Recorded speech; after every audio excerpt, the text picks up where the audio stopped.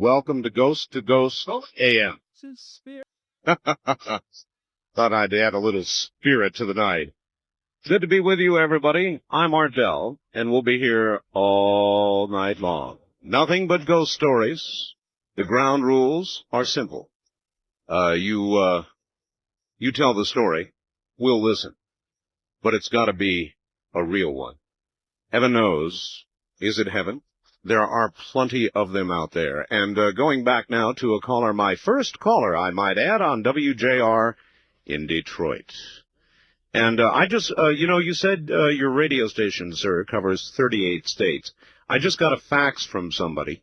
Said WJR 760 from Detroit is coming in here, gangbusters, and he sends the fax from Birmingham, Alabama. His name is Ron.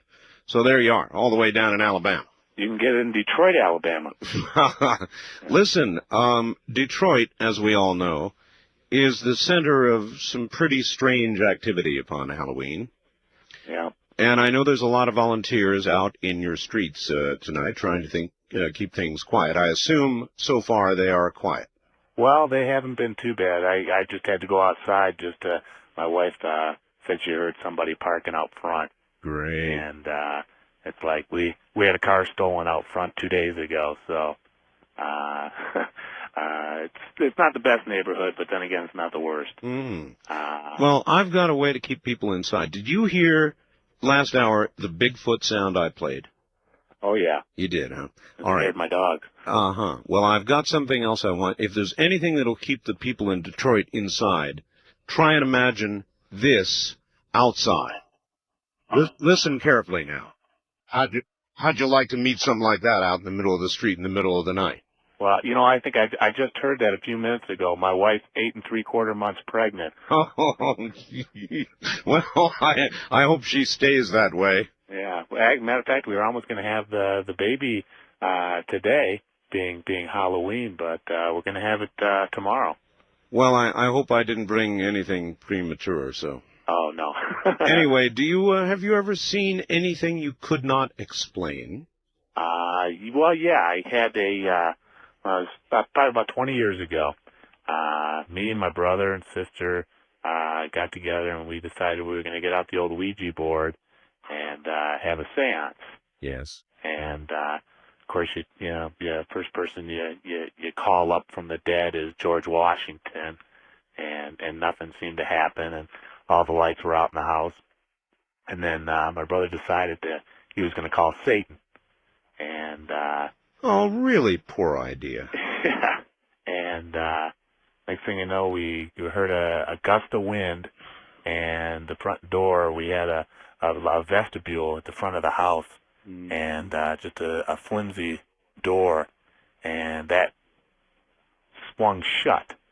So it would have taken an action of somebody pulling it or suction, a really strong breeze or something. Sure. To shut the door. Sure. And we got startled, and we ran over there and didn't see anything.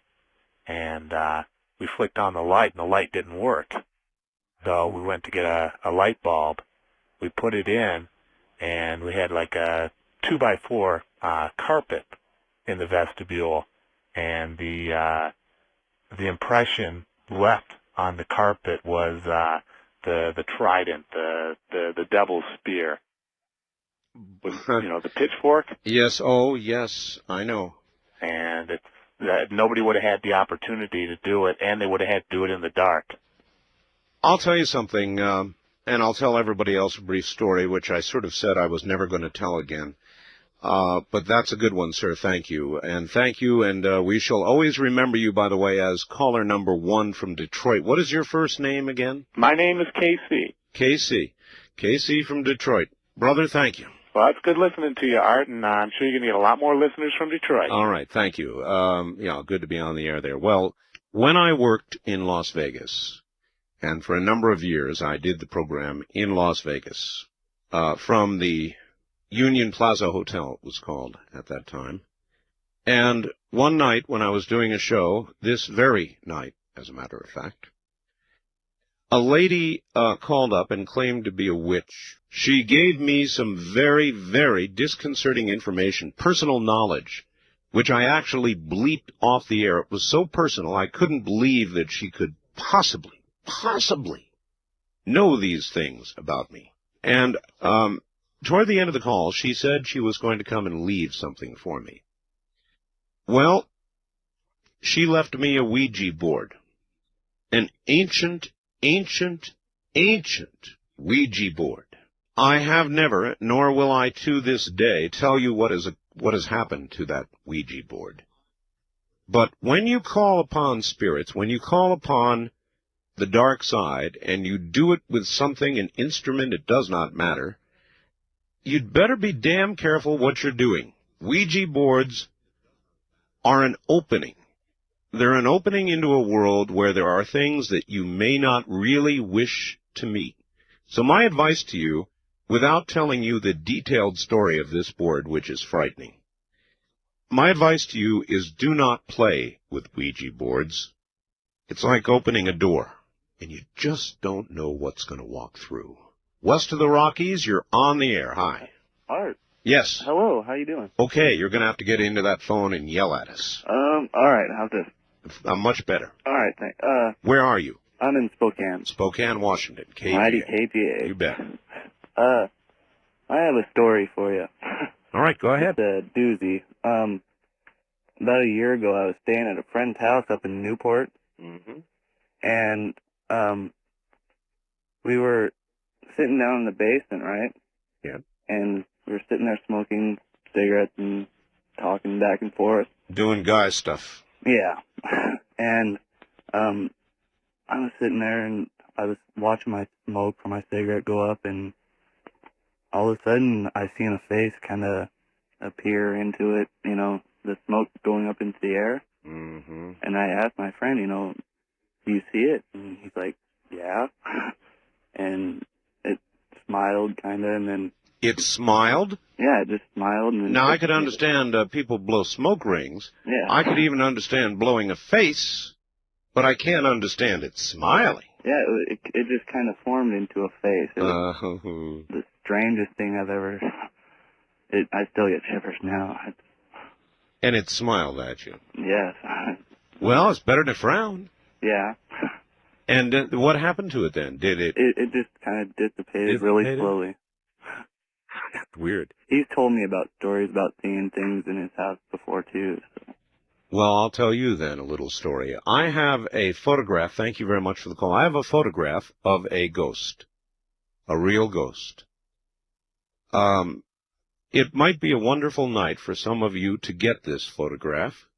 If you have a computer and a modem, we've got a bulletin board service, and you can go in and get a photograph of this ghost. Actually, there are several ghost photographs. Oh, by the way, my guest this last Sunday on Dreamland sent me a photograph of a tornadic ghost. I don't know if that's a word, but it is obviously some sort of plasma material at the top of a staircase in the shape of a tornado.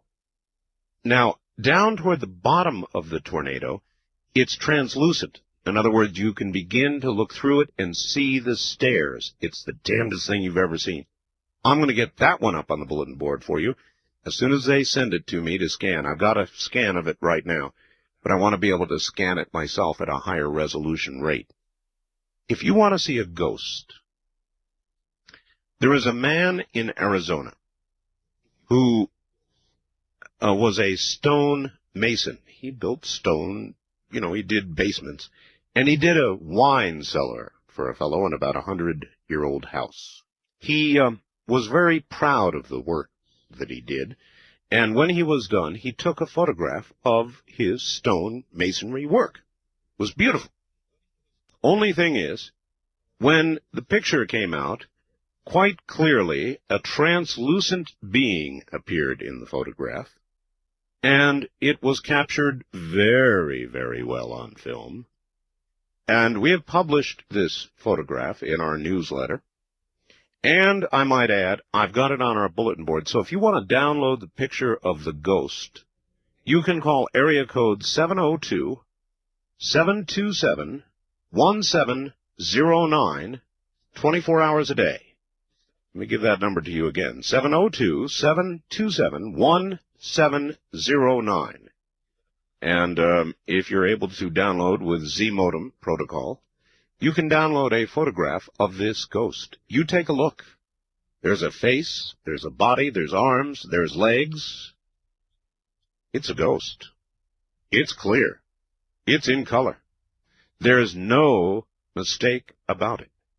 There's some sort of spirit, some sort of entity in that photograph, and you're welcome to download it and take a look for yourself. We do a lot of that. We try to make some of this material available to you, so it does not all have to be the theater of the mind.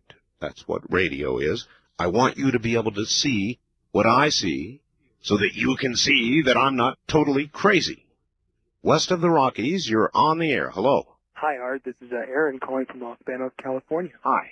Hi, I have a really good ghost story I wanted to tell you. Let her go. Okay, this story happened in 1951. It was given to me by my father, and it happened to his cousin named Norbert. And he was at a movie theater and in Morgan Hill, California, and he was leaving, going towards San Jose. And there's a stretch of road they call Monterey Highway that they called the Blood Alley.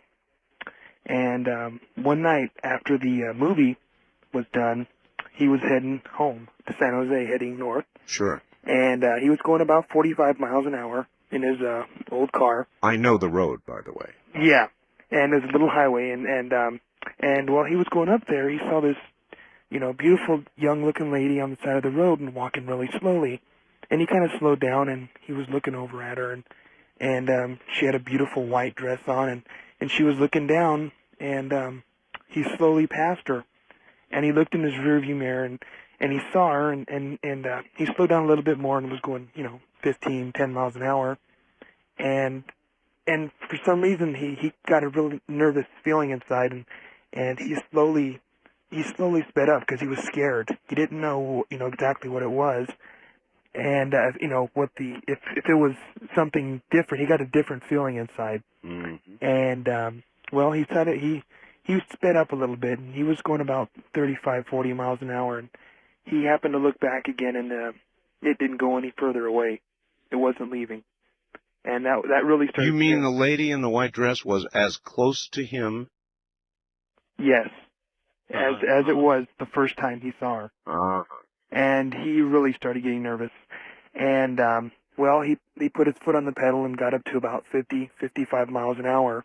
Sure. And he looked in the mirror, and it wasn't any. As a matter of fact, it was getting closer to him.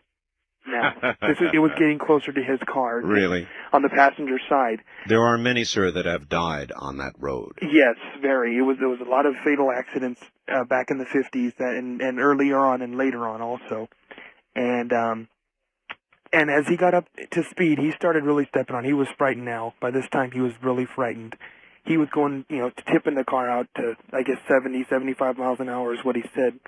That'd be my reaction. Yeah, he was really moving now. I'm the let's get out of here kind of person. Yes. And he looked in the mirror this time, and he looked in. As a matter of fact, he didn't look in the mirror. He looked over to his right side where his little side mirror was, to get a better picture. And the worst thing possibly happened that he thought happened, and there was a white dress floating next to the car. And when he looked at the window, he said he saw a face of a skeleton with white straw hair looking at him with its mouth opened. And he was so frightened he could not believe it. He slammed his brakes on in the middle of the road. It was late at night. In the middle of the road, slammed his brakes on, closed his eyes as tight as he could, said a prayer. And when he looked back, it was gone. He turned around and went back to his mother's house, which was about 20 miles the other way, and didn't go look back at all. And he went home and he told the story and told it to the whole family. And well, as far as I know, he never went down that road again, if he could. These things change your life forever. Yes. Thank you very much for the call. It's one thing to tell them. It's another to really experience them. When you do, it changes your life forever and ever. Because it does not matter what anybody else believes or chuckles about or laughs about.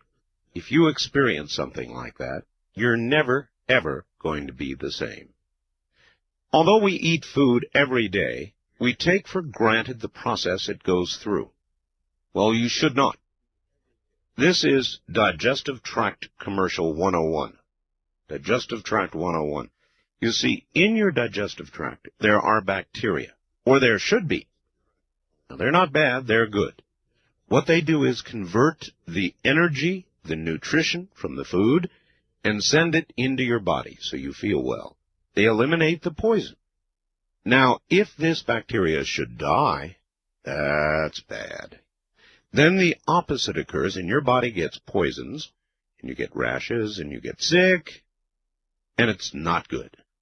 Now, there is a way to correct it, and, let me tell you something. It's called Natron's Healthy Trinity. Now, what kills that bacteria? Antibiotics, bad diets, alcohol, drugs, stress, even basic aging. You know who takes it? Dan Marino and a lot of other players on the Miami Dolphins take it. You know why? Because they take antibiotics, and that kills the bacteria, and then they just, they're not ready for a good game. So they take Natron's Healthy Trinity. And you can too. You can order it by calling 1-800-992-3323. It restores, you see, your body's natural balance. Whatever has killed it, Natron's replaces it. 1-800-992-3323. In a world gone crazy, it's kind of nice to be able to relax, put on some music, and just let it all go. That's what higher octave music does for me with artists like Cusco, Neil Sean, Shaheen and Zapair, Craig Shakizo. It's music that takes you to a very nice place and then lets you down easy. Their current offer is absolutely terrific. Neil Sean, Craig Shakizo, and of course, Shaheen and Zapair. Their albums, Beyond the Thunder Acoustic Highway and E as in Ecstasy. You've heard me play this cutting-edge music on the show. Now add it to your collection. You know the great prices they offered on Cusco? Well, they're back. 3 terrific CDs, $39.95 or $27.95 if you prefer cassettes. Call the people at the Higher Octave Music label directly at 1-800-562-8283, 24 hours a day. Remember, mention my name, whether for relaxing or exercising or just getting together with good friends. This is the music, and you've got the number. 1-800-562-8283. That's 1-800-562-8283. Higher Octave, the name for 21st century music. All right, my recommendation is turn down the lights if you have the guts to do it, and listen carefully. West of the Rockies, you're on the air. Good morning. Good morning. This is Dennis from Vancouver. Washington? Yes. All right. Let's see. I've got a ghost story. Sort of a ghost story. Sort of? Almost a ghost story? Look, that's like being almost pregnant. Either you're a spirit or you're a physical entity. It's one or the other. Well, I'll explain it and I'll go from there. All right, then maybe I can tell you. I was up in Yosemite, National Park in California. Yeah. And doing a Ouija board. There you go. Yeah. There were, I guess, about 10 or 12 people in the room.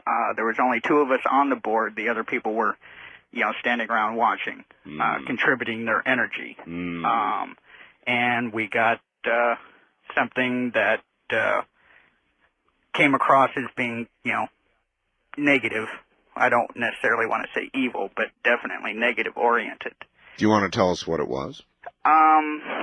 Well, it wouldn't give us a name, but the impression that I have was that it was something higher up than just an ordinary demon. It was very strong, very intelligent, Now, was this manifesting itself simply through moving on the Ouija board and spelling things out, or was That's the way it started. Okay. We were, asking questions of it. At first we didn't know that it was evil, but, having done the Ouija board for several years prior to that, we've learned to ask appropriate questions to determine whether it's a positive or a negative entity. And after having determined that it was a negative entity, we were going to stop, but the rest of the people in the room wanted to continue because they were fascinated. So we went ahead and continued with it, which of course was our mistake. But after a while, it told us to turn the lights off. Oh, So, it did, and you listened, right? Yeah, we turned the lights off. We turned the candle on. All right, I'll tell you. Lit a candle. Lit a candle. I'll tell you what. I'm coming up on a break. I want you to hold this story for the break. All right? Okay. All right. Stay right where you are. We will shortly be back. You're listening to an annual event called Ghost to Ghost AM. I'm Art Bell. Put your seatbelts on, everybody. It's going to be a rough ride. Top of the morning, everybody. Good to be here. It's Ghost Stories and Ghost to Ghost all night long. Tell you what, let me take care of business here at the beginning. Then we'll jump back into it. How's that? Clear sailing right on up, or would that be broom riding to the top of the hour? For the past several months, North American trading, months, almost a year, they've been telling you about the new currency. Well, it's here. $100 are going to change, $100 bills first, then the other denominations will quickly follow. And currency is changing. That's all there is to it. Now, there are at least 3 or 4 ways this new currency will affect your savings, your investments, just about all the holdings that you've got. They've got a wonderful offer for you. All you need to do is call them. It is a free call, and they will send you free information. Now, I'm telling you this, they sell gold. It's really a very tricky ad, because when you read about what's going on in the economy, buying gold is going to seem au naturel to you. So you don't really, they don't have to sell gold. It sells itself after you read this information, but the info is free. So call them. 1-800-877-9799 is the number. 1-800-877-9799. The name of the company, once again, is North American Trading, and they're more than happy to do business with you. But right now, all they want to do is send you free information. In a moment, there'll be more. Folks, I've got on the line with me Dr. Greg Cinnamone, who helped to originate the amazing 18-hour phonics game. I've been telling you about this. It helps children, it helps teenagers as well as adults learn to read, understand, and comprehend better. Greg, what got you started in this endeavor? Well, I'll tell you, I'm like a lot of people, I think, Art, where I tried another phonics method with my own kids. I have 2 school-age kids. I'm also a school therapist and did a lot of testing on kids as they're preparing to enter education. And our kids read horribly in our society today. In fact, here in California alone, we placed dead last in the nation, tied with Louisiana, in reading and spelling and grammar. In fact, last year alone, 20% of all high school graduates could not even read their high school diplomas. And so what got me interested in the phonics game is that we're in a mess here. And if we don't turn this around and figure out how to get back to basics, which is teaching the 44 sounds of the English language to our children and our teenagers, then I don't know where it's going to stop or where our kids are going to have to end up before we get back to the basics in education. Well, of course, whenever America is compared to any other industrialized country, we always score at the bottom of the heap. Why are kids and adults having problems reading and spelling? Well, it goes back to what they call whole word reading, and we thought we knew what we were doing when we switched over about 40 years ago to the spellers, see Jane run, see Spot jump, and what we didn't realize at that time, and we're just now starting to get it, was that was the wrong way to teach kids and teenagers to read, and we're getting back to phonics now. Tests are proving this out. The phonics game is the answer. Greg, I've seen it. I've seen the phonics game, and I've talked to people who absolutely are in love with it. Tell everybody how they can get it. It's a fun solution to a tough problem, and the way to get it is 1-800-211-READ. 1-800-211-READ. And the first 25 callers are going to get a free comprehension game and a free syllable game with their order. All right. Listen, everybody, I'd suggest that what Greg has laid out before you right now is an opportunity to teach young people and adults how to read, spell, and comprehend better. That number again, Greg? 1-800-211-READ. You can't go wrong. Thanks, Greg. You're welcome, Art. From the moment that I heard this, I realized it had to go on tonight. Good morning. This is Ghost to Ghost AM. Back now to our story, and I'm sorry we interrupted you, sir. You're back on the air again. Oh, no problem. Let's see, where was I? It asked us to turn the lights off, so we lit a candle and, we did turn the lights off. Bad move. Yeah, well, we found that out, the hard way. We continued, speaking with it for about a minute or so. Yeah, it. Unbeknownst to us, back behind the group, towards the corner of a room, a light started to form, just in the middle of the air. It started off real small, but it was real bright. It was actually lighting up the room. Right. The room got real cold, real fast. There was no bad smell or anything, but it was quite cold all of a sudden. That'd be enough for me. Now, what I want to know, first of all, before you continue is, I'd be out of there. I mean, in a flash, I'd be out of there. Light begins to form where there ought not be light. The room gets cold. That'd be all I'd need. Since my friend and I had been doing it for, on a semi-regular basis for a couple of years, we were fairly fluent, at least up to that point. We hadn't, gotten anything that strong before, but, we pretty much knew how to, deal with it once it got to that point. My friend started getting sick to his stomach. I started, getting a little bit of a headache. So we stopped, with the board itself and basically moved back away, relaxed ourselves, started saying some prayers, at least I started imagining a golden light around myself, which is what I consider a protective light, and went from there, and we just left the board alone, and the light did fade. We turned on the room lights itself, and the light just faded out. And well, that's good. There are a lot of people who would say to you, you should have been praying in the first place, not messing around with the Ouija board. Well, because you know what can happen, sir? Oh yeah, I know you can bring something like that into this world or across from wherever it comes from, and you can put your Ouija board away, and it won't matter because it's in. Right. Yeah. Once it's done its full transformation crossover. Yeah. But we managed to stop it in time. So what would you advise people out there about Ouija boards? Well, first of all, there are several good books out there. If you're really determined to use one, read the books on it first. The best thing to do is to, one of the most common questions, if you get a negative-oriented spirit, one of the most common questions that it will ask is, can I come in?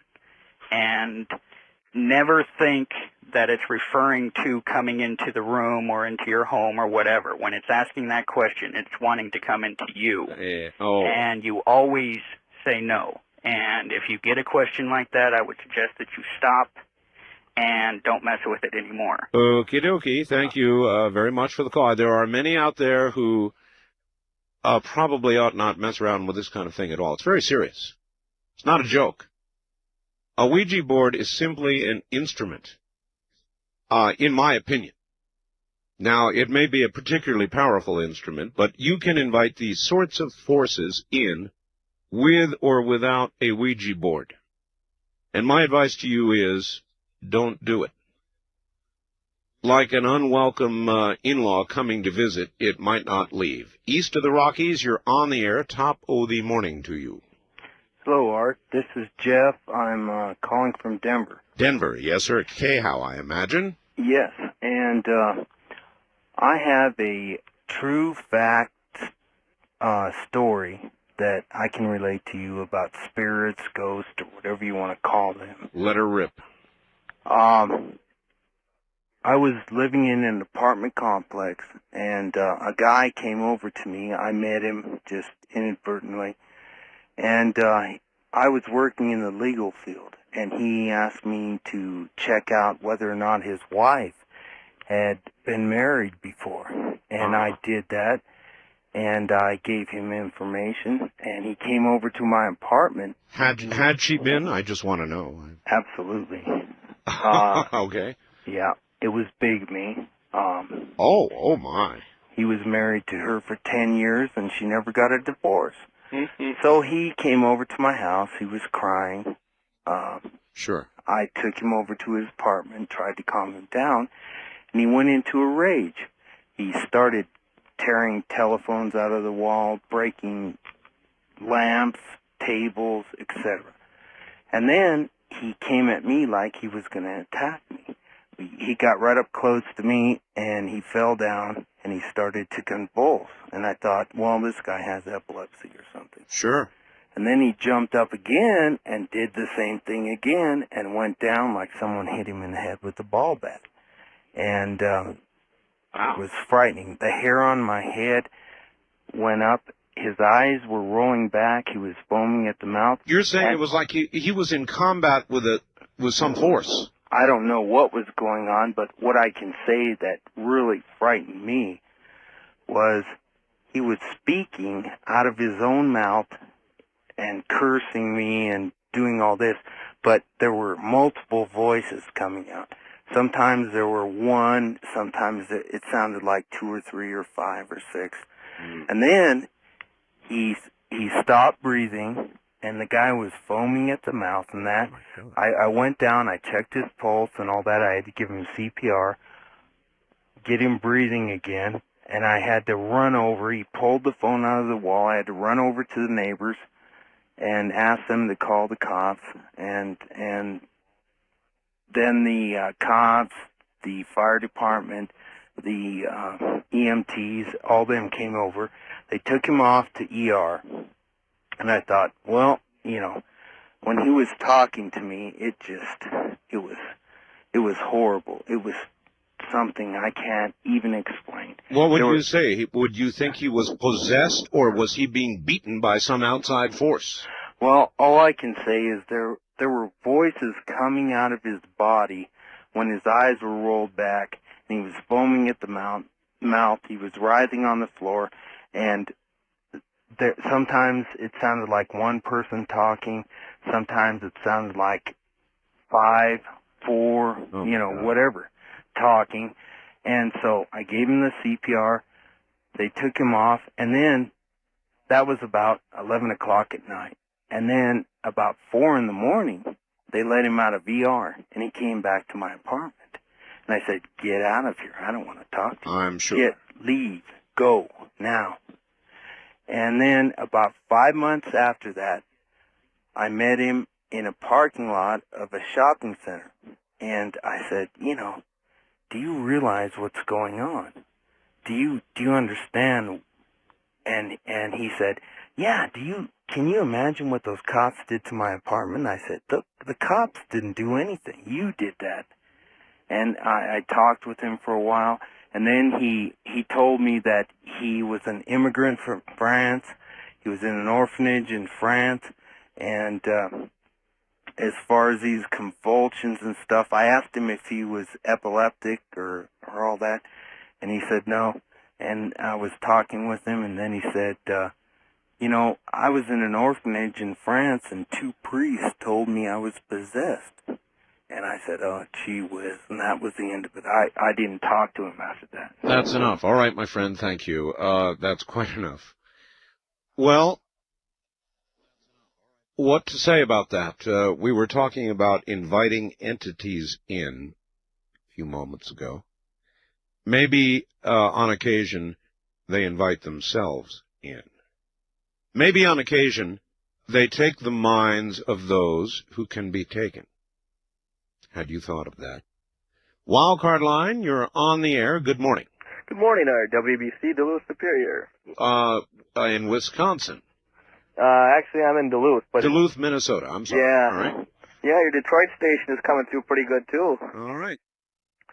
Say, are you going to tell us what happened to your Ouija board? Absolutely not. Can't talk you into it, huh? No, that's one story I really won't tell. It scares me, and I don't like telling it. Not even on this day. It scares the hell out of me. That's one thing that really did scare me, and so I warn people about Ouija boards. How about you? Do you have a story? Yeah, I got a quick one for you. All right.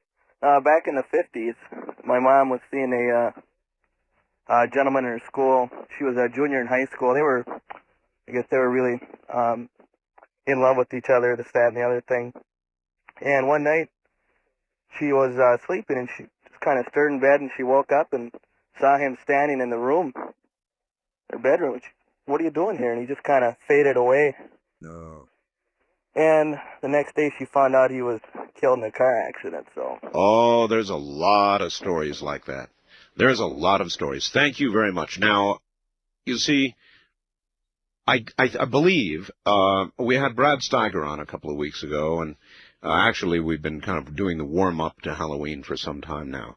But there are many, many stories like that.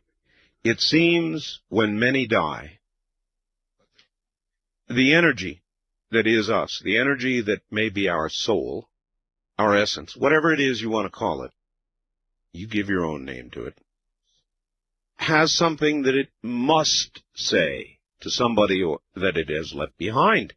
It must say it, and somehow that energy, either still here on Earth or from elsewhere, finds its way back long enough to assure the person that it loves, or to pass a message that must be passed, information that a loved one must have, and somehow the energy makes it back.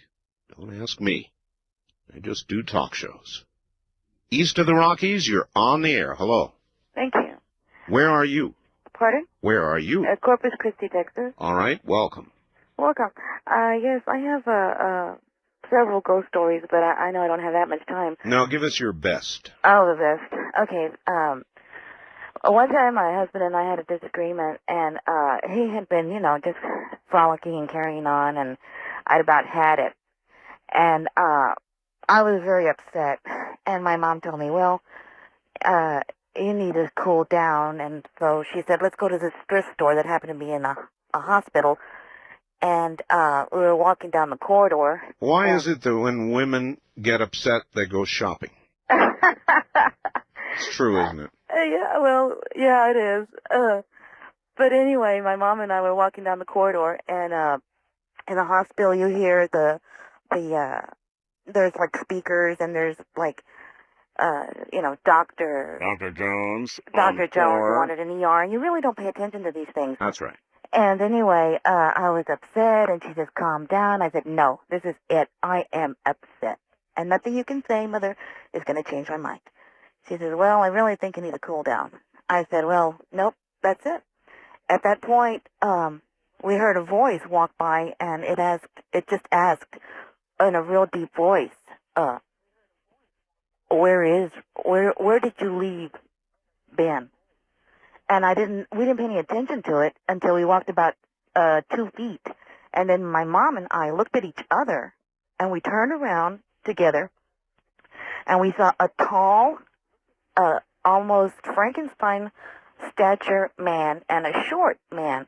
And they both had on those white gowns, and their skin was gray tone.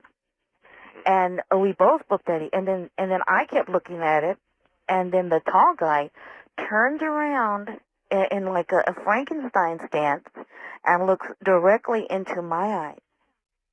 And he lifted his head up just a bit, like telling me, I'm going to get you. Because you're vulnerable. Because you can be mine. And then he just turns around and he walks off with the other short guy.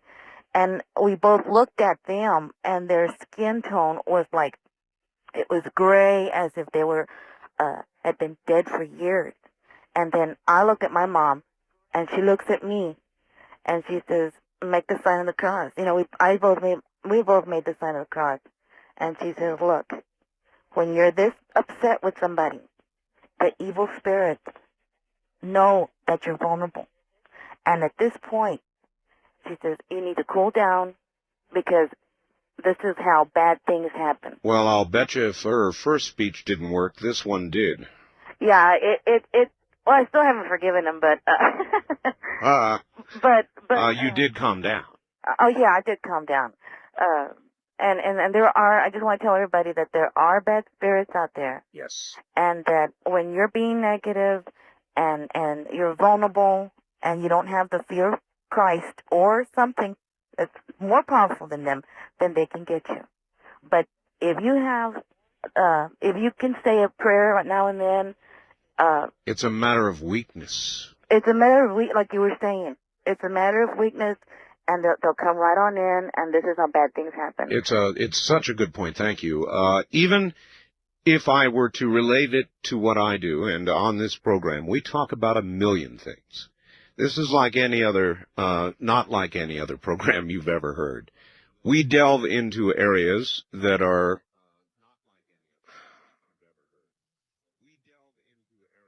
there really is no explanation for it. I can't put it into words. You're just going to have to listen to the program, not just this one, but the one we do on a regular basis, and you'll begin to get the idea. We don't bore in. We're not like other talk shows. We don't bore in only on politics or anything else. We do whatever comes up on any given night. And occasionally, we'll be in the political arena, or we'll be talking about something very terrestrial, and somebody will push my button. Now, in latter years, I've tried to let it happen less and less, but my button can be pushed.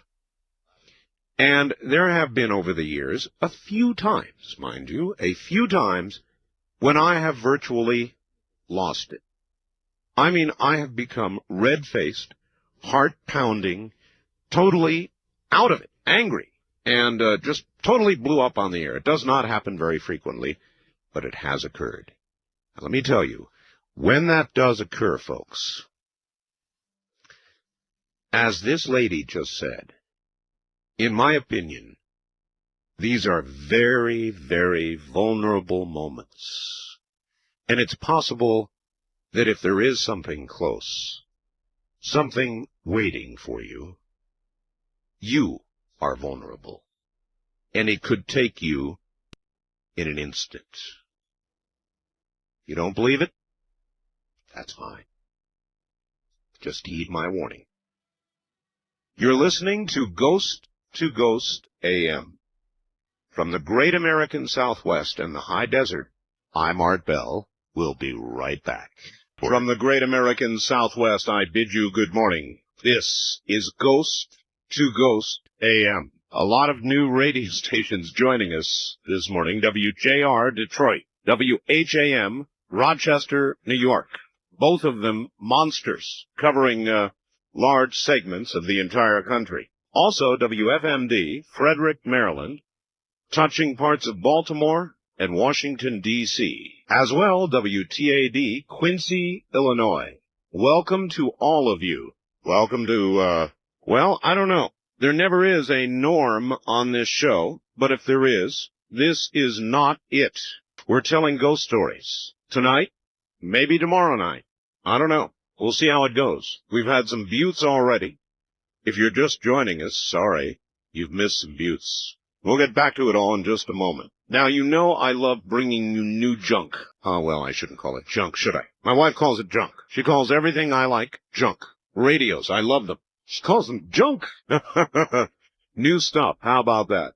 Select Comfort is new stuff. It is a bed as no other. It has no springs. It has no sloshing water. It has only air pockets inside of it. And they will either get stiffer or slacken at your electronic command. Got a little electronic control over on your side of the bed, so does she. And you can adjust this bed to make it any way you want on any given night, so you wake up in the morning without aches, pains, and hurts. Now, we don't expect you to buy the bed. Sight unseen. Actually, from the outside, it looks like any other bed in the world. Inside, vive la différence. Because that's still okay to say in all parts of Canada, huh? Now look, we'll send you a videotape, and it will show you all about this bed. Then and only then, if you decide you want to buy it, you get a 90-day exclusive in-home, or night trial, whatever, risk-free. In other words, look, they won't be able to test. If they came to take that bed back from you, you'd guard it with a shotgun. Believe me, the number to call for Select Comfort for the videotape, which is free, is 1-800-448-5700. That's 1-800-448-5700. In a moment, more Ghost to Ghost AM. The secret of making money is the right time. Now is the time to call the number I'm about to give you. Vice President Albert Gore said one thing just right, quote, "Make no mistake about it. The telecommunications industry is by all odds the most important lucrative marketplace of the 21st century," end quote. Act now. Discover how a minimum $7,700 participation in telecommunications right now could bring back to you $20,000, $30,000, $40,000 and more, plus a yearly income for the rest of your life. And yes, it can be part of your IRA or retirement plan. For complete details and a free video cassette, call them now, toll-free, 1-800-444-1049. Ensure your financial future. Take action now, 24 hours a day. That means now, 1-800-444-1049. For a free investor's report and a video, call 1-800-444-1049. This is from a retired Navy fellow. Art, you had a show about airplane ghosts. Well, here's one about ship ghosts. I am retired, U.S. Coast Guard.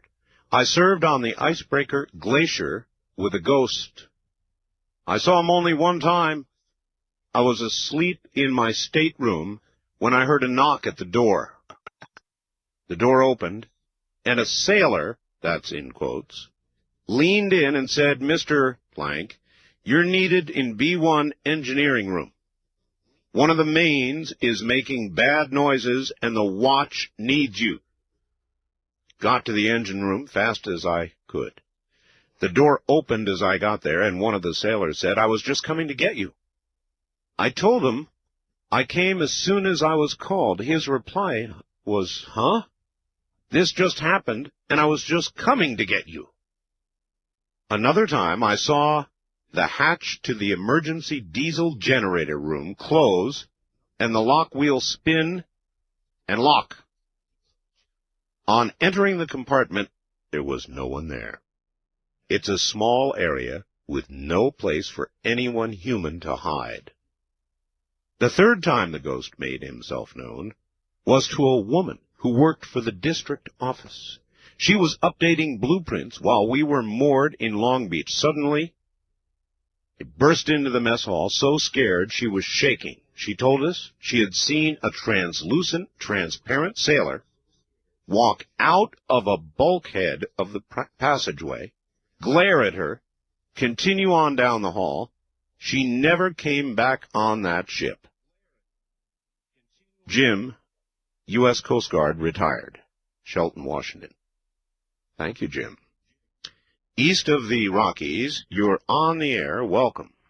Hi, Art. This is Jamie calling from Houston, Texas. How you doing, Jamie? I'm just fine. I'm a first-time caller, and I want to say that I've personally never seen a ghost, but the story I wanted to tell you has been in the family over 90 years, so I thought I might tell you. It's coming from 3 generations. You might tell me. Yeah. All right. Well, my grandmother used to tell me, but her grandmother told her when she was a girl, her uncle, her mother's brother, his wife died after they had had a new baby, and he had a little girl that was 6 years old, Right. and then they had a new baby. Well, when he would get the little girl and the baby bedded down at night, you know, there were no electric lights. It was just old shacks in South Carolina. He would go out late at night, you know, for a couple of hours, you know, but he would leave a fire burning in the fireplace. Sure. Well, one night he went out and he didn't come back. He stayed out a little late, and the baby started to cry. And the little girl, being 6 years old, she was afraid because the fire was burning out. She was afraid to get up. So after a while, the baby cried and cried. After a while, she heard this thump, and then something came down the fireplace. So the girl said it looked like a big bird, and the bird stood right in front of the fireplace. And it started fanning its wings. And the fire just rose up. And she could hear a voice saying, "Get up and give Mama's baby some water." She couldn't see the face of the bird. She could only see the back, but she knew that was her mother's voice. So she walked around the bird and got the baby some water. When the baby was back down, the bird went back up into the fireplace just like it came, and the fire burnt real high all night long. And the little girl was telling her father about this big bird that came down the fireplace and told her to get up and give Mama's baby some water. So when he told his mother, which is my grandmother's grandmother, my grandmother's 85 now, she told him never leave the children alone anymore. But it was just amazing how something good, I guess we could call it a ghost or whatever, but the mother just wanted her to get a baby some water, you know, little girl like that. Well, I suspect in the spirit world there is good and there's evil. Sure. And I just thought I wanted to share that with you because that's not evil. It was a good thing. I appreciate it. And my grandmother's handed it down, and I suppose when my son gets old and has grandchildren, I'll hand it down to him. But thank you, Art, for having me. And I'm listening to you. All right, I'm glad. Thank you. That's KTRH Houston. Now, I agree with that lady. There's good and there's evil. How many of you saw a movie called The Stand? Her bird story reminded me of this. In The Stand was a wonderful movie. The first hour of it is possibly some of the best I've ever seen. It kind of deteriorated, in my view, after that, the television version. But in The Stand, you may recall the large, black, evil bird. Well, I broadcast, for those of you who are just joining us, from my home, here in the middle of the desert, in the middle of nowhere, in a little town called Pahrump, Nevada. Laugh, if you will. At any rate, our town is famous for many things, but one of them is big, black birds. And the movie they used, the bird they used for the movie, The Stand, came from right here in Pahrump. And those birds are all around me. So these are some of the biggest, but these birds are big enough to carry cats off. You don't mess with the birds out here. I don't know why they're so common to this area, but they're here. Big, big birds. Birds so big that if you can get near them and they begin to take off, their wingspan, as they begin to beat their wings to get their big bodies in the air, you can feel the draft. They are that big. West of the Rockies, you're on the air. Hi. Hi, Art. How are you? Okay. Where are you? I'm in Reno right now. Reno, KOH. That's right. This story happened to me, I would say it was 91, 92. I don't remember the exact date. I was living in Guam. Guam? And I was at a friend's house, and he was on his way out of the door. I'd just shown up, and he's like, well, hey, look, I'm going to a rosary, which is really common out there. It's very, very Catholic, and it's kind of like the remembrance of their loved ones that have passed away. Sure. Like, look, I'm on the way to this rosary. How about this? Come with me. We'll keep that way. It'll keep it real short. We'll just stop in. We'll, say hello, blah, blah, blah, whatever, pay our respects, and then we'll take off. Right. Well, we get there. Everything's kind of fine. Everybody's kind of just mellow, and it's mostly just the immediate family of this guy that had passed away. Yes. And it was a guy that he went to school, my friend had went to school with. Mm. And so we're standing there, and the guy that died's little sister came in. She was about maybe 4 or 5 years old, crying. She comes running from down the hall, and I don't remember the dead guy's name, but I'll just say David. She was crying, and her mother's like, what's the matter, hon? And she's like, well, David's here. And she was like, I don't want to hear that. Just kind of calm down. She's like, Mommy, David's here. He's here. And the grandmother said, look, just, your mother doesn't need this right now. Sure. And so everything was fine for about 15 minutes. Next thing you know, she's standing there. She says, look, there he is. And we all just kind of stopped, and we're all looking down the hall, and there's nothing. And she's like, can't you see him? And we're like, no, and the grandmother by this time's getting a little irate, and the mother's pretty much crying pretty profusely, I guess, and it wasn't a really good scene at this time. I've got you. So everything kind of chilled out a while, and I'd say about 5 minutes passed. She walks down the hall, comes back, and she's just saying, look, David wants us in his room now.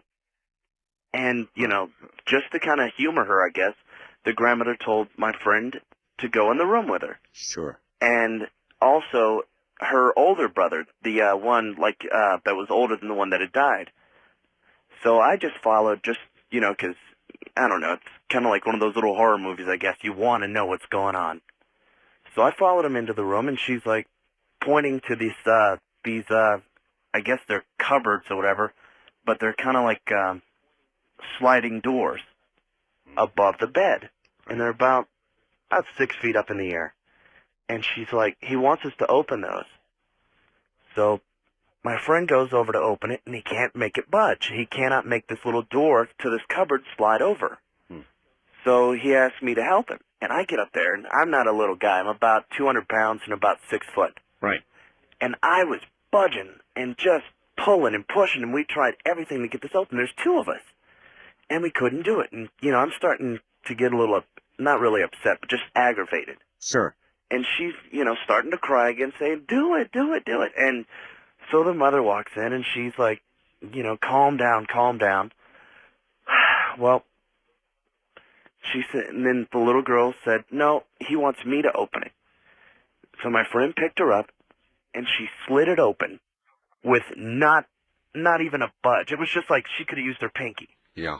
And in there were a bunch of personal artifacts and pictures, and the first thing that they pulled out was a letter that he had written to his little sister in case something had ever happened to her. Oh, my God. And it was the scariest thing. I mean, yeah.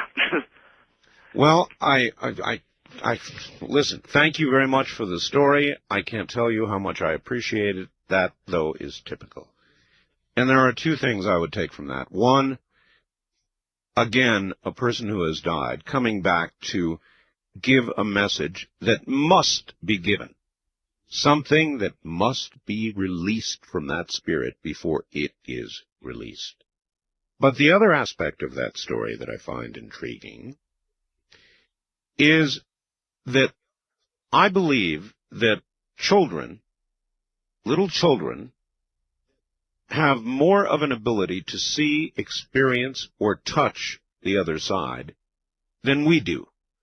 Now, I wouldn't pretend to be able to tell you why, and there are adult sensitives, certainly, who have either maintained or nurtured that ability to see or reach or talk to the other side. But children in their innocence, I think, have something that the rest of us begin to lose as we get older.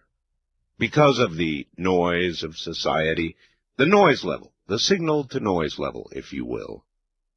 It was a deep thing that is either in all of us, or was once in all of us, or is still in all of us, that fades. But, you know, in children, it has not yet faded.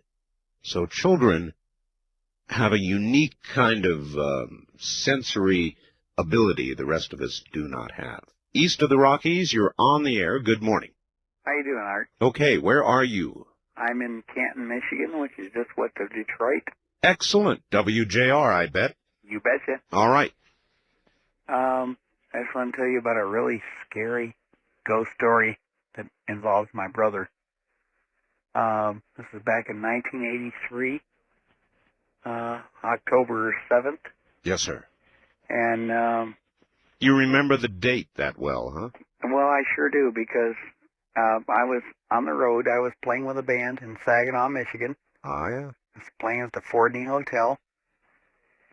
And I finished the job about 2:30 in the morning, and I went up and I had a couple of beers, and I laid down, and all of a sudden, you know, I woke up, and I was at the top of the stairs.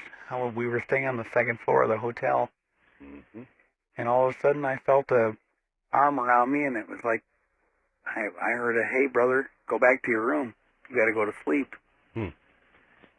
Well, all of a sudden the next night, I got a call from my mother that my brother had committed suicide, and he had died 2 days earlier on the 6th. Oh, boy. Any other visits, or was that it? No, he visited me for about the next week and a half. He did? Yes. And talked with you? It was like I could feel a cold stare over me. A presence. Yes. Not unusual. Again, really typical. It was very strange. People pass, and yet, for some reason, they don't quite pass. They're not quite ready. And I guess that was the case with your brother. Now, I'm curious. Were you comforted by that or frightened by it? I was comforted very much. Did it change you? Yeah, I think it did. I mean, does it tell you there is an afterlife? Yes, it does. Yeah. Yeah. I sure do appreciate your story and your call. Thank you. You know, that is what it's all about. The search. Now, how are we to know there really is another side? Well, he knows. Other people who have experienced things like that, they know. And I may know something, but I don't want to talk about it. I'll let you do the talking. West of the Rockies, you're on the air. Good morning. Well, how art thou, Grand Master of all Nye County? Well, thou art fine if you would turn your radio off. Okay, I sure did. Sorry about that, Art. Sorry. Where are you? I'm calling from Fresno, California, and I'm on KMJ 580. That's the one. You got it. I want to say one thing. I really enjoy your show, and I enjoy Dreamland immensely. Thank you. It is a different kind of program. Well, it certainly is. I think I have nightmares about every Sunday night. Well, anyway, if I may relate a story to your audience, I don't know if it's necessarily a ghost story, but I always thought it was spooky, and I always think of it from time to time, and I tell people. Well, one Saturday morning, it was back in 1988. It was 2 weeks before I was going to go out of town. That's how I remember. I started to wake up on a Saturday morning. All of a sudden, this blue light shined. It was like a blue light shined inside of my head. Inside? Wait a minute. Inside of your head? Yeah, it's like a TV. All of a sudden, like a TV or an image flickers inside of my head. Okay. And then from here, get a load of this. I saw it was like these people, like in a large or a fairly good-sized underground cavern or hallway or room. Yeah. And it was this swath. They were bathed in blue light. There was 4 of them. They were tall. They had like jeweled masks on and robes. And I had the feeling that the ones in the black were women, and their hair was like kind of longish and black. And then the men had gray robes, and their skin was like white, like Mickey Mouse. And it lasted for about 30 seconds. And then from time to time, I think of it, maybe it's symbolic of something or what. But I'll tell you, I was sure startled, but I think subsequently I've told people about it, and they said, well, maybe there's a symbol there. Or what would you call that, a vision? I don't know, but for a moment, since then I haven't had something like this, but ironically, I'd been thinking that before I went to sleep, how we can possibly communicate with our ancestors psychically, and I don't know if it's a possibility. Why do you think they were your ancestors? Well, I mean, I got to thinking about that subject by coincidental. I don't think that they are, but I got the feeling they're from overseas. I don't know if that's of any importance. Maybe. All right. Thank you very much. Maybe what happened is you just sort of crossed psychic paths for a few moments with somebody who was doing some kind of experiment somewhere else, or somebody else who was dabbling in areas they perhaps should not have been, and you were simply the receptor for that tampering. Now, that's an absolute stab in the dark for somebody who is simply a talk show host and listened to your story.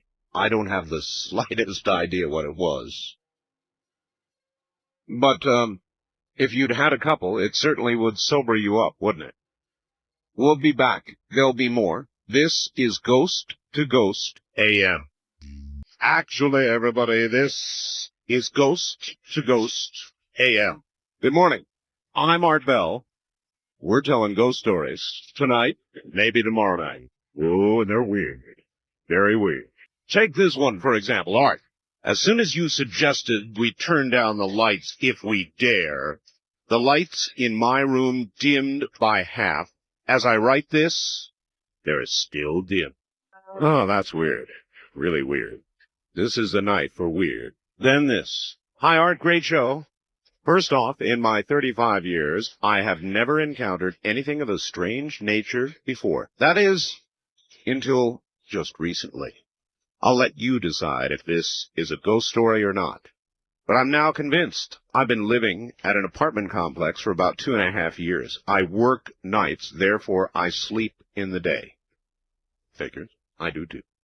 After a few months after moving into my apartment, I'd be awakened from a sound sleep by the feeling that someone was in bed with me. It was as though someone was thrashing wildly about the bed. But when I looked at the bed, it was as empty as was the bedroom. This happened every day during the month of September and stopped after September 21st. I thought it was just a sleep disorder. Since it seemed to have disappeared, I soon forgot it. Then, the following September, the same thing happened. And just as before, it stopped after the 21st. I went to my doctor. I discussed it with him, and he gave me some pills. Anyway, last month, it began again, and the pills did not work. As the 21st approached, the thrashing feeling would be more intense and last longer to the point where I could no longer get any sleep. Now, after 2 days of no sleep, I came home from work, and a neighbor, who I've been having a passing acquaintance with, noticed my haggard look. He asked me if I was sick. Told him that I wasn't getting much sleep lately. One thing led to another, and before I knew it, I told him of my strange tale, but I left out the thing about it only happening during the month of September. Now, this guy has lived at this complex for 15 years, and here's what he told me. Quote, I often wondered why no one stayed for very long in your unit. Now I think I know. Back in September of 1981, a young lady lived in your apartment, and later that month was found dead on her bed. The autopsy showed that she had been strangled and put up one hell of a fight. End quote. Now I believe the thrashing about my bed is the spirit of this lady. Another thing that's strange is that it only happens during the day, not the night. Therefore, I feel she must have died during the day. What do you think? What should I do? Jim in Phoenix, Arizona. Buddy, I wouldn't begin to try to tell you what to do. I don't know. More Ghost to Ghost AM in just a moment. I call it that. Normally the name of the show, by the way, is Coast to Coast AM. But tonight, and maybe a bit of tomorrow night, it's Ghost to Ghost. Many of you health-conscious folks are familiar with antioxidants and their amazing health benefits. Now, vitamin C is probably the most famous of these. UCLA scientists found that antioxidant vitamin C can help avoid cancers, strokes, heart attacks, increase life expectancy an average of 5 years. Well, now, there are new antioxidants on the market, and listen, scientists say they are 20 times more powerful than vitamin C and 50 times the power of vitamin E, another antioxidant. They're called pycnogenols, the super antioxidants. You want to remember that if you're a health-conscious individual. Why? Well, according to Richard Passwater, Ph.D. and authority in the field, you're being bombarded by something called free radicals, toxins, environmental and otherwise, that break down cells, damage tissue, cause you to age faster, develop stiff joints, and wrinkle sooner than you ought to. How can you fight these free radicals that bombard you every day? Antioxidants and pycnogenals are the most effective antioxidant you can buy today. To order this amazing new food supplement I'm taking, call the folks at Health Naturally at 1-800-856-1119. These pycnogenals are pharmaceutical grade, made from 95% pure grapeseed extract. It's the very purest on the market, giving you the most benefits. Call 1-800-856-1119. That's 1-800-856-1119. One other note, then it's back to the stories. It involves absolutely fresh flowers. This is a company in Southern California that sends only good spirits, emotions, love, feeling, caring. And they send them directly to you or to the person you want them to go to the next day. Here's the deal. It's a flower farm. They sell flowers to you minus the cost of getting them there at the wholesale rate. So when you call the flower farm, they actually go out, cut the flowers, pack them up in this big triangular box, and they go off next day by FedEx. So you call today, the flowers are delivered during the week tomorrow. Pretty good, huh? Or if you've got a birthday or anniversary coming up and you want to settle your mind now, you can call, and for $39.95, you get this incredible shipment of flowers. And miniature carnations. Every color of the rainbow, you get a little card with your message, your name, flower, preservative, and delivery, all for $39.95. Try and beat that anywhere. The number to call 24 hours a day is 1-800-562-6438. Let me give that one more time. 1-800-562-6438. West of the Rockies, you're on the air. Good morning. Where are you calling from, please? Houston, Alaska. Houston, Alaska. Right. All right. Welcome to the show. Thanks. My name's Linda. Hi, Linda. And let me tell you first that I was born on Friday the 13th. And this story that I'm going to tell you happened to me 35 years ago when I was 13 in a place called Westfield, Massachusetts. All right. And at 13, I went to a public school there. And at 13, I had a crush on a boy that went to Catholic school. And I talked a couple of my friends in on a Monday night to go to see him after catechism got out. Oh, yeah. And we had a curfew time we had to be home. And we knew we were going to be late. So my friends, which was kitty corner to the church, was an old cemetery. And it had the wrought iron and the stone wall. Oh, and yeah. As a child, I don't remember it ever being used, but it was an old cemetery. It was pretty shut down. And my friends talked me into going through the cemetery to take a shortcut home. So I was always a tomboy and wasn't afraid of anything. So we took off through the cemetery running. And halfway through the cemetery... Well, if you weren't afraid, then why were you running? Well, we had a deadline to get home. I've got you. All right. Okay. We took off running through the cemetery. And halfway through the cemetery, I fell through the ground. I beg your pardon? I fell through the ground. Through the ground. In other words, into a hole which I assumed was a grave. Grave, yeah, right. And the dirt came in down around me. Oh, boy. And I was screaming. I had bugs that I assumed were termites. They had wings on them that I was covered with. Oh, my God. And at that time, as 13 years old, I was only about 5'1". I didn't know how I was going to get out of here. I remember screaming. And I felt something around my feet, a pressure, nothing, that was grabbing onto me, but some kind of pressure that lifted me up out of that dirt. And I was at a dead run, and I didn't stop until I got to the other side of the cemetery. And my friends were there, and I was covered with dirt, and I was covered with all these, which I assume probably were termite bugs that were all over me. And I never, to this day, have been in a cemetery. I'm 48 years old, and I've never been back in a cemetery to this day. I cannot say I blame you. That, to me, would be the end of me, dear, because I would have a heart attack right on the spot. That was very scary. Fortunately, your heart was young enough to take it, I guess. Right. Great story. Thank you very much. Thank you. Take care from Alaska. Oh, man. Can you imagine running across a cemetery in the dark, falling into a grave with bugs crawling all over you? I remember, you remember Poltergeist? I don't know, it's etched into my memory. Do you remember at the end when the graves began popping up and they fell into the pool? Do you remember that? And the skeletons and the sort of half-fleshy, half-non-fleshy things began popping up in the pool. I wouldn't make it through that. I wouldn't even begin to make it through that. I'd turn around in that mucky water and look at one of those flabbing flesh things, and I'd have my heart attack on the spot. East of the Rockies, you're on the air. Good morning.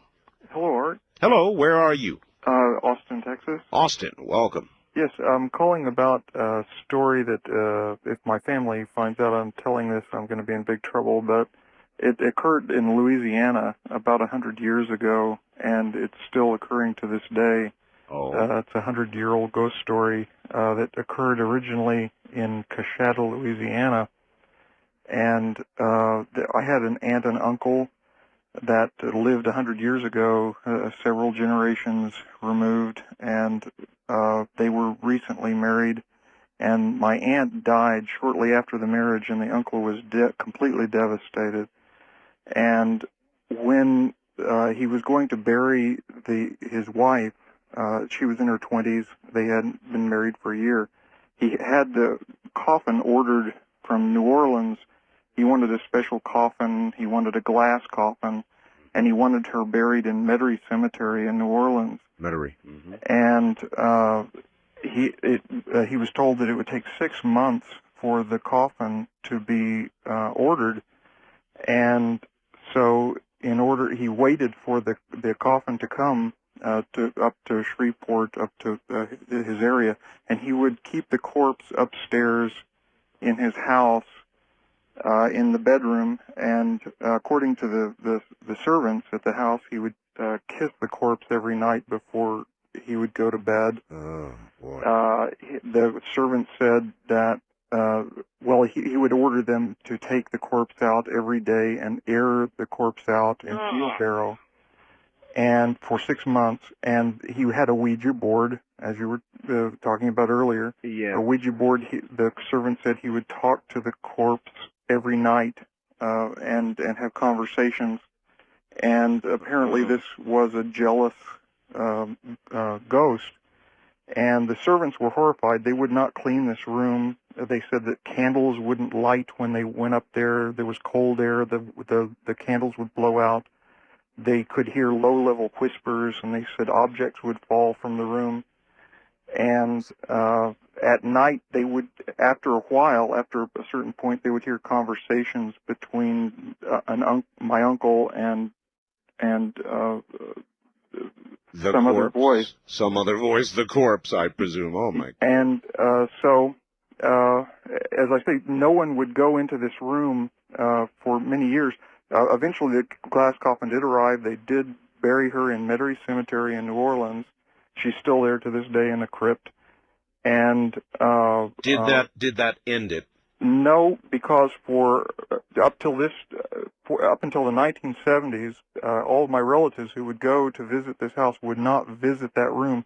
They still said that cold area was still there. They could still feel the presence. I remember going there as a child with my aunt. My aunt had shaky legs; she wouldn't even walk up the stairs. They could hear the squeaky wheels of the wheelbarrow at night of the wheelbarrow that was supposed to air out the corpse. They could still hear that in the 1960s and 70s. And there was a portrait that they couldn't photograph. Is this something that your family will not talk about? It's not something that they're proud of. There is, but it is something that everyone knows about.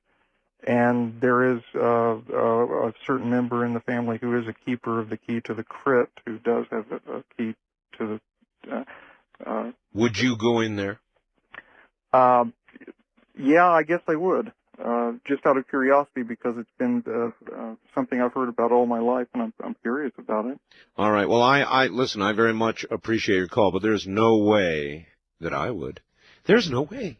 Absolutely no way.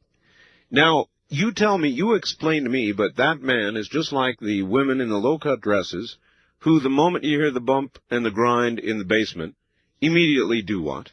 They go down the stairs to the basement, the one place where you know they ought not go. Everybody knows evil things lurk in dark basements, but they go straight down there and see if that fellow had the key. Where would he go? He'd go look at the body. I know he would. I wouldn't. Would you? Listen, I want to, God, that was weird. I want to tell you two things. One, if you would like a copy, and we have over 2 more hours of this program yet to do, this is one program that we make available to the audience. If you would like a copy of the program you are listening to right now, you can call 1-800-917-4278. Let me give you that number again, because I know a lot of you are going to want it. It's 1-800-917-4278, and it is good now, 24 hours a day. It is the Ghost to Ghost Halloween show. One other little item. We know we're going on in a whole bunch of new affiliate areas this morning. Love to hear from you by fax. We do have a 24-hour-a-day fax service, which sounds pretty fancy. It's really just a fax machine in my living room. The number is area code 702-727-8499. Let me give that to you again. I'd love to hear from somebody in New York, confirming we're on way back in New York, Rochester. Area code 702-727-8499. West of the Rockies, you're on the air. Well, hello, Art. Hello. Is Scott from Graham, Washington. Hello, Scott. And this is something that happened over on the west side of the Olympic Mountains. Yes, sir. And it's up the Queets River. Anyway, we were, there was 4 of us, and we had 2 pickup trucks and 1 camper on 1 truck. And we went up to this beautiful spot with the river, and on the other side of the river is a cliff with these just huge boulders, probably 5 to 1,000 pound boulders. Big just rocks. huge. Big rocks. Big rocks. And so we got up there and it was dusk, and when it's dark up there, I mean, it is dark. I mean, you can't even see your hand in front of your face. Understood. And so we decided to sit all in 1 camper and have a good old poker game. Mm-hmm. So we were all sitting around playing poker, and it was about 1:30 a.m. And we heard some splashes in the river. And we heard some grunts. Grunts. Yeah, just kind of huge grunts. So we figured it was probably a bear out there having fun in the river, you know. Don't like grunt. Yeah, and so after a while, the grunts seemed to get louder. And we heard like big rocks hitting each other. You know how you can hear the crack of rocks? Of course. And after a while, these rocks seemed to get closer and closer to our camper. And you could feel the rocks hit the ground outside to kind of a big thud. And I'm telling you, we all looked at each other and we said, nobody's going outside. I mean, we were armed to the teeth, but we were scared to death. I wouldn't. You mean like those gigantic rocks, coming out of the air and hitting the ground like that? Yes. It's just like somebody was over there throwing these huge rocks. Uh-huh. And then, I wanted to call you last week about the Sasquatch sound because you wouldn't believe this. I mean, the hair on the back of our necks was standing up. It's standing up now. Was it like the sound I've got? It was close, but not really. I mean, closer to the first one that Linda Howe sent or the second one? The second one. That, you mean sounds, that absolutely horrible, it was I don't know what I would call that. I would call that, it almost sounds human. To me, it sounded like a man in horrible, horrible agony. That's the only way I can think to put it. Is that about the way it sounded? Oh, you wouldn't believe it, Art. It was just about like that, and it was echoing up and down the river, and it was terrible. We were terrified. And these rocks, you could almost hear them whistling through the air. And they were crashing on the other side of our camper. They were hitting in the water and the cracking of the rocks. And this went on, Art, for 3 hours.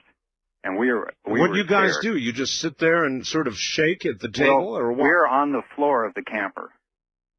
We just couldn't move. We didn't know if one of these rocks were going to hit us. Now, or you what. see, that sounds realistic to me. That's where I'd be, floor of the camper. You betcha. And we were armed to the teeth, let me tell you. And I was ready for anything. And this went on for 3 hours, and it was about like 4:30 in the morning, and the sun started coming up.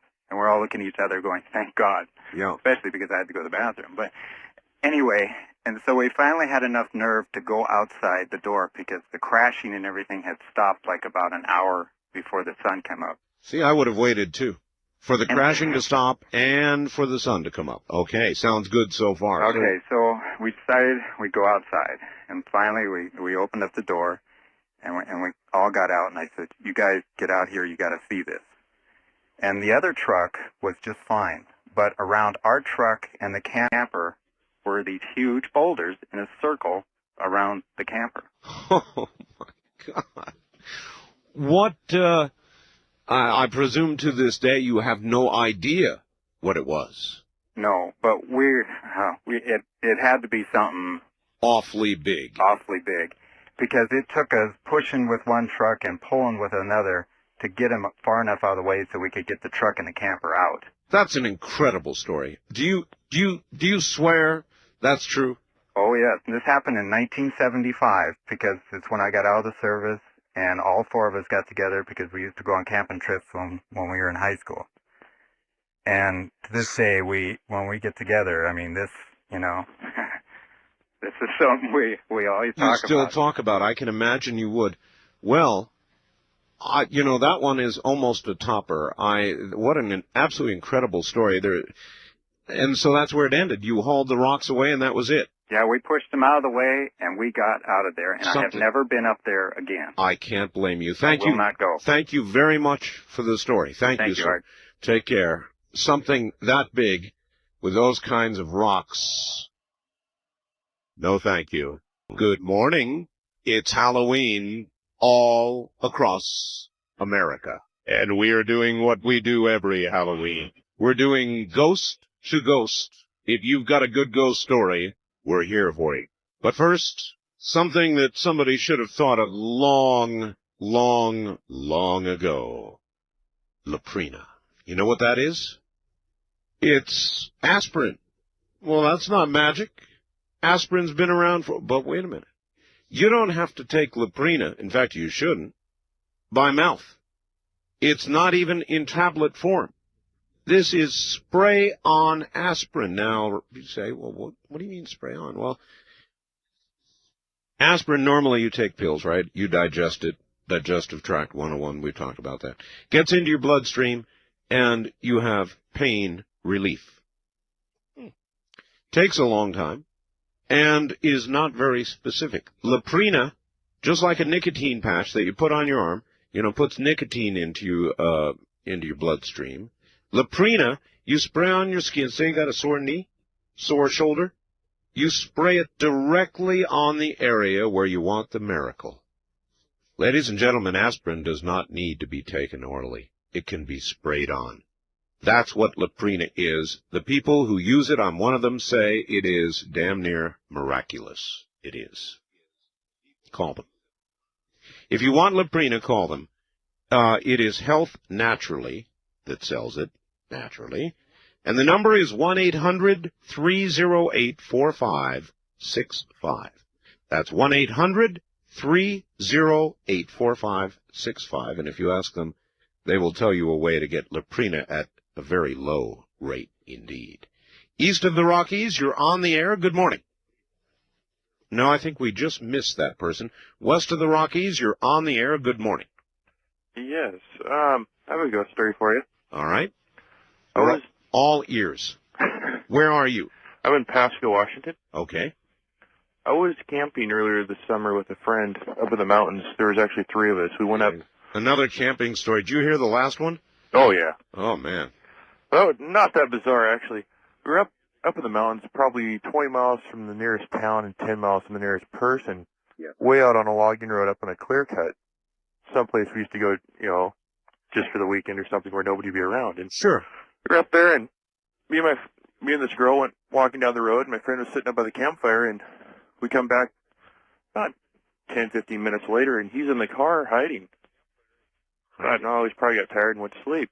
Yeah. He gets out of the car and goes, "Who is the guy that just came by?" And I looked at him and said, "Get real, man. We're 10 miles from the nearest person. Who the heck could come up here?" Right. He said, "Some guy in a black robe comes by, looks at him and says, 'This isn't right.' And just walks off." Oh. Meaning, he thought, what? This isn't right that you are here? That's what neither one of us can understand, because he'd never been there before. In the road that I was on, they had clear-cut it in another direction, so the road was almost grown over, and I remembered where it was. It was one of the roads that trees had now come up in the middle of. Right. And we had no idea what the heck he was talking about, and he just kept going on. Somebody came by and said, "This isn't right." He just kept going on and on. So finally we just left because he was just going ecstatic about it. That's weird, all right. That's very weird. And so you just never found out anything more about this? He still, every time I talk to the guy, he still goes on about this. He still thinks I have somebody up there with us. But where we were, it was impossible for anybody to have found us. I mean, it's one of those places, if you were to get hurt or something, nobody would find you. Well, I guess that's one of those things you're going to have to wonder about your whole life, huh? Apparently. I have another quick one, if you don't mind. Very quickly, yes. I worked in a plant up in a little city up north of here called Lake Stevens. Actually, it's on the other side of the mountains from us. Right. And I was in working one night. It was a press-to-log plant, and it was very noisy, so you wear earplugs. And all of a sudden, I heard somebody call my voice. There was only two of us that worked in the plant, so I figured it was the other guy, and he was out on the forklift outside. So I went outside, and as I'm going out, he's coming in and said, "What did you want?" There was nobody around. He said the plant had been doing it ever since they had built the plant. It's done that. One person will hear somebody call the name, and the other person will come in as the other person's going to look for the other one. But nobody could figure it out. Well, it's just, it's in line. Thank you very much for the story. It's exactly the kind of thing we're talking about. Art, my father died of cancer in the summer of 1992. Now, I'm in the Navy, was stationed in Maryland at the time. I knew he was ill, but the cancer spread to his spine unexpectedly and caused him to become incapacitated literally overnight. My wife and I had to travel to the hospital in Florida. He was so incoherent by then that I never got a chance to speak to him one last time. He died a few days after our arrival, moments before we got to the hospital on that particular day. After paying my respects and comforting my mom, my wife and I left the hospital. We entered an elevator that was going down to the lower parking area. Suddenly, the elevator began going up and stopped on the next floor. The door opened, but there was no one in sight. Also, there were no stairs that anyone could have exited by. The doors began to close and then opened abruptly as if someone were blocking the entrance. This happened several times until my wife finally said, "Okay, Preston, knock it off." The doors closed. The elevator took us to our desired floor. I feel this was simply an attempt by my father to let me know that he was there, that he was okay. Just thought you'd enjoy the story. Thanks. James in Honolulu, Hawaii. There you are. East of the Rockies, you're on the air. Good morning. How you doing, Art? Okay. I've been trying to get a hold of you all night. Where are you? I'm in Cape Girardeau, Missouri, listening on KZIM. Oh, that's right. You're on a portable phone, too, aren't you? Cordless phone, yeah. Yep. Do you have a regular one? No, I don't. You don't. All right. Well, we'll put up with it. Go ahead. Well, I got a story that's really gonna scare you and kind of scare me whenever I think about it. But I used to be in the Air Force, and I was stationed at Epi Warren Air Force Base, Cheyenne, Wyoming. Right. And that's a really haunted base. If anybody knows about that base, they know what I'm talking about. Haunted in what way? Well, it used to be an old cavalry base, and there's been a lot of murders, a lot of cavalry murders, Indian murders, suicides, just stuff like that in the dormitories, and it's just a really haunted base. I mean, there's ghosts of dogs in the dorm that I used to live in. Really? Yeah, it was really scary, but I was going through some really rough times, and I just moved back into the dormitory, and I would every once in a while see this like dark cloud, like kind of like a gas cloud above my bed or down the hall, and then whenever I would look at it directly, it wouldn't be there anymore, and then I'd be getting dressed and taking care of my uniform, looking in the mirror and everything, and out of the corner of my eye, I'd see this face and these hands peeking at me around a corner, and I'd look, and nothing would be there. And the face was all black and had blue, kind of bluish eyes. Dad. I mean, dark blue, like a navy blue. Uh-huh. And I mean, it was really scary. And then one night, I was missing home really bad, and I thought, well, my mom. All right, sir, your phone is breaking up. Okay, can you hear me better? Yeah, that's better. Okay. Quit moving around. All right, my mother is into the New Age stuff. Yep. She was telling me about a lot of the stuff she used to do, and I tried it once. I tried to go back home. She called it like astral projection, and I tried that. I didn't know how to do it, but I was laying down on my bed, and I was concentrating as hard as I could on home, and I felt myself sit up. But when I looked, I saw my body laying down, and I could see right through my legs. I could see through everything. Ooh, that's weird. Yeah, and then a friend of mine, I saw a friend of mine come through the door and say, "Hey, Spence, get up. Are you coming with us?" And at that moment, it felt like I was sucked down into my body, and it scared me so bad I never tried it again. I don't blame you. Thank you very much for the call. It was a terrible phone, but a good story. And I also believe that projection from the body, what he called astral projection, is possible. That if we, kind of like in some of the movies that I've seen, Somewhere in Time particularly, our mind is capable of many, many things, including possibly time travel and out-of-body travel. I'm not an expert. I simply listen to the stories. On our first-time caller line, you're on the air. Hello there? Hello, Art? Yes. Oh, my name is Samantha. Samantha, that's a good Halloween name. Yeah, I know. Where are you? I'm in Las Vegas. Oh, wonderful. KVEG? KVEG. The big 840. I love it. Excellent. Yes. Well, I just thought I'd tell you a few flower stories about my mother. She, one time I was talking to her. She died in 1982. I'm sorry. And she was talking to me about 1976, and I'm on the phone, and she said, all of a sudden she's like, flowers. You know, these, she was very strong, like stock or carnation. And she says, that's the flower my sister Edith likes. Yes. And about an hour later, she got a call that Edith had died. Huh. Then, when my mother died, I, of course, got the flowers, and I've been getting them, every year or so. It's like a bubble around your head. And if you walk away from it, you don't smell it. And you walk back to where you were, you smell it. So it's in place, and you have to walk into it, literally. Yes. Or I'll be sitting on the couch, reading or something, and all of a sudden it'll come around my head. And it's like a bubble. And it's sweet peas with my mother, because that was her flower. And if I walk away from it, it's gone. I go back, and it's there, and it'll last about 5 minutes. Huh. This has happened to two of my sons. Energy. Usually in doorways. Uh-huh. And you know, there's no flowers in the house, no perfume or anything. And you'll walk out of the doorway. My son will say, "What's that smell?" And I said, "Well, walk back in the doorway and you'll find it again." And it's just her little visitation. Well, I believe you. I surely do believe you, and I thank you for the call, and I'll tell you something. I've heard many stories that involve spirits of people and flowers. Flowers that have lived as long as a person lives, and flowers that have been healthy and thriving, and then the moment somebody dies, the flower, the bush, the tree dies. Is there some kind of sympathetic reaction?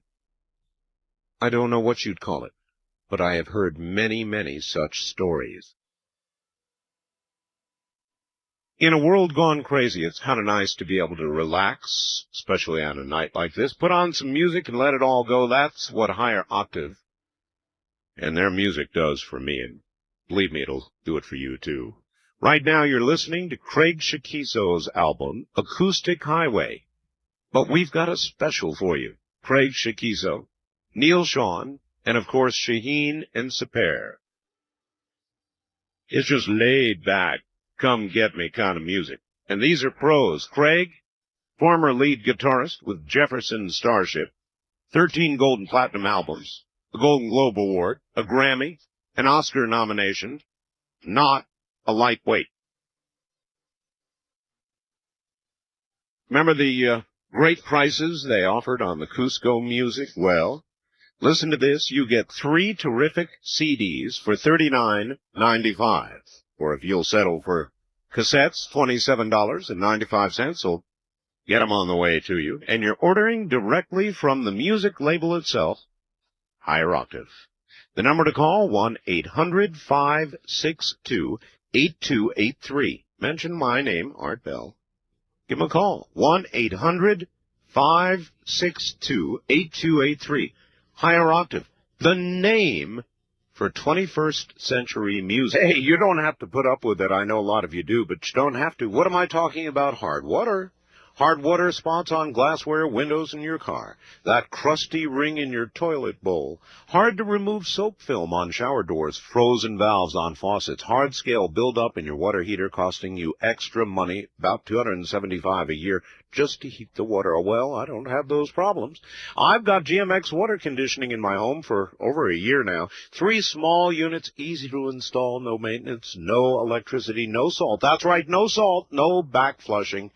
Using magnetic technology, GMX conditions the water, eliminates hard water buildup, yet allows your water to maintain its healthy minerals, making it great to drink and wonderful for plants. How can you go wrong? For $600, you can treat your entire home, and the units come with an unconditional 90-day money-back guarantee and a lifetime warranty. You've got nothing to lose except that ugly white stuff. Call the folks at 1-800-4060-GMX. By the way, they're celebrating their 2nd year on the Art Bell program, so if you order now, they'll send you a copy of my new book, absolutely free. Call 1-800-4060-GMX. Order today. That's 1-800-4060-GMX, anytime, day or night. Little caveat there. The first printing of the book is sold out. They will indeed honor that, however. And the moment the second printing, which is underway right now, is available, your book will be on the way. First, let us go east of the Rockies. You're on the air. Hello. Hey, Hey. Wanted to get in a plug for satellite, too, because if it weren't for satellite, I wouldn't be able to hear you right now. You're in, where? Where are you? Gainesville, Georgia. Gainesville, Georgia. WDUN. And we lose you at 5 a.m. Eastern. Well, that's when I guess they begin their morning show. Yes, it is, and I'd much rather listen to you. Well, that's very kind. Yeah, we're on, I should tell people that, I guess. We're on F1, satellite to F1. Oh, well, they've changed it back to C1 now. C1, F1, a satellite band, any other name. And transponder number 5, and 5.8 audio. So there you are, everybody. So we're glad you have still got us. Do you have a story? Yes, I do. In fact, I'm not sure just where to start, because the situation started with Ouija board, as you were talking about earlier. But the part I want to tell you about most occurred further on down, so I'll skip that. All right. I was my freshman year in a small southern college, and ran into a guy in the student center who started talking about witchcraft. Yes. And was telling us stuff and claimed to be a black witch, and had me, curious. And there were 3 others that were with us, that were with me a lot, that we were talking to him about it. And one day he wanted us to go with him that night to a black mass. And I was brought Protestant. Wasn't even sure what mass was. And my best friend, my roommate, had a test scheduled the next day, so she said she wasn't going to go. She had to study and had to get some sleep. Well, the key word, of course, was black. There are masses and masses. Yes, and and I don't know that I really believed that he was a witch. I was thought that a lot of it he was just, trying to take advantage of gullible freshmen. And So there was a curiosity factor. yeah, and Sure. so we decided we were going to go. And this was back during the time when the dorms were locked at 11 o'clock and the women were not allowed to be out of the dorms, and back in the dark ages. And so I chickened out at the last minute and decided I wasn't going to go, because if I'd gotten, called out of the dorm, I could have been expelled, and I'd worked too hard to get to college to take the risk. Right. And so we had planned to leave by different doors and meet outside, and I didn't go. And I felt really bad. I felt like I was being punished for something I hadn't done because I wasn't able to participate. Mm-hmm. During the night, maybe 5 a.m., I'm not sure exactly, the fire alarm went off in the building. And it was an old building, and this happened periodically.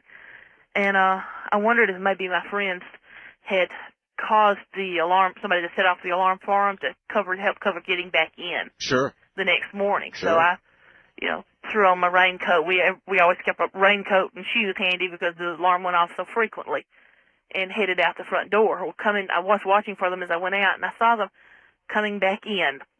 And they were ahead of me, and I tried to, push through the crowd and catch up to them. And as they had gotten on the elevator, and just before the elevator closed, I got close enough to see them, and they were looking, facing forward, and they were white as a sheet. They looked like, some of the shock victims that you see sometimes on Red Cross disaster films. Yes. Walking around. Yeah. And I didn't know what was going on, and so it was an old elevator, and it moved slow, so I went running on up the steps because I figured I could beat it up to third floor where their room was and, catch them as they got off. Yes. Got started, and I was about halfway up, and I heard the alarm go off in the elevator. It had stalled between floors. Oh, boy. And what had happened, I found out later, is they had packed like 15 people, just tight as they could pack them in there before the doors closed, and the capacity of the elevator was around 8,000 pounds or something. 800 pounds. It was just a small elevator, and they just had really overloaded it, almost double. Okay, we're almost out of time, so quickly, what happened? Well, bottom line, there's a lot more. The bottom line with them is God, I don't know where to go from this. When they finally got them, it took like 3 hours to get everybody out of the elevator, and my two friends were both in shock and were sedated, and their parents picked them up that day and took them home, and I didn't see them again. But there was a guy that disappeared that night also that we found out later. It took a few days. And the guy that I'd been talking to in the student center told me that he was going to turn up soon. And about 3 weeks later, we heard that his body had been found in the college lake. His throat had been cut, and it looked like his body had been drained of blood. Oh, my God. All right. Well, look, we're going to have to leave it there because we're out of time, but that was pretty gory. A lot of bad stories seem to involve elevators, don't they? This is Ghost to Ghost, actually. Good morning, everybody. Is this not a fabulous rendition? You know what this is, don't you? No? It's Painted Black by the Rolling Stones. It's the London Symphony. In case you were curious. Hello, Art. I just recently found you for the first time on KABC 790 in Los Angeles, and I'm very glad to have done so. Great shows, thanks to you and KABC. From the time I was about 7 years old to 15, I used to have a recurring dream. Premonition? Maybe about once every couple of months. It would always end the same, with me sitting straight up in bed in cold sweats and scared so bad it's hard to describe. The dream always started with two guys in an old Jeep out in the desert, just cruising along. I can see the desert and the worn dirt road. I could feel the heat. I could hear the sounds. As they're going down this old, totally deserted road, everything's just fine. The Jeep begins to go up a long inclined hill. There are telephone poles along the left side of the road, and the road seems to be almost perfectly straight, stretching out behind, climbing with the slope in front. Up till here, everything's just fine. Then the Jeep crests the top of the hill, and I can never see anything that the two guys see. But what I do see is just their faces, just sheer terror. Not fear, but something worse. Last time I would see that Jeep turn on its right side off the road about 20 feet, looking like it had been there for a long time. When I was 15, I went to school with a friend down to Salton Sea in California, the desert. Second day we were there, he said he wanted to show me some old abandoned buildings, so we took off in his grandfather's Jeep out what was called Power Line Road. Well, we were about an hour from the house. The road began to climb upward, power lines on the left. All at once, all that fear from the dreams came back like a tidal wave, and I began to freak. I'm yelling at Steve to stop the Jeep or I'm going to jump out. I was not going over the crest of that hill, no way. At first, he thought I was messing with him, but he realized I meant it. He stopped, and I told him about the dreams. He kind of laughed at them. But we turned around and never, ever went down that road again. I never had the dream again. But the hair on the back of my neck is standing up now the way it did that day. Dan in Los Angeles. I believe you, Dan. Let me tell you about something that is the product of the year. It is called Real Talk. Now, Real Talk is just a good AM/FM digital radio. AM and FM. It covers everything you want covered. It's got a good front end, receives weak signals. It has got 10 memory presets. It's got a built-in microphone. It has a sleep timer, 90 minutes. It's got batteries, or you can plug it in. And then it's got one very, very important feature. It's got a cassette deck built in, and guess what? You can record up to 3 hours on one side of a 90-minute cassette. This is the talk radio person's radio and recorder. And you can set it to record when you want to. So you can record my program or Rush's or anybody else's. 3 hours on one side of a 90. Amazing. Hottest product of the year. Want one? They're $139.95, and that means getting it to your door, shipping included. Here's the number. 1-800, you can call at 7:30 in the morning. 1-800-522-8863. 1-800-522-8863, the Sea Crane Company. West of the Rockies, you're on the air. Hello. Hi, Art. Cameron in San Francisco, KSFO. Hi, Cameron. Well, I got a whole bunch of them, and I had to think about it, and I finally came up with the best one that I've experienced. That's what I like. Okay. Well, this one, did you ever see 2010? Of course. Well, you remember where that ghost is on the ship and he says that something's about to happen, something wonderful? I do. Well, this is that kind of story. All right.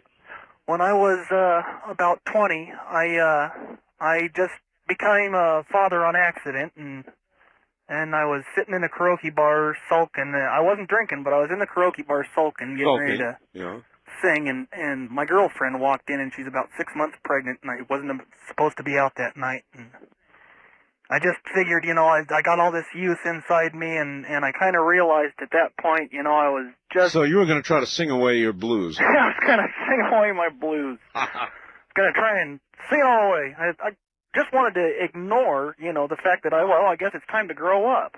I hear you. I mean, it is very sobering when she walks in and you see the big belly and you realize... Oh, yeah. Yeah. Mm-hmm. Well, I'm sitting there, and a few years before that, I made an oath. And this was a spiritual mistake on my part. I swore on my father's grave that I would quit smoking, and I'm sitting here in front of my computer with a cigarette right now. Huh? Well, I'm sitting in that bar, and then I got this strange feeling, right, that somebody was standing behind me. You know when you get that feeling like you're being watched? Right. Well, I'm sitting there, and I get this strange feeling I'm standing behind me, and since then I kind of think I got eyes in the back of my head, and I could almost make out this figure watching me. I know that feeling. Yeah, I'm sure you do. Especially with all the phone calls you get, and who knows what might be standing behind you that come through the phone lines like that one witch said. You're absolutely right, yes. Don't remind me, please. I won't. Well, at any rate, I'm standing there, and all of a sudden I feel these hands on my shoulder, and I knew, I just knew that it was my dad, and I could feel him standing there, putting his hands on my shoulder, going, "It's all right, son. You gotta grow up." And I could hear this little voice, and I swear to God, it was right through the music. I even remember the song was playing was White Rabbit, and I heard this voice say, "It's okay. It's just okay." And then I felt this light behind me, and he just left. And it kind of brought me. I've been listening to you talk about this God thing. How would God let himself be known? And after that moment, I kind of think that we just know. If God was to come here, if we're these humans, we just know it was him. We wouldn't have to. We wouldn't have to wonder, huh? Yeah.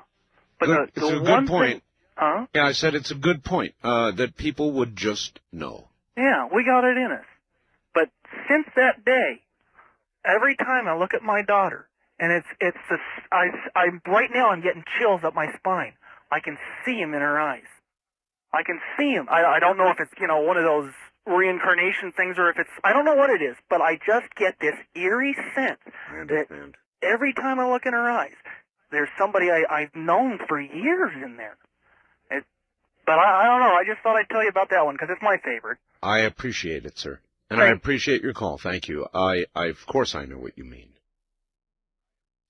And to look into your daughter's eyes and to see him.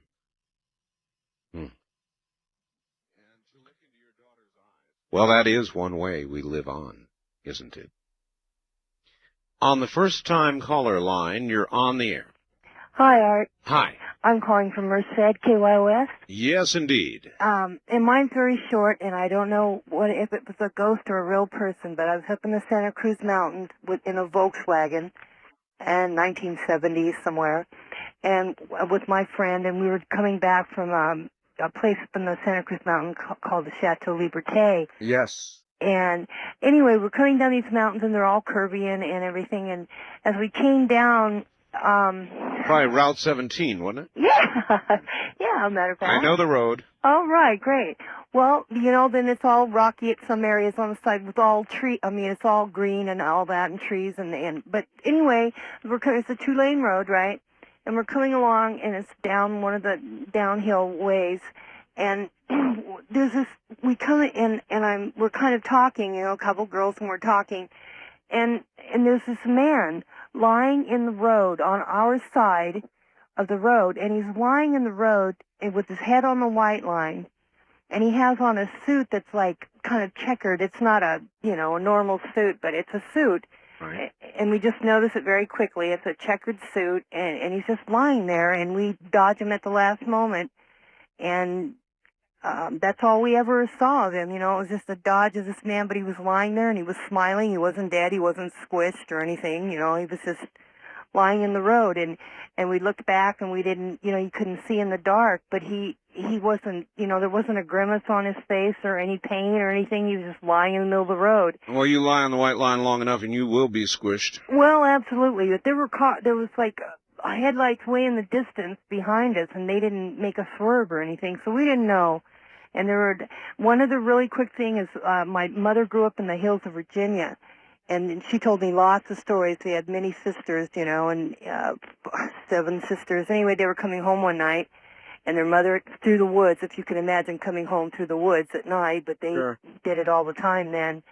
And at any rate, they came in and they were supposed to get home before dark, and they didn't. And there was a little creek-like thing that they had to jump over, and it was small enough to jump over. But when they jumped over, it was dark, and they were afraid of getting wet and getting in trouble. And as they jumped over, a mat went underneath of them out of the middle of the water. Yeah, there are many stories like that from them. All right, thank you. Thank you very much. All right, take care. The one about the road, 17 is a rough highway. It's like Highway 1 in a lot of ways, though inland. And then there's Blood Alley up in San Jose. Roads where a lot of people have been killed tend to be roads that are haunted. It's not really a reach to understand why. People died there. Spirits, energy, linger on those roads. It's just the way it is. You don't believe? That's fine. But it is true, you know. You're listening to Coast AM, actually this night called Ghost to Ghost. We'll be right back. Although we eat food every day, we take for granted the process that it goes through to become energy. We take it for granted that is until the old internal engine begins to have trouble, causing pain and discomfort. It is no joke. Did you know that most degenerative disease begins in the lower digestive tract as bad intestinal bacteria gets out of control? Here's the good news, though. Experts say that most healing begins in the same place, and it starts with good bacteria. The good bacteria in your body is essential to health, energy, and a long life, not only because it breaks down your food, but because it kills the unhealthy bacteria. Unfortunately, there are many factors that kill your good bacteria as well. They leave you vulnerable. Things like stress, bad diet, alcohol, drugs, antibiotics, even basic aging. But, listen, you can fight back, because now there's Natron's Healthy Trinity. Not one or two, but 3 unique products offered together for your convenience and for a healthy and long life. Natron's Healthy Trinity, Megadophilus, Bifidofactor, and Digestalock. They get rid of bad bacteria and add the good bacteria that keeps your engine running full force. Call 1-800-992-3323. That's 1-800-992-3323. I take it because it makes sense to take. It's that simple.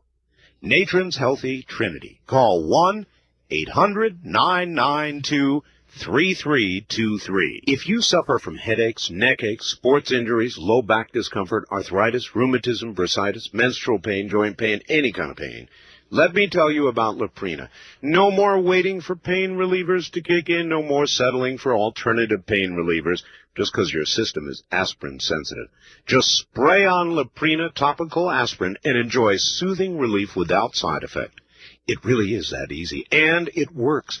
It actually penetrates the skin right down to where the pain is. Remember the name, Leprina. That's Leprina. You're going to be hearing a lot about this remarkable product, believe me. I've used Leprina on my bad back, and the fast-acting results are truly amazing. Spray it on, the pain's gone. Some pain sufferers are calling the almost instant results miraculous, but you cannot get it at your local drugstore. If you want fast-acting topical pain relief, just order Leprina by calling 1-800-308-4565. That's 1-800-308-4565. The truly reasonable cost is a bargain for this revolutionary new product.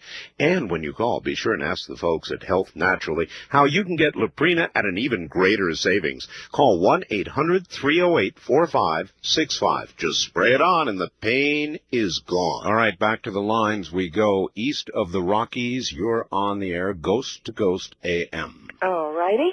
Where are you? I am in Owensboro, Kentucky, listening to WMI. It's a good place to be. Welcome. Oh, thanks. Have you ever heard of a ghost fire? A ghost fire? Yeah. Not exactly. Our railway station here in Owensboro was converted into a pizza place, maybe. I'm sorry, into a what? a pizza, Oh, a restaurant. Oh, I understand. Okay. Into a restaurant. Interesting. And I worked there. Uh-huh. And there was this huge fireplace close to the kitchen. But it hadn't been used for years. There was no reason to. But you could hear the flames crackling in it and feel heat from it, but there wasn't anything there. Oh, now that's weird. Now, have you ever heard of anything like that? No, I know it happened. Everybody that worked there knew it. Did it happen? But we could never come up with an explanation. Did it happen frequently? Yes. I don't think I'd like that. Well, it was a spooky old place. It just every now and then happened, huh? Yeah. So you could go over near it and warm yourself Yeah, by the invisible. You could feel heat from it. You could hear the fire crackling, but you didn't see any fire. It was just there. No, you're the first. Well, good. But this is a place for first. I appreciate your story. Okay. Thank you. I have no idea what to say about that. No idea. The manifestations of whatever it is on the other side are nearly endless. You've heard how many tonight? How can you not wonder? As our scientists wonder about the 100 million planets that they say have inhabited intelligent life, how can you not wonder about the kind of stories you're hearing this morning? How can you not? First-time caller line, you're on the air. Hi. Hi, Art. Hello. Finally, I got through. It's the 7th time. Well, I'm glad you made it. Where are you? Oh, I'm living in Reno, Nevada. KOH. I'm looking at my black cat right now. I have 2 of them. Yes, and my cat's name is Shadow. I've had him for 2 years. You're kidding. No, when I heard you had a Shadow, too, I said, oh, all right. I do, and Shadow was so named because of Ghost. Oh, I know the whole story. I listen to you every night. I have for 4 years, every night. Well, I'm glad to hear that. So is KOH, I'm sure. Yeah. Now, I've got to tell you my quick short story. I have a lot of stories. I lived in a house that was like the Amityville Horror. Oh, you did? Yes.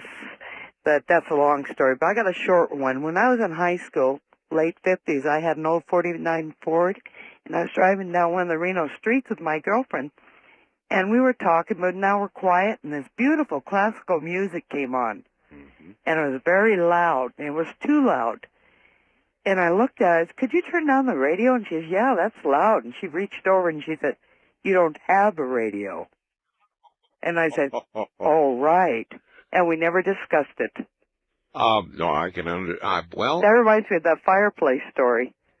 Yeah, it is. Same type of thing. It's kind of like that, isn't it? It's energy.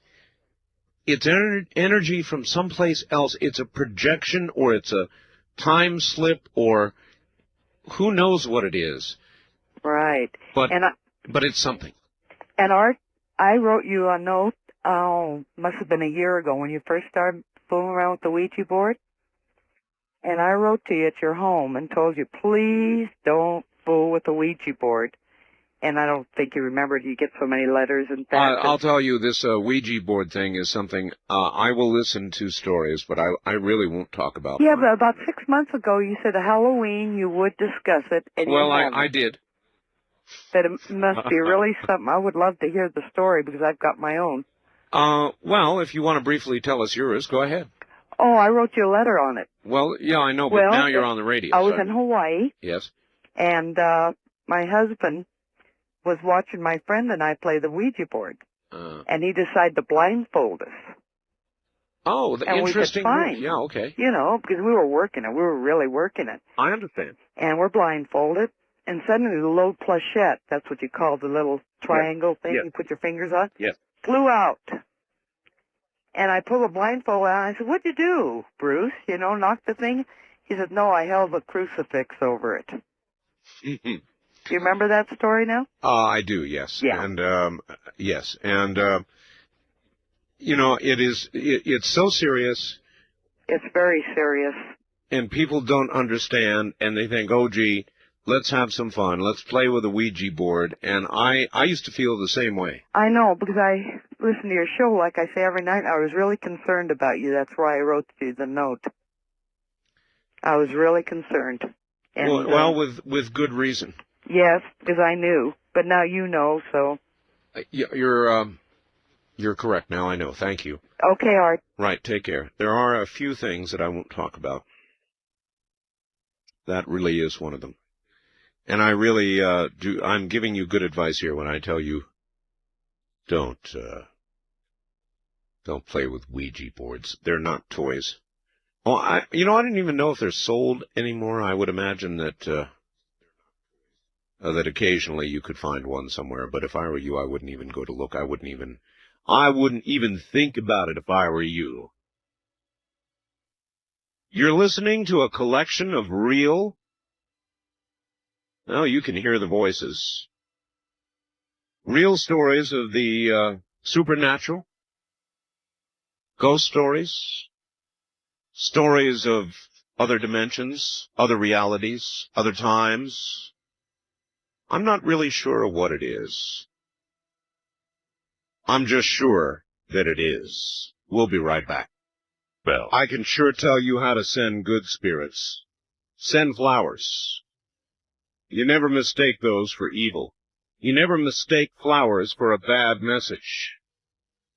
It's always warmth, love, caring, feeling. And believe me, it works. Absolutely Fresh Flowers is the company of which I speak. They sell flowers to you directly from a flower farm. And you get more flowers than you can believe. Miniature carnations, every single color of the rainbow. If there's somebody in your family who's got a birthday or an anniversary, or any special day at all, you can't go wrong. You call them, they go out and cut them right there at the farm, pack them up in a big triangular box, and they get delivered the next day by FedEx. Or on the day you specify. Now think, is there somebody with a birthday or an anniversary coming up? You can take care of it right now. You can say, look, I want them delivered on such and such a date, and I guarantee they'll be there. And you'll just bowl them right over. Absolutely Fresh Flowers. The number to call right now or any time, write it down for heaven's sakes. People call me up panic trying to get the number. The number is 1-800-562-6438. That's 1-800-562-6438. It works. East of the Rockies, you're on Ghost to Ghost AM. Good morning, Semper Paratus. How you doing? Where are you calling from? Jacksonville, Florida. All right. Good to have you. Hey, it's great to be here. I've been enjoying your ghost stories, and it's one of the few times I've been able to tune you in here and everything. What station are you managing to get us on? WOKV. WOKV. Mm-hmm. All right.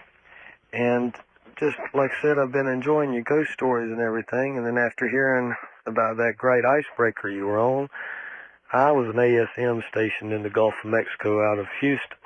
Yes, sir. And we've had I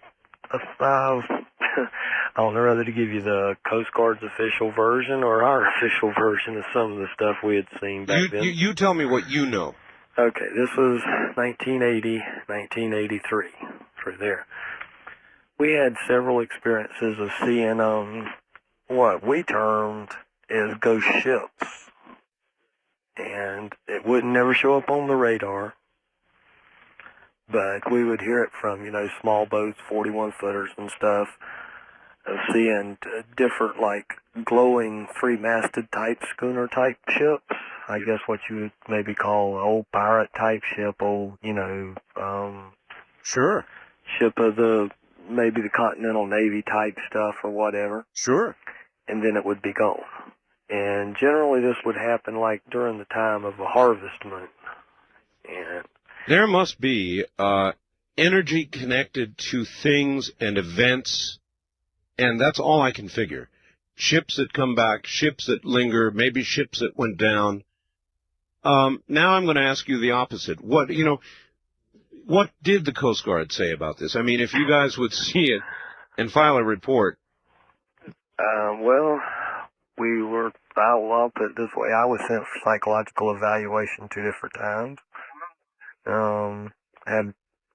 Let's see, the first time I was sent to NASA Bay there, and got to talk with some of the Air Force's people and some of the government's people, and they'd tell us, oh, well, you know, what you seen was an electrical phenomenon that was caused by, you know, different types of gravity and all, you know, just a bunch of junk. Second time was told it was some sort of fluorescent stuff caused by the ocean.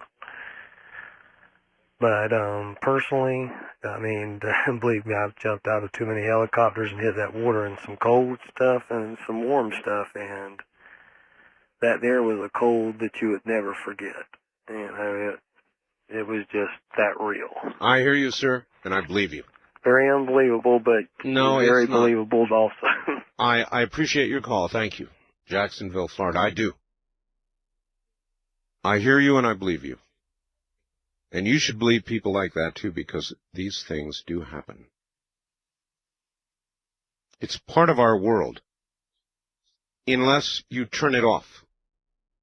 And I guess you can turn it off. And if you do, in all likelihood, these things will not occur to you or around you, or you will not be aware of them, and you may laugh at them. And if that's your way of handling it, I don't fault you for that. That's fine.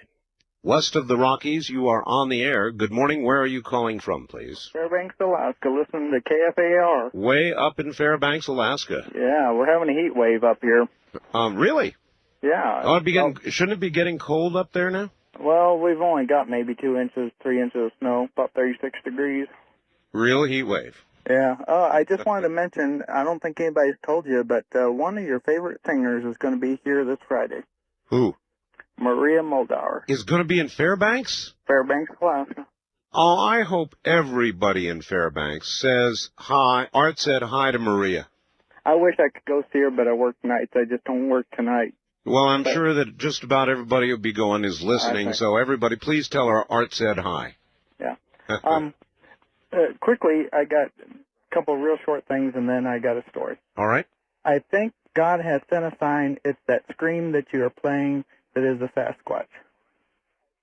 In Australia, they call the Sasquatch a Yowie, and here in Alaska, they don't call it a Sasquatch, but they call it Hairy Man. They call it what? Hairy Man. Hairy Man. Well, okay. Hairy Man, and they've got a good article in the Alaska magazine, which I should put one in an envelope and send it to you. I would very much enjoy that. I think you would. Anyway, the story is about a truck, semi, that had been in a wreck and killed the driver, but there was no trailer attached to it. And the truck was repaired and put on lot, and it was sold. Well, every time it was sold, the person that bought it would bring it back and said they couldn't drive it. Something was weird with the truck. They kept bringing it back every time. Finally, one lady bought it. She wanted to get into the trucking, and she dealt with it. She just had to prove to her family and everyone around her that she could survive in the trucking industry. Right. And I may miss some of this because I read this in a little trucking magazine thing. Right. But I think it happened in Kentucky, and every time she went by, she'd get a cold feeling over her shoulder every time she went through this one area. It was like the truck was beckoning her to go through here or something. Right. And as it turned out, the guy that got killed in that truck had left his trailer somewhere, but it was never found. It was never traced. They could never find it. But he had parked it next to a cliff, and somehow the cliff gave way and it buried the trailer. And every time she went by this area, she got a cold feeling in that truck.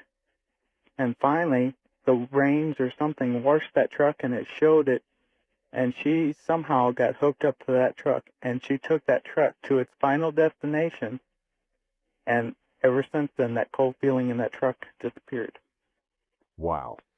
Now, is that a story? That's a story. But I was sitting in a semi, I don't remember where, a truck stop, reading this, and I just got cold shivers all over me when I read this. I can imagine. And I couldn't wait to get through. Well, I'm glad you made it through, sir. Thank you. And again, that's weird. It's like, do you think it was the spirit of the person who originally had that truck? or are machines and things energy in the sense that people have energy, or maybe in a different but similar sense? I don't know. So many questions, so few answers, huh? So many questions. On our first-time caller line, you're on the air. Oh, Mr. Bell? Hi. Oh, I can't believe I got through to you. You made it. Where are you? I'm the unknown caller, but I'm west of the Rockies. Oh, all right. Hey, I'm listening to your ghost show, and I listened to you last year, and I thought it was great. That's why I'm staying up tonight listening to it. Yes, sir? I'm an atheist, like Mark, Yes. and there's a lot of things I don't believe, and I listen to these ghost stories, and I throw them away. But there was something that happened to me, like when I was 20 years old. I had a roommate, and she was a single mother. We lived in a 2-bedroom apartment, you know, totally platonic and everything like that. And one night, in the middle of the night, she comes blasting into my room, crying and screaming that she saw her father, her dead father, standing over her sister's casket. And her sister was just, you know, like 18 years old. And her sister wasn't dead. And she said her father was telling her, your sister's going to be hurt. She's not going to die, but it's going to be close. Mm-hmm. And so I'm going, well, anyway, I calm her down and, you know, get her back into bed. And anyway, the next day, we get a phone call from her mother saying that her sister was seriously injured in a car wreck. And go to the hospital and everything and see her, and she's like in ICU, you know, Sure. barely hanging on by a thread. And I never gave much thought to it, you know. Okay, her sister pulled through and stuff, but it's always bugged me that like the day before the accident happened, my roommate came in and screaming and crying that she saw her deceased father over her sister's casket, just right there in her bedroom. So it bugs you. Yeah. Then you're not an atheist. Well, You're an agnostic. No, an agnostic is just a gutless atheist, I've always thought. But I'm listening to your show again, and this is bringing up stuff that there's something you don't know. Yeah, that's the whole point. I mean, how can you listen to this? You know, these are serious stories. As you know, I treat it seriously, and so my callers do. And how can you listen to this and not become a gutless atheist?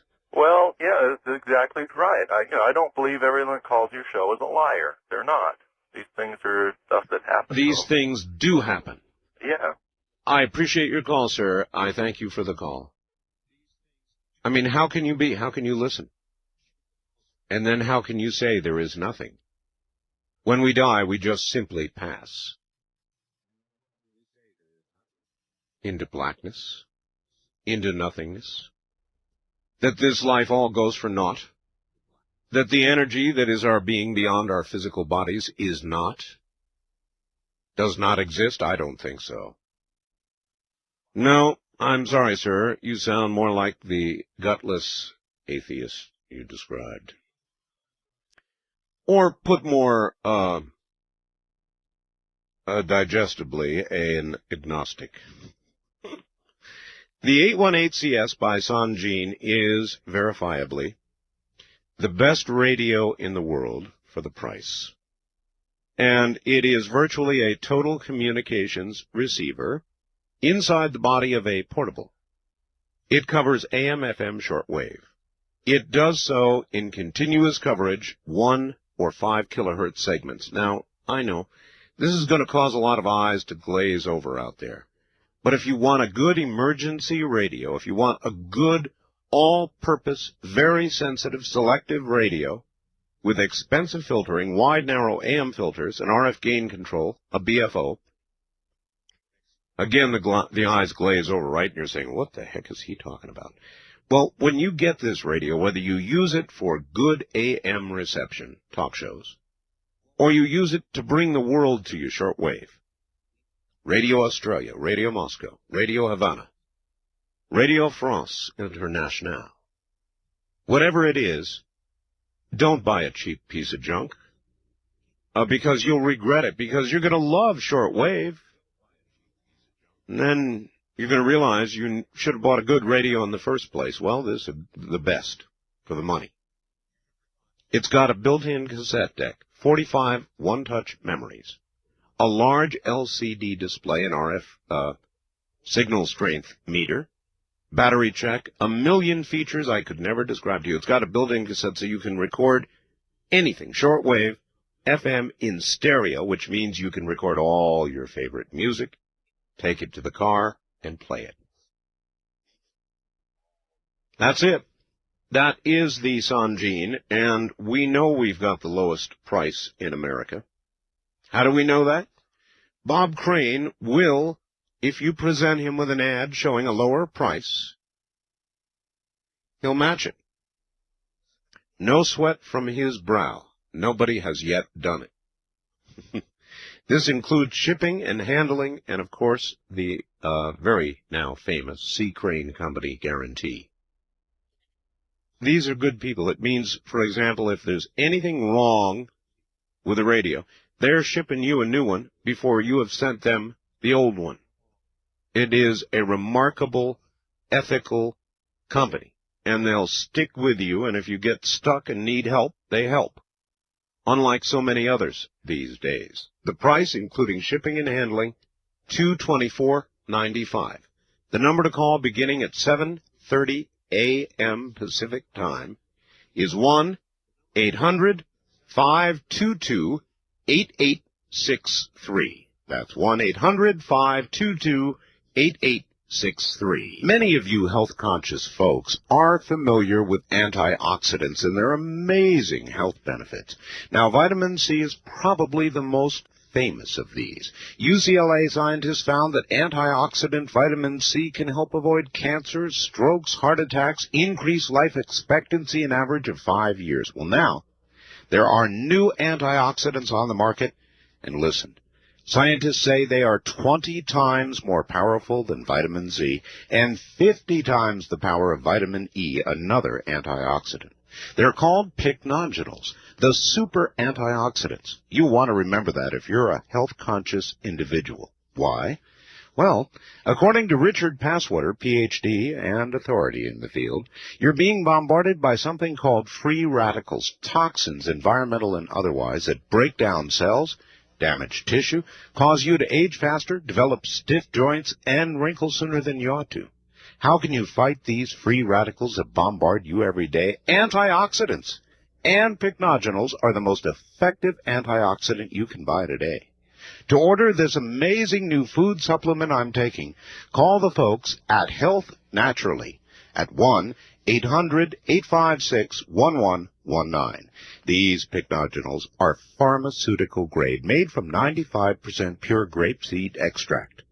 It's the very purest on the market, giving you the most benefits. Call 1-800-856-1119. That's 1-800-856-1119. All right, back to it we go. And on the wild card line, you're on the air. Good morning.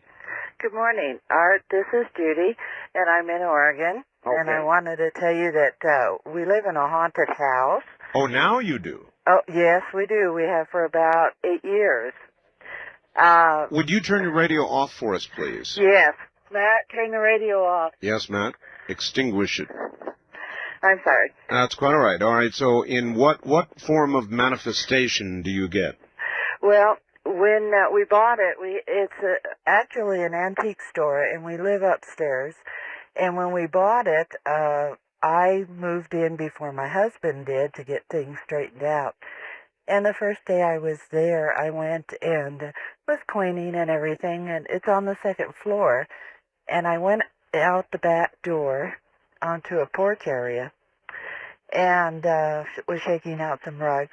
And all of a sudden, the door slammed behind me. And it's a very large store, over about 8,000 square feet, so I'm up there all by myself. It's getting dusk, and I couldn't get back in. Oh, boy. And it faces the river, So I don't have too many neighbors. Finally, I did notice somebody next door about 20 minutes later walking around, and I'm yelling and screaming to him to come help me get out. Sure. Back inside. So he did come around and jump the fence, and I had left a door open downstairs. Found his way upstairs, and lo and behold, he says, "How did you get out there?" And I says, "Well, I went out through the door." I have a deadbolt on that door, and he had to open the deadbolt to get me in. So, and that was the first of many, many experiences. And Well, I've always wanted to ask somebody this, and so I'm going to ask you. Yes. Why, pray tell, are you still there? Well, they're not anything but pranksters. I'm not afraid of them. So it's more of a sort of a pulling tricks on you kind of deal. Yes, because another incident was downstairs. We have things like, the Jim Beam decanter bottles. We sell those as collectibles. And we went down, and it's on a cement floor. And one morning we went down, and there was 6 of them in a circle on the floor, about 4 feet from the shelf. So things like that happen all the time, and people are there when they happen, too. I wonder in the paranormal world what a circle of booze bottles means. I don't know, but they're young people, and I'm sure they don't have ID cards. Thanks for the call. Thank you, Art. You take care. Bye-bye. And I'm sure they don't have ID. East of the Rockies, you're on the air on Ghost to Ghost AM. Hi. Hi, Art. This is Angela in Cheyenne, Wyoming. Hello, Angela. How's Cheyenne? Cold. Cold. Yeah, I hear it's starting to get cold up there. It is. There was a guy that called earlier, and he mentioned something about F.E. Warren. Yes. I wanted to say it is haunted. I've heard several stories from out there. About the airbase? Mm-hmm. It's here in Cheyenne, and it is haunted. Well, any place where many deaths have occurred, particularly a combative kind of death, is a place where spirits linger. Yeah. I just wanted to plug that real quick, and then I had a story that I wanted to tell you. Okay, real quick. I guess about 6 months ago, my little brother came over to my house, and he was telling me that a friend of his, she was a young lady, newlywed, had 2 really, really young children, had just found out she had cancer, and she was going to be passing away soon. The doctor didn't give her more than about 2 weeks. All right, I'll tell you what. That's a good cliffhanger. We're not going to be able to finish, so I'm going to put you on hold. Okay. And let you hold. You won't hear anything. Don't let it worry you, and we'll get back to you after the break, all right? Okay. All right, stay right there. In Cheyenne, where it's beginning to get cold. Would that be cold as in universal, or would that be cold as in cold spots? We'll be right back. From the high desert, where the moon hangs by about half. It's kind of eerie out there right now. This is Coast to Coast, now Ghost to Ghost AM. And now back to our ghostly young lady. And, you're back on the air again. Hello. Hi. Hi. Okay. So my brother was really devastated about this young lady when he found out that she was passing away. He was the first. All right, get into that telephone and talk up now. Okay. Anyway, is that better? That's a little better. You got to stay into it and talk. Project. Okay. My brother was friends with this lady, but I didn't know her. And my heart really went out to her, though, thinking that she was going to pass away and leave those 2 young children and her husband behind. And I kept thinking about her, and I couldn't get her out of my mind, like day and night for, I'd say, 4 or 5 days. And I was standing in my bathroom, and I felt something really strange, like almost a finger or something go across the top of my head. And I put my hand up there, and there was some kind of like a sticky goo on the top of my head. You'd been slimed. That's what my husband said, too. Well, he's got a good sense of humor. I don't know if it had anything to do with her, but it was just really weird. Well, it might have. but it's a good slime story, and I thank you for bringing it to us. We get one, at least one, every Halloween. There is something about ghosts or entities or whatever you want to call them that many times involves a kind of strange slime. So when they did Ghostbusters, they kind of did a play on that, but there's nothing to play with. West of the Rockies, you're on the air. Hello. Hello, Art. How are you? I'm okay. I don't have an actual story, but I actually wanted to answer kind of a question you asked earlier about Ouija boards, like whether or not one could get them. And you might find this pretty scary, but apparently it's marketed by Parker Brothers. Actually, not like I think a couple days ago, I just saw a commercial about a bunch of kids playing Ouija board. Really? Yeah. So it's Well, I mean, that's fine. I guess you can get them. If you want to get them, go ahead. My advice is, don't do it. You don't have to tell me. Actually, I kind of think it's a stupid thing that they're doing. I'm an occultist myself, so I studied this field, and so I really think... Look, it's just a board. If Parker Brothers wants to sell it, that's fine. It's like sitting down. It doesn't matter whether, in my opinion, whether it's a Ouija board or some other instrument that you're inviting, you're concentrating on, and you're consciously inviting an entity to you. You know not what you do. It's not like Monopoly. It's not like playing Monopoly where you're worried about getting a hotel to wipe the other guy out. You're sitting down to consciously invite an entity to direct you. It is not a good idea, whether it's a Ouija board or whether it's a Monopoly board or anything else. If the intent is to invite something in, you be damn sure you think hard about it before you invite something in you don't want to keep you company. First-time caller line, you're on the air. Hello. Hello. Hi. Yeah, I want to speak to Art. This is Bart Simpson. Turn your radio off, please. Yes, I just did. Okay, go right ahead. Hi, Art. Hi. Yeah, I just, so weird. I just got, it's not really a ghost story. It's about my brother who died. And, he died like maybe about 5 years ago. And, when he was younger, he had a car wreck. And, I guess what you'd call a near-death experience. He, was in the hospital for a long time. Yes. I'm kind of nervous. I'm sorry. I can tell. That's all right. Yeah. I can feel his presence now. When he was younger, he had a near-death experience, and it's I think he and since he lived, I always thought it was like special, but he always said like he's just, it's not special. He thought it's like everybody had the power. Well, why did you think he was special? He was always interested in kung fu, and the things like martial arts and power of the martial arts contribute to extra strength. And Well, I don't know about that, but it does, thank you, contribute to a concentration, and the martial arts focus you, and whenever you focus, you can run into something you might not expect. Here's an interesting fact that just showed up. Art, I just got off work, and it took me a while to settle down and a couple of stiff drinks so I can tell this to you.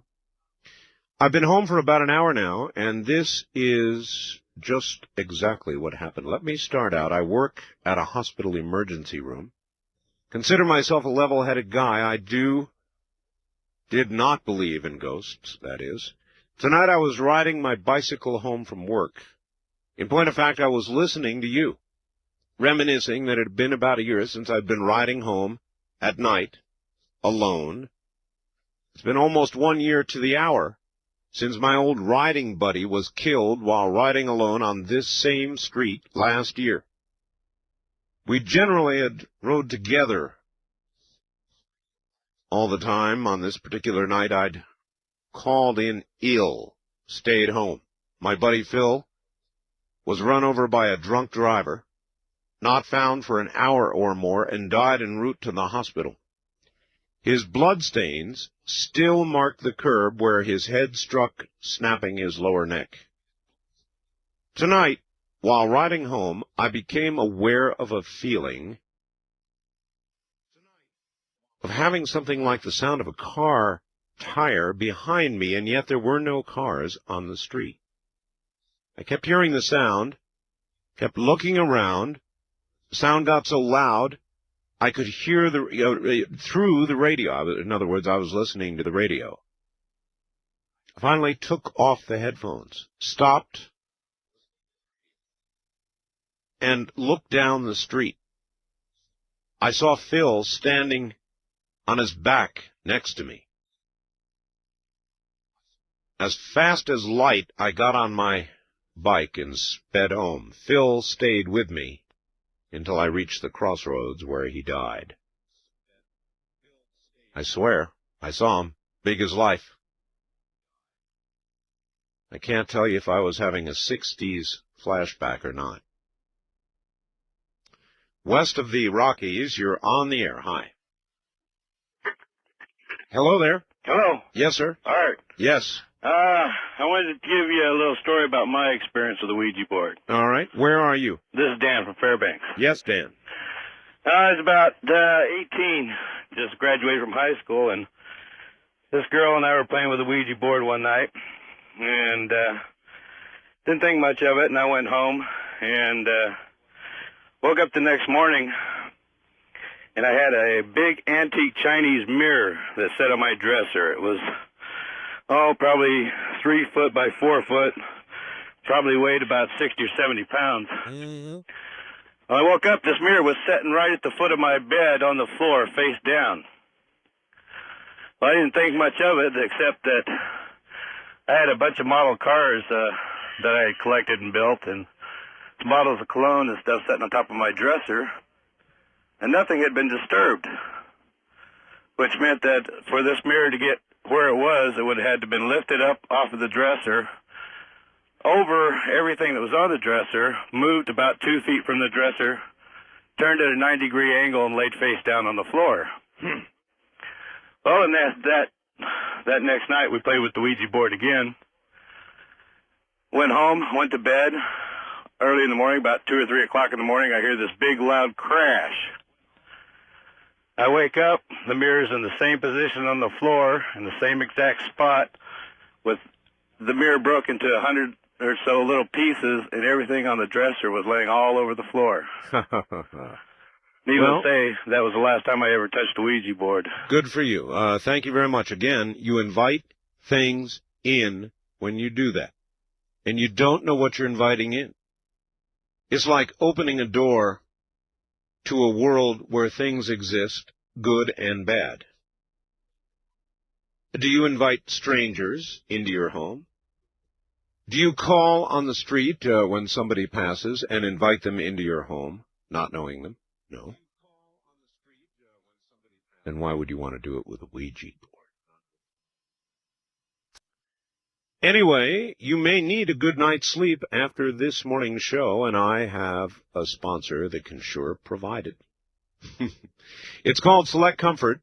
Select is the key word. Comfort's important, too. It's a bed like any other, king or queen, and inside are individualized air pockets where springs used to be. Instead, they've got these air chambers, I guess I ought to call them, and they are inflated or slackened by your electronic command, and you've got a little electronic control on both sides of the bed. Now it gets even more unique, because each side of the bed can control the bed to be either stiff as a board, if you've got a bed back the way I do, or soft as a feather bed, or individually on, from night to night, you can make it conform to your body. It is Select Comfort, and we don't expect you to buy out of the blue just based on what I've said. I've given you the outline. You call them, they'll send you a free videotape, and then you can take a good look. If you decide you want to buy it, then you get a 90-day in-home risk-free trial.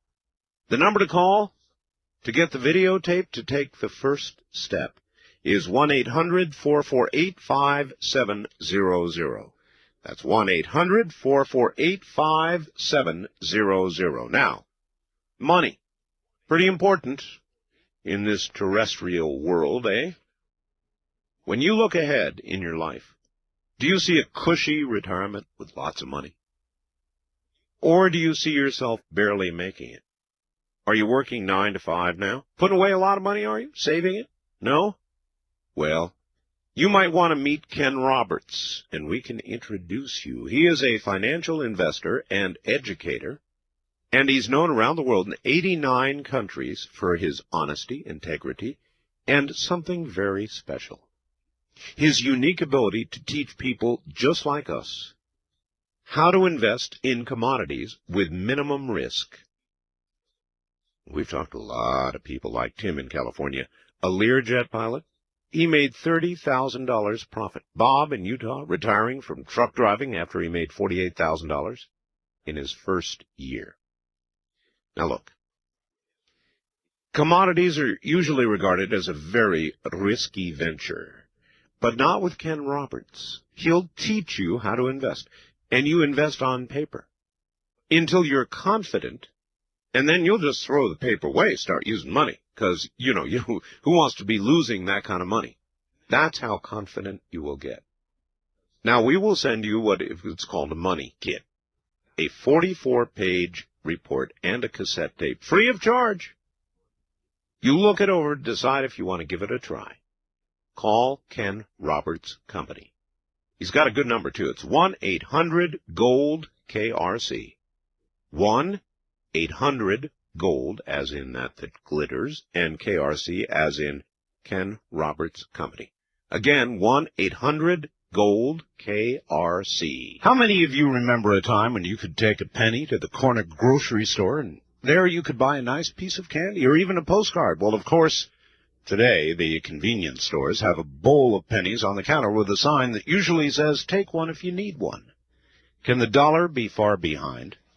You really can't buy anything for a penny anymore. In fact, a dollar will only buy what a dime would a few years ago. The only form of money that still buys what it did once before is gold.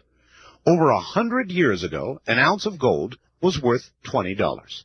For that, you could buy a very nice new suit. Today, that same ounce of gold is worth nearly $400, and guess what? You can still buy a really nice suit. Today, you need to have some gold in your investment portfolios for protection and profit. My friends at North American Trading will be happy to show you how you can own gold in privacy and safety. It's really simpler than you might think. Call 1-800-877-9799 and ask for their free information. Investors have always turned to gold during times of inflation and economic uncertainty. Don't wait till it may be too late. Call 1-800-877-9799. You don't have to be rich to own gold, just smart. All right, back to the lines we go. Now, I want to say again, if you would like a copy of this show, this particular program, we do offer copies of this. It is a yearly event called Ghost to Ghost AM. And the way to get a copy of it is to call 24 hours a day, 1-800-917-4278. That's 1-800-917-4278, 24 hours a day. East of the Rockies, you're on the air. Hi. Hi, Art. This is Robert from New Orleans. Hello, Robert. First, let me say I got your book yesterday. Oh, you did? I am very, very happy. Is that, tell everybody, I've really not been soliciting comment yet, but is that one quality book or what? Oh, yes, sir, it is. It's much better than I thought it would be. Well, there you are. I'm glad to hear it. We'll do a day later this week and solicit comment. Anyway, it is Ghost to Ghost night. Okay, Art. In New Orleans, I guess you know we bury people above ground here. I've heard. Right. Well, my grandmother's buried in one of these old cemeteries. Yes, sir. We go and we clean them out every so often, clean up around them and weed them. And me and my younger son will go walking and looking for the dates on each one of these tombs.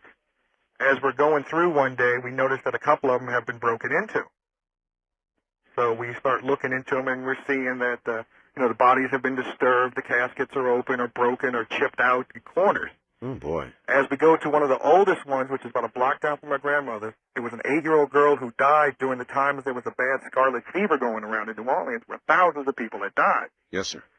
As I climb up to look in there, I notice there are 2 bodies in there, but these are recent bodies, like a day or 2. You mean like the people who had been desecrating? Yep, that's exactly who they were. There was 2 of them, 2 young men. One face down and one face up. The one face up had an expression on his face like you've never seen in your life. I ran and told the keepers of the ground, and they called the police, and the police came and everything. And 2 weeks later, I had called to ask, what had happened to the guys. And as far as I can tell, both guys had died of heart attacks. And the one who I saw, I'm sure, died of fright. And they said the coffin where the little girl had been in was, of course, opened. It was a metal coffin at the time. And they said they guess they were robbing it at the time, and something happened that scared them to death. Oh, my God, what a story. That's a true story? Oh, yes, it's very true. My son talks about it all the time, and every Halloween, it's the first thing we start telling the rest of the family about. Oh, well, thank you for sharing that with us. And no, I really do mean that. Thank you. But that is a scary story. Yep, it still bothers me once in a while. We can only imagine what they saw. I know what they saw. The little girl took her revenge when they tried to break into her coffin. Thank you for the call. All righty, take care, Art. Take care. West of the Rockies, you're on the air. Hello. Oh, hi, Art. Hello I'm there. Mary from Bakersfield. Hi, Mary. How you doing? Oh, pretty good, but that one did scare me. Oh, boy. I boy. can just imagine that. I'm If mine scared me, that one scared me more. Now, All right. this happened when I was about 18, 19. It was about 3:30 in the morning, I guess, and it was winter time. Kind of like about now. Well, no, it's not cold up here yet. No, I meant the time. It's a little before 4. Mhm. And I was asleep in bed, and I woke up, and I was sleeping on my left side, and all of a sudden I woke up, and I turned over to my right side, and I was facing the door of the bedroom, and being cold, I had the habit of throwing the covers over my head. Well, I did that this time, and all of a sudden, about maybe 2-3 minutes passed, and I started getting scared, very, very frightened. And I tried to come out from under the covers, and I couldn't pull them off. And I mean, I clawed at them and just pulled, and I couldn't. Oh, I wouldn't like that. And all of a sudden... Covers are supposed to protect you. Well, these didn't. Since then, I've never slept with the covers on my head ever since then. But all of a sudden, there was a scream in my ear, just a shrill scream, that my head just, you know how you feel when you've been screamed in your ear when you were small before, kids. Sure. And my head just, it just vibrated the way that screamed. And I tried to call my father. And I'd open my mouth and nothing would come out. And I'd just be open and gasping and trying to call. And finally I managed to just say, Daddy. Just barely got it out. Yep. And when I said that, then the covers came off. I was still trying to take them off. And they came off all of a sudden. And, well, like I said, ever since then, I just do not sleep with the covers over my head, not a sheet. My dear anything. lady, I've heard a lot of I jumped onto the cover stories, don't. but I have never heard I went under the covers and then tried to get out and the covers wouldn't come off. That's they would not. I know they just would not come off. And like I said, I still do not sleep with my head under the covers anymore. I can't say I blame you, but it's like, gee, there's nowhere to hide. Well, hide under the bed. There's no place. Get underneath the bed or someplace. Well, look, I appreciate your story. It is unlike any I have ever heard, and I'm afraid it's going to have to be the topper for the for the day. I'm afraid. Well, I'll be. The night just kind of flew by, as it were. Well, I've been trying for quite a few years to get in. This is the first time I managed. You've been trying for years? Well, about 4 or 5 years. I kind of wish you wouldn't say that. It discourages people. Oh, it shouldn't, because I finally got through. Well, see, there you are. All right. I'll Goodbye. tell you. All right. Well, wait a minute. There's a tradition here. Oh. With our last caller. Oh. You get to say, good night, America. Oh, good. Good night, America. Bye. Take care. Well, it has been fun and a little scary, but you tend to get what you ask for, and I wanted scary stories, and you all did not disappoint me. That last one from New Orleans kind of got to me, though. At any rate, again, I want to remind you to get a copy and archive of this program, stripped of the commercials, with only the frightening content remaining. You can call 1-800-917-4278. Let me give you that number one more time. 1-800-917-4278. Thank you all who joined us during the night. And all I guess I can say is...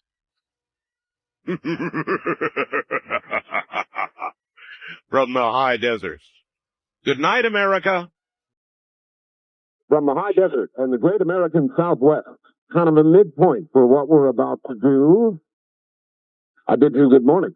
From the Hawaiian and Tahitian Islands, all the way across this great nation to the Caribbean and the U.S. Virgin Islands, south, well into South America, north to the pole, this is Coast to Coast AM. I'm Art Bell. And I'm going to do something in a few minutes I've wanted to do now for quite some time. Number one, Richard Hoagland is back. We've got him with us this morning.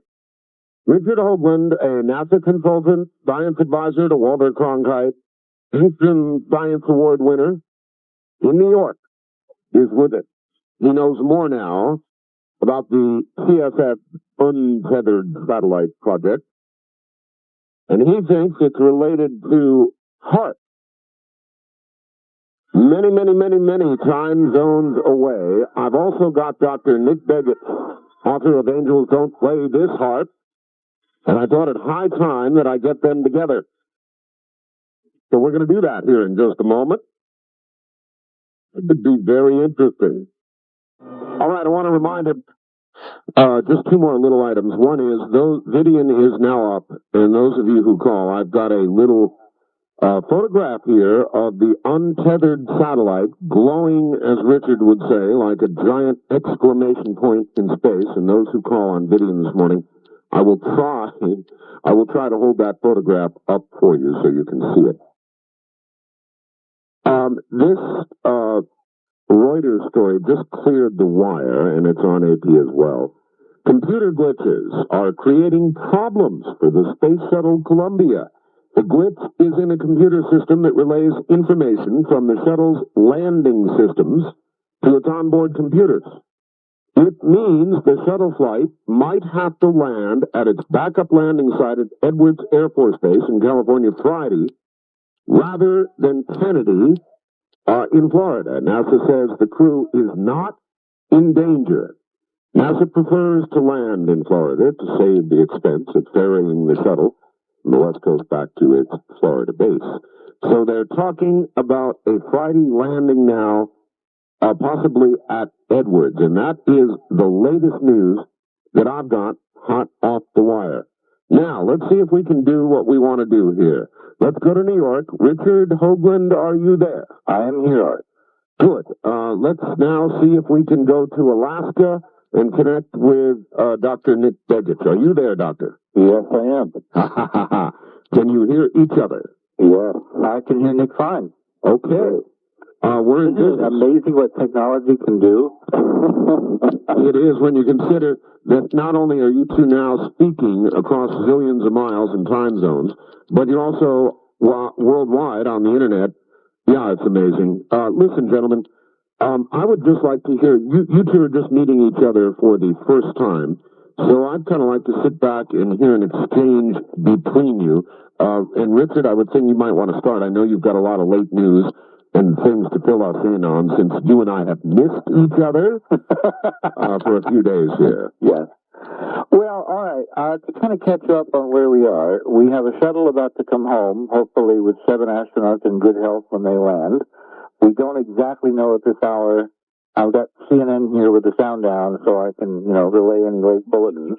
But we don't know whether they're going to pick the Cape or Edwards. It's very much up in the air. Since our last shows, what has happened is a lot of grassroots folks in Alaska, in particular a couple that I like to single out, Jan Eller and Richard Lamp, have been providing me documentation of what we suspected, but did not have the paperwork to prove on the last show that we did, namely a traceable, paper trail connection between this civilian project, this pure scientific research project on the shuttle called the Tethered Satellite, and a military project that has rather interesting implications and permutations that I'm sure Nick will fill us in on, in Alaska called HARP.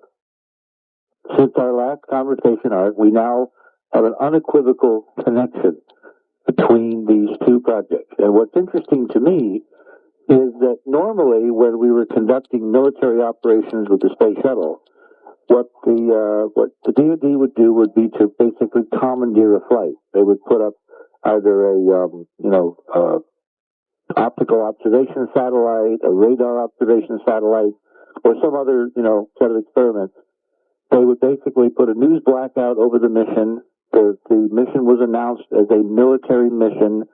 Even the launch time was kept secret, although that's kind of silly because all the reporters just hung out at the bars at Cocoa Beach and just watched out the windows to see when the thing was going to leave. It's kind of hard to launch a shuttle in secret, so that never made much sense. And, everybody kind of played this game that, okay, there's certain things they're doing we're not supposed to know, and there were speculations in the press, and the New York Times and John Pike would come on from the American Federation of Scientists and, extol and importune that, this money was being wasted on things that now the Cold War was over that weren't really needed. Well, that's all fine and good, but at least we knew that there was a military project underway and that NASA was basically providing the truck. Well, this particular mission, it really is beginning to look more and more, and I know that I'm speculating here, but it's looking more and more from the paperwork that what we had was a military mission masquerading under the guise of a civilian, purely scientific research project. And we got away from them. Well, all right. Dr. Begich, isn't that kind of what you think HARP is? It's the same word game. It's the same. Well, all right. Dr. Begich, isn't that kind of what you think HARP is? It's the same word game. It's the same way they've characterized this program. Purely research, scientific research, no military mission, and yet when anyone looks at the documents, we've all seen that right at the stage of the game, they clearly see it's a joint project by the Navy and Air Force, and what has come out on this tether is certainly getting more and more interesting as the days wear on. Well, I want to give proper credit to Bruce De Palma, who, when I sent him some of the NASA paperwork, and he started doing the calculations, he realized that, if you want to generate power with a 13-mile-long piece of wire, this is a very inefficient way to do it. But that it would make one dang good low-frequency antenna. In fact, it would be a very low-frequency, ELF, extreme low-frequency antenna, dangling, 200 miles up more or less, aimed straight down as a dipole, always toward the center of the Earth. And the more I looked into the HARP literature and what Bruce had come up with in terms of his speculations, the more I realized that have a double. And in fact, the power generation aspect almost was window dressing, PR. And I will give you an example of how kind of silly the so-called power generation excuse that has been presented to us seems to be. We have an 1,100-pound satellite, the satellite itself, built by the Italian Space Agency. It's crammed with all kinds of things which, I don't know how 4 experiments can weigh 1,100 pounds. We sent probes to Jupiter and Saturn where the instrumentation weighs 10 pounds, 15 pounds, 5 pounds. What kind of scientific gear would they have crammed into this thing to weigh 1,100 pounds, gentlemen? That's the first question. The next question is, if you're going to be using a satellite deployed from the shuttle to to generate electric power, then why have we been hearing for the last week that the batteries are dead? Wouldn't it make sense if you were going to perform an experiment to generate power, that you would put a circuit on board the satellite so the power you generated could be used to recharge the batteries? Of course. To demonstrate proof of principle?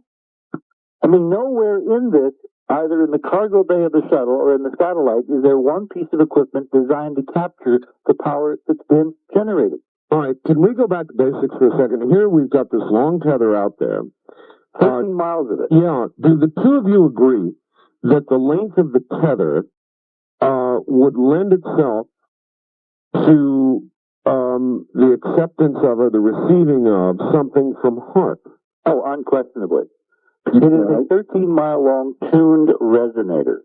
If you irradiate it, make break in anytime you want, but if you irradiate this thing dangling in what's called the F layer of the ionosphere, moving around the Earth every 90 minutes at roughly 17,500 miles an hour, if you irradiate it from a transmitter anywhere on the Earth with the appropriate frequency that matches the impedance and the size of the antenna, right, which is roughly 13 to 14 kilohertz, all right, that's the primary frequency, then this little dipole, this 13-mile-long dipole, this wire hanging straight down, will re-radiate like crazy in resonance to that incoming electromagnetic energy being beamed to it literally from any place on the Earth.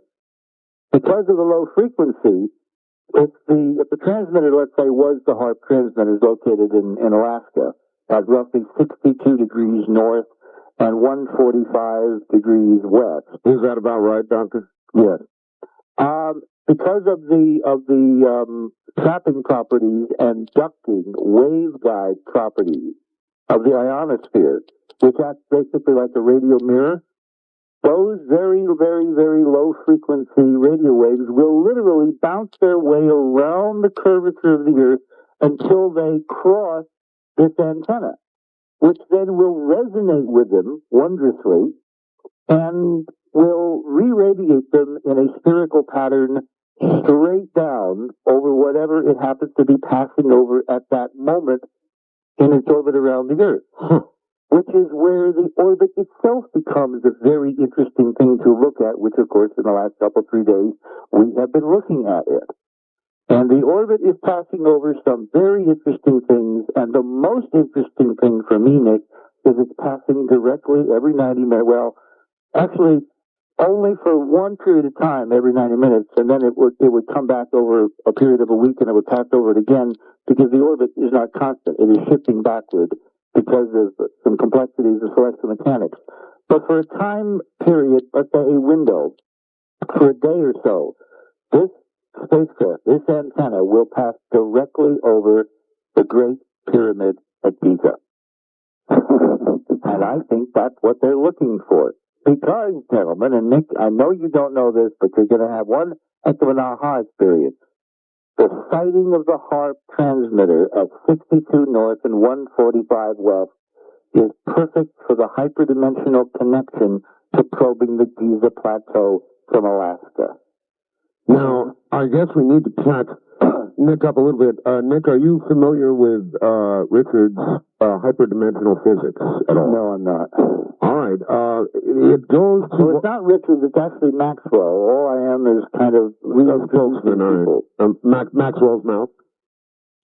James Maxwell. James Burke Maxwell. Yeah, I said Maxwell's mouth. That's right. In other words, you're saying that this antenna, glowing as it is, and it is incredibly glowing, is glowing because of a power source, HARP, or power that is there? Not necessarily, all right?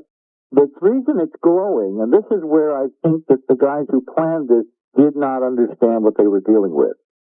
They're looking at a combination of brilliance and dumbness. You know, arrogance and stupidity, all in one package, all right? These people think they're God because there are no checks and balances. They've been getting away for the last 50 years with carrying out an increasing series of escalating experiments all over the Earth with unlimited money, without accountability in the Congress, and they think they can do anything, and this finally has bit them in a very delicate part of their anatomy. What happened on Sunday night to the astronauts was not supposed to happen. All right? What is happening now with the tethers was not supposed to happen. What they have not realized is that by putting a 13-mile-long direct short between two layers of the ionosphere, and the fact that the Earth is driving a hyperdimensional generator and generating enormous currents, both in terms of voltage and amperage down that wire, they have created a visible symbol of their playing around with forces that are bigger than all of it. And that may or may not be interfering with their purpose, which was to do some clandestine experiments with nobody noticing. The scenario that I proposed that they had planned was that after the day of experiments with the shuttle, where they talk about generating power and doing all that stuff, they were supposed to reel the tethered satellite back into the cargo bay by, basically reversing the fishing line, model here. And I am proposing that they would have announced that, oh, whoops, we have a problem, Houston. We can't reel it back in. And then Houston would have said, well, gentlemen, you obviously have to go to plan B, jettison the tethered satellite. Mm-hmm. And they would have tossed the antenna and the satellite and the wire and the tower out of the payload bay so they could close the doors and come home. And this thing would have been left there in Earth orbit with them safely on the way home, and nobody would ever have even noticed or questioned that, in fact, it was not dead, Jim. It was providing its own power, and it was going to perform a series of experiments without anybody noticing. But something happened. Serendipity stepped in. And on Friday night at 7:30 Central Standard Time, as it was about to cross the equator at the terminator, precisely at sunset, somebody in their brilliance had the computer open the circuit for 4 minutes so that an enormous voltage, maybe 100, 200, 300,000 volts, built up in this 13-mile-long wire. And it zapped over to the ground at the shuttle, frying the tether, melting it in space, which pulled apart like taffy. You can see that on the close-up TV. Now, I don't want to stop you there because we talked about this the other night on the radio without your presence, Richard. And I said, look, I've seen the tether where it was separated, and I couldn't see any char marks. Then I added, well, maybe in space you don't char when you burn. And you said, but it pulled apart like taffy, which means, in essence, as plastic does, it virtually melted. It melted. It melted, and cleanly so. And when you look at it, it looks like it melted. Now, the Kevlar did discolor. There is a kind of an orangish, darkish area on one side on the enhanced photos that I've been able to grab from CNN. We have some very sophisticated, imaging equipment here, and we've been able to take some of these and look at them. But it looks exactly like if you were to take a piece of plastic, let's say a soda straw, and hold it in a candle flame and pull it apart. You get a very thin set of strands before it broke. The point is that when that event happened, it generated one heck of a spark with God knows how much amperage. Remember, Tesla used to play around with millions and millions of volts, but the amperage was nothing. That's why he could play with it and hold light bulbs in his hands and have it play around his hair and his fingers and all that. But you put any amperage is simply electrons, numbers of electrons, together with voltage, which is pressure. You put those two together and you have potentially a deadly combination. And in essence, what I think happened is that a little bomb went off in that payload bay at the top of that tower. An electromagnetic bomb, because you basically had a direct short. It leaked across from the tether to the shuttle, and in space with no air, just the S layer of the atmosphere, which is very thin up there, it had to have been hundreds of thousands of volts to jump that, couple, 3, 4 feet. At which point, all hell literally broke loose in that shuttle. And that's why they sounded so panicked. Including the crashing of the computer, no doubt, that they've just figured out has crashed. Well, I think what we can reasonably extrapolate, even from known physics, is that if you have a huge electric arc discharge, relatively close to very sensitive solid-state electronic devices, you wind up with a lot of computers going, ah! Yeah, sure. Anybody who walks across the room touches their computer at the wrong time knows about that. All right, listen, Richard, we're at the bottom of the hour. When we come back, we'll turn to Dr. Nick David for a moment and get his take on on HARP, what HARP is, and how HARP might be connected, or could be connected, or whether it is connected, and I've got a feeling they agree on that, to what's going on in space right now. Call Art Bell toll free. West of the Rockies at 1-800-618-8255. 1-800-618-8255. East of the Rockies at 1-800-825-5033. 1-800-825-5033. This is the CBC Radio Network. It absolutely is. And I wish you all a good morning. Art, CNN just reported that the Central Columbia will attempt to land at 5:52 a.m. this morning. That's Pacific time. Martin in Albuquerque reporting that, but not telling us where it's going to land. I would imagine at that hour it would be Florida, you would think, or maybe not necessarily so at all. So we don't know yet where it's coming down. I guess we've got a time. In a moment, back to Dr. Nick Beggett and Richard Hoagland, separated by many a time zone. New York, Alaska, brought together here in the desert, for you and the rest of the country. Why wait? If you suffer, all you're calling for now is a free videotape. 1-800-448-5700. All right, now, back to my two guests, Richard Hoagland and Dr. Nick Beggett. And Dr. Beggett, if you could give a very quick overview of what HARP is, what you know about it, that would help a lot of listeners that are new to all this, I'm sure. See, HARP is a joint venture between the Air Force and Navy. It is a program operating in Alaska. It is an extremely large radio frequency transmitter with an effective radiated power at this particular phase of up to 1 billion watts of power. And what is happening at this point is it's going into a number of tests this year. In fact, a test beginning March 16th. We'll be testing earth-penetrating tomography as an application which will be operating in the ELF range, between the low-frequency range, by modulating the ionosphere, which is exactly what Richard has been talking about. Nick, can I interrupt you for a sec? Oh, certainly. This spacecraft, the untethered satellite now, has a limited lifetime. It is going to slowly circle the Earth and spiral in and ultimately burn up in the atmosphere because of atmospheric drag as well as the electromagnetic drag on this huge antenna. It's coming down, magnetic drag on this huge antenna. It's coming down, a few feet every day. So it has a limited life. One of the things I was looking at is the coincidence between these new high-powered tests of HARP in Alaska and the projected half-life of the satellite up there before it re-enters and is no longer of use. And this idea of a date between the 16th and the 22nd, which is a date that I've been given where apparently the FAA is warning pilots not to depend on satellite locator beacons during this period of time. Really? Yep. And this is the test sequence. This is the test sequence, and this, of course, is when, if my information on the orbit is correct, our little friendly 13-mile-long glowing satellite up there will be passing directly over the Giza Plateau. Interesting. I thought you'd find it so.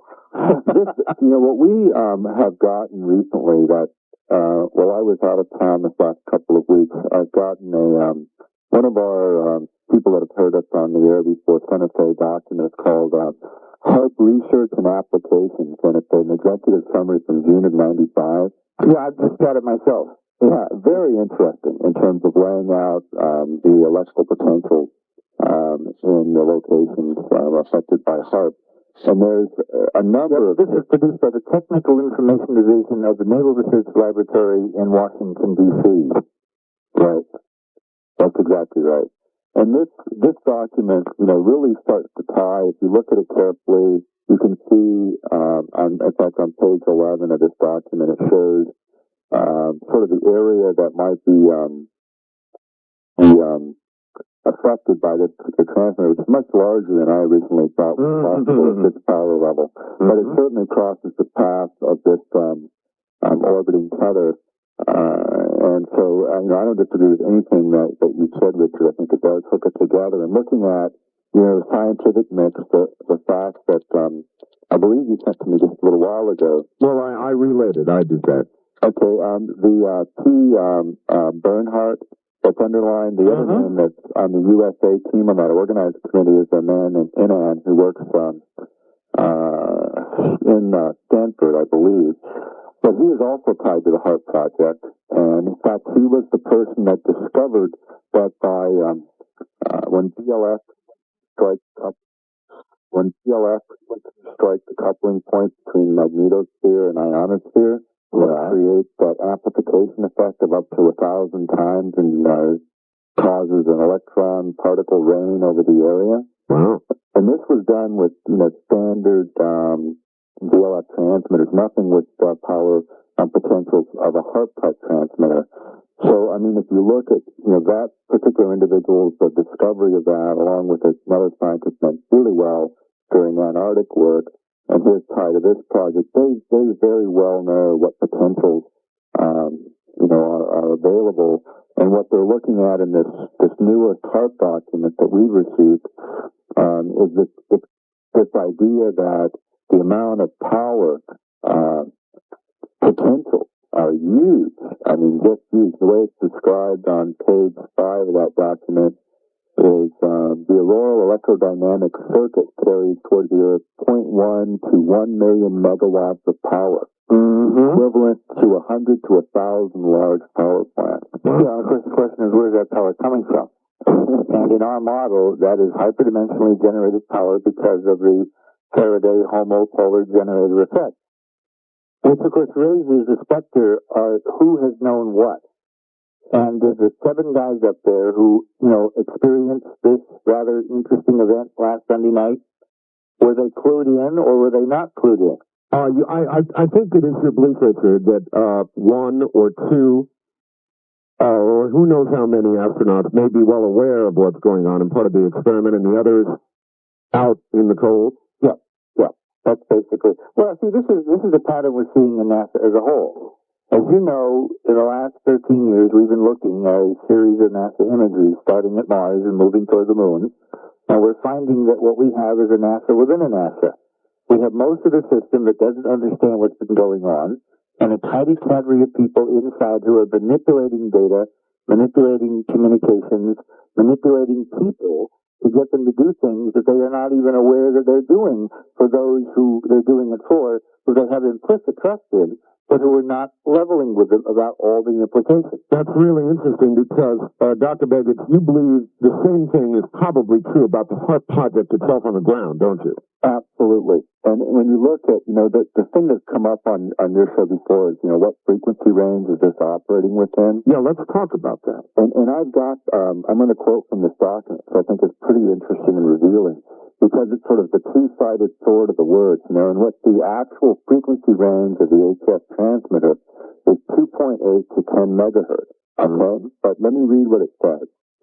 It says, by exploring the properties of the auroral ionosphere as an active, nonlinear medium, the primary energy of the HF transmitter, which is confined to the frequency, low-frequency waves spanning 5 decades, as well as upconverted to infrared and visible of reflection, is quite large. And what they have diagrammed below this, it's on page 6 of that document, it goes from the visible, which is all the way at one end of the spectrum, all the way down to ultra-low frequency below 1 hertz on the other end of the spectrum. Below 1 hertz. All right.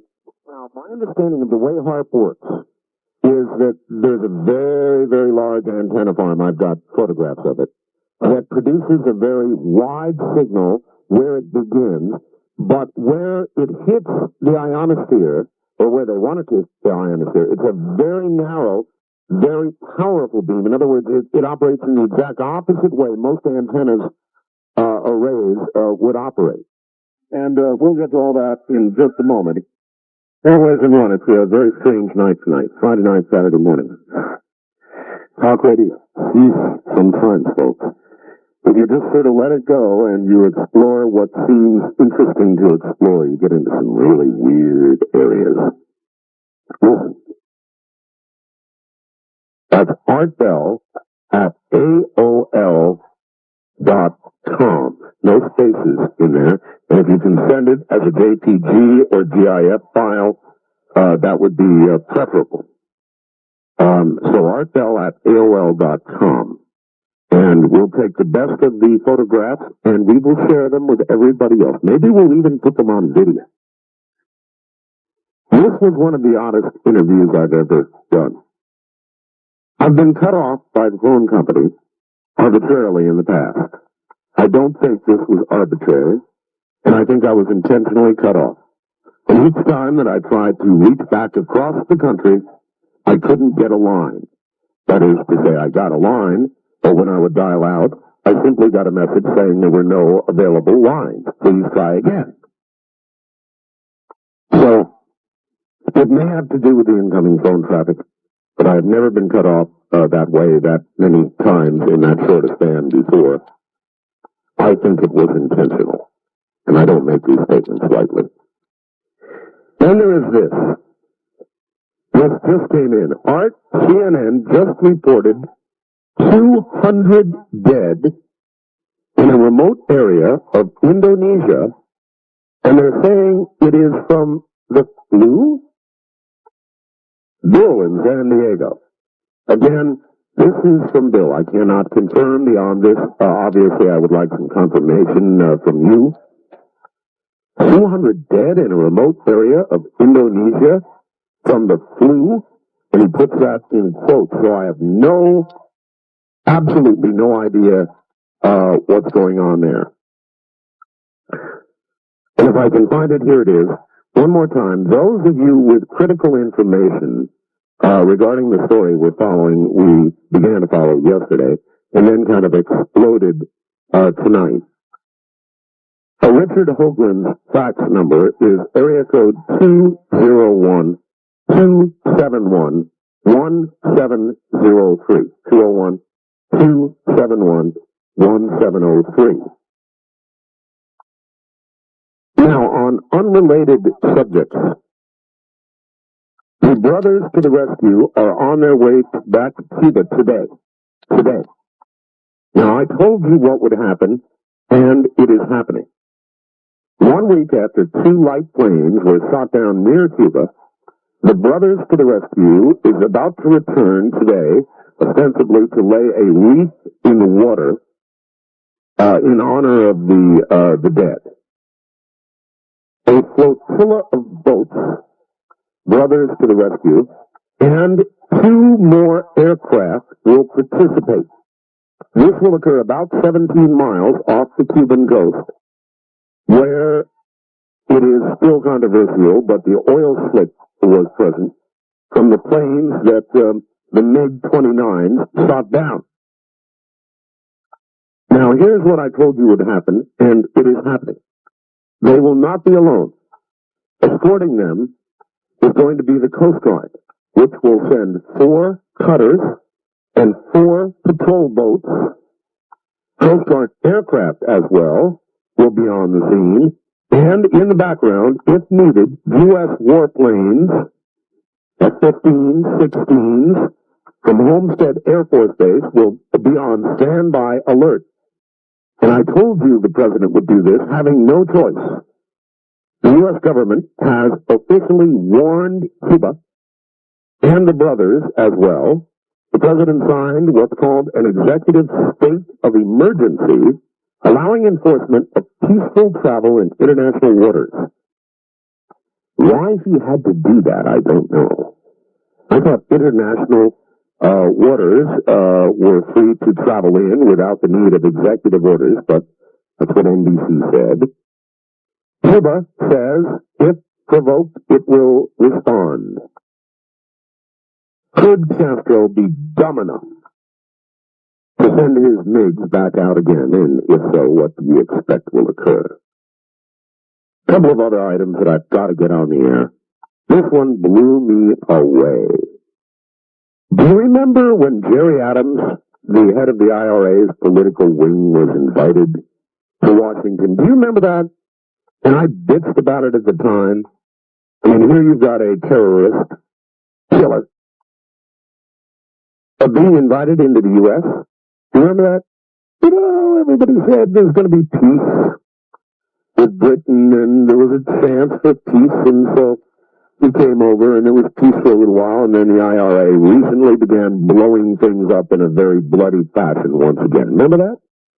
Last few days, you've seen the photographs, right? The bus in Israel, blown into smithereens. They were picking parts of Israeli people out of the metal. Well, guess what? This one goes down as, can you believe it?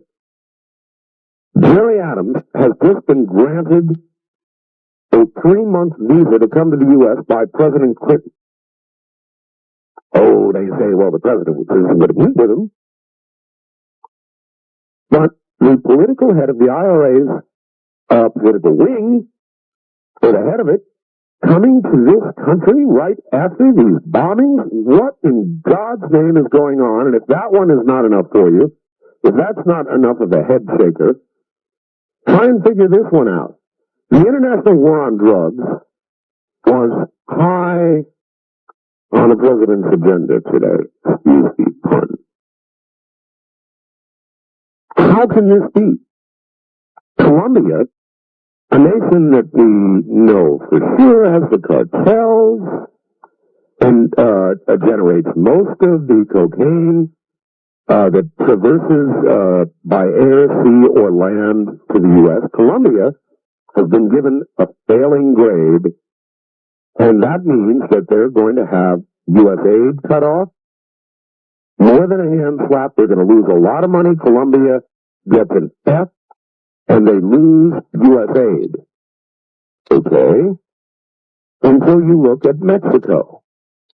The Justice Department just said of Mexico, and I quote, "No country in the world poses a more immediate narcotics threat to the U.S., the United States, than does Mexico," end quote. That is from our own State Department. Mexico, which is said to be a bigger problem, drug-wise, than Colombia, passed with flying colors, will continue to get aid, even though, again quoting, Mexico is America's biggest cocaine supplier. They passed with flying colors. The president apparently has declined to do anything at all to Mexico because Mexico's economy is too fragile. And Mexico, being adjacent to our border, is, quote, too important to us, end quote. If this isn't the craziest, nonsensical foreign policy that I've ever seen in my whole life, I don't know what is. So, we care about Colombia, which is generating drugs that are coming up here, enough to cut them off completely. Because they're not on our border, because their economy is otherwise perhaps okay. But Mexico, which by the government's own words is a much bigger problem, passes, and we lie to ourselves and say they're not a problem. My God! What is wrong with this country? What is wrong with the people in Washington that they could even consider doing anything like this? The hypocrisy apparently is cannot be too big for them. All right, one more item, and then we'll get to the phones here. It is, of course, the primary. Yeah, we'll get a little politics here. The primary today in South Carolina, nation's first Southern primary, and it is interesting because the results of it may well, in my opinion, eliminate Lamar Alexander. It may be his last hurrah. I've got a late Reuters poll for you in South Carolina. Steve Forbes can obviously hang in there. Bob Dole has kind of got to win, and may well. Pat Buchanan is hoping for an upset. And he's got to prove to people that he's still in the race. And then what occurred in Arizona was just an unhappy mistake. And he's still in the race. And the big Mo is, still with him. Let me give you the latest I've got. Earlier in the week, a Georgia poll shows Dole with 31%, Buchanan 23%, that's a pretty big delta, Lamar Alexander 16%, and the winner of Arizona, Forbes, is just 6% in single digits. So Lamar has a bit of a home field advantage. Forbes doesn't seem to be carrying very much interest in the South. Always the possibility of the wild card Buchanan doing it to Dole. If Dole were to lose in Georgia, for example, and South Carolina, he'd be in trouble. I think Buchanan is right. The Dole candidacy would disintegrate rather quickly. So this from Georgia. But check it out. Coming up next week after South Carolina, 9 primaries next week alone. 9. So this whole thing is going to shake out very quickly. Alan Keyes, eliminated from most recent debates, is so angry. So angry. And Alan Keyes, by the way, is probably the most articulate, save Pat Buchanan, who is also very articulate. But Alan Keyes is just tremendous to listen to. He's on a hunger strike. He's so angry that until they allow him to debate, he's not eating. Can you imagine that? All right, to the phone. By the way, if you want a copy of last night's program, a very important program with Richard Hoagland, or tonight's program, a very important and very strange program, one of the stranger ones I've done on radio, and I've done some pretty weird ones. You can get copies. We do have copies at 1-800-917-4278. Let me give that to you again. This is strange stuff tonight. Woo! 1-800-917-4278. So I think I've got one other thing I've got to get on. We're going to have a book signing on March 16th in Oregon, in Portland, Oregon. And it's going to be at about high noon at the Oregon Convention Center in Portland, beginning officially at about high noon. It'll be interesting because we will have done at that point a show with Richard the previous night. Get done with the show, get on an airplane, go up to Portland, and we'll be doing a book signing. The only one I'm ever going to do, save the books I'm going to sign on our cruise. This will be the only book signing I ever do. So it's a one-shot affair. Hope to see you there.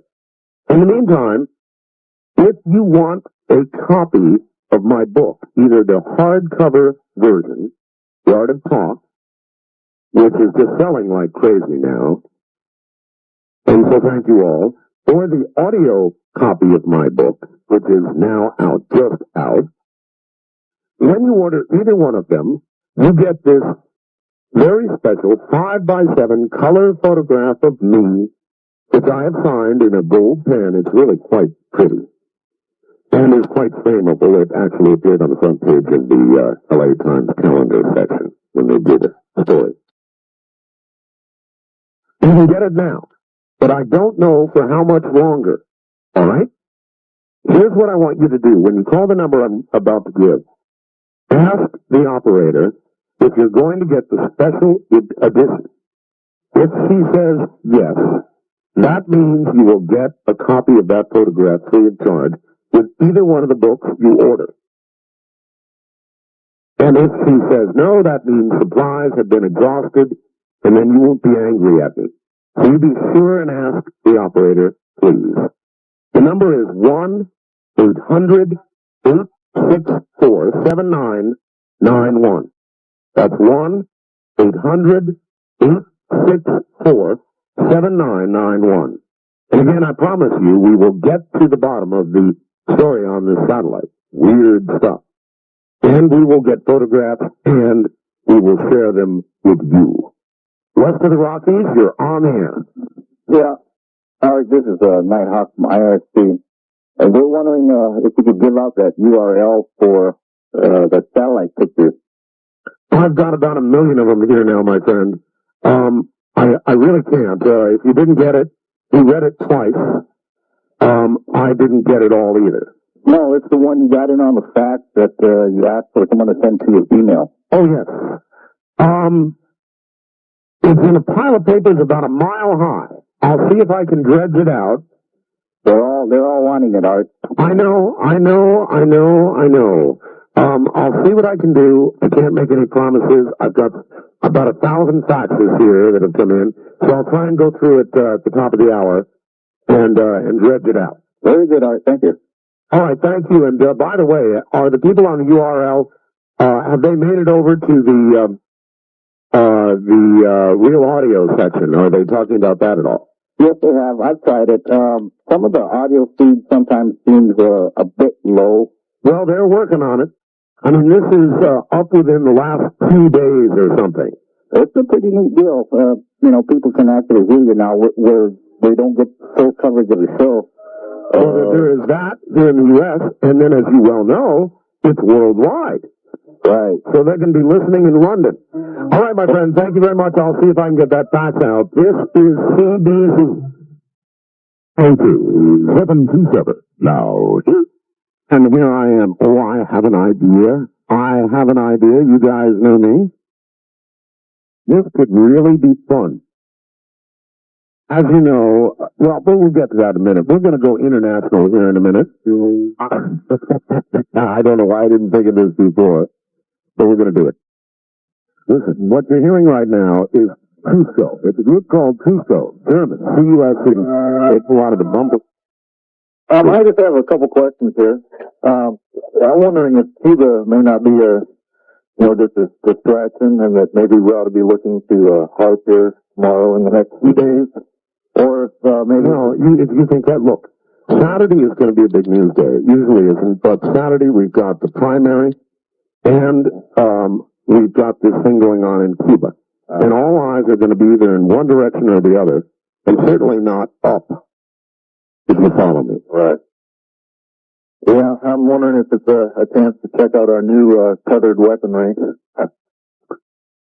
I can't say it's weaponry, but I can certainly say, based on what Hoagland said and 1 million faxes here, it said that something's going on.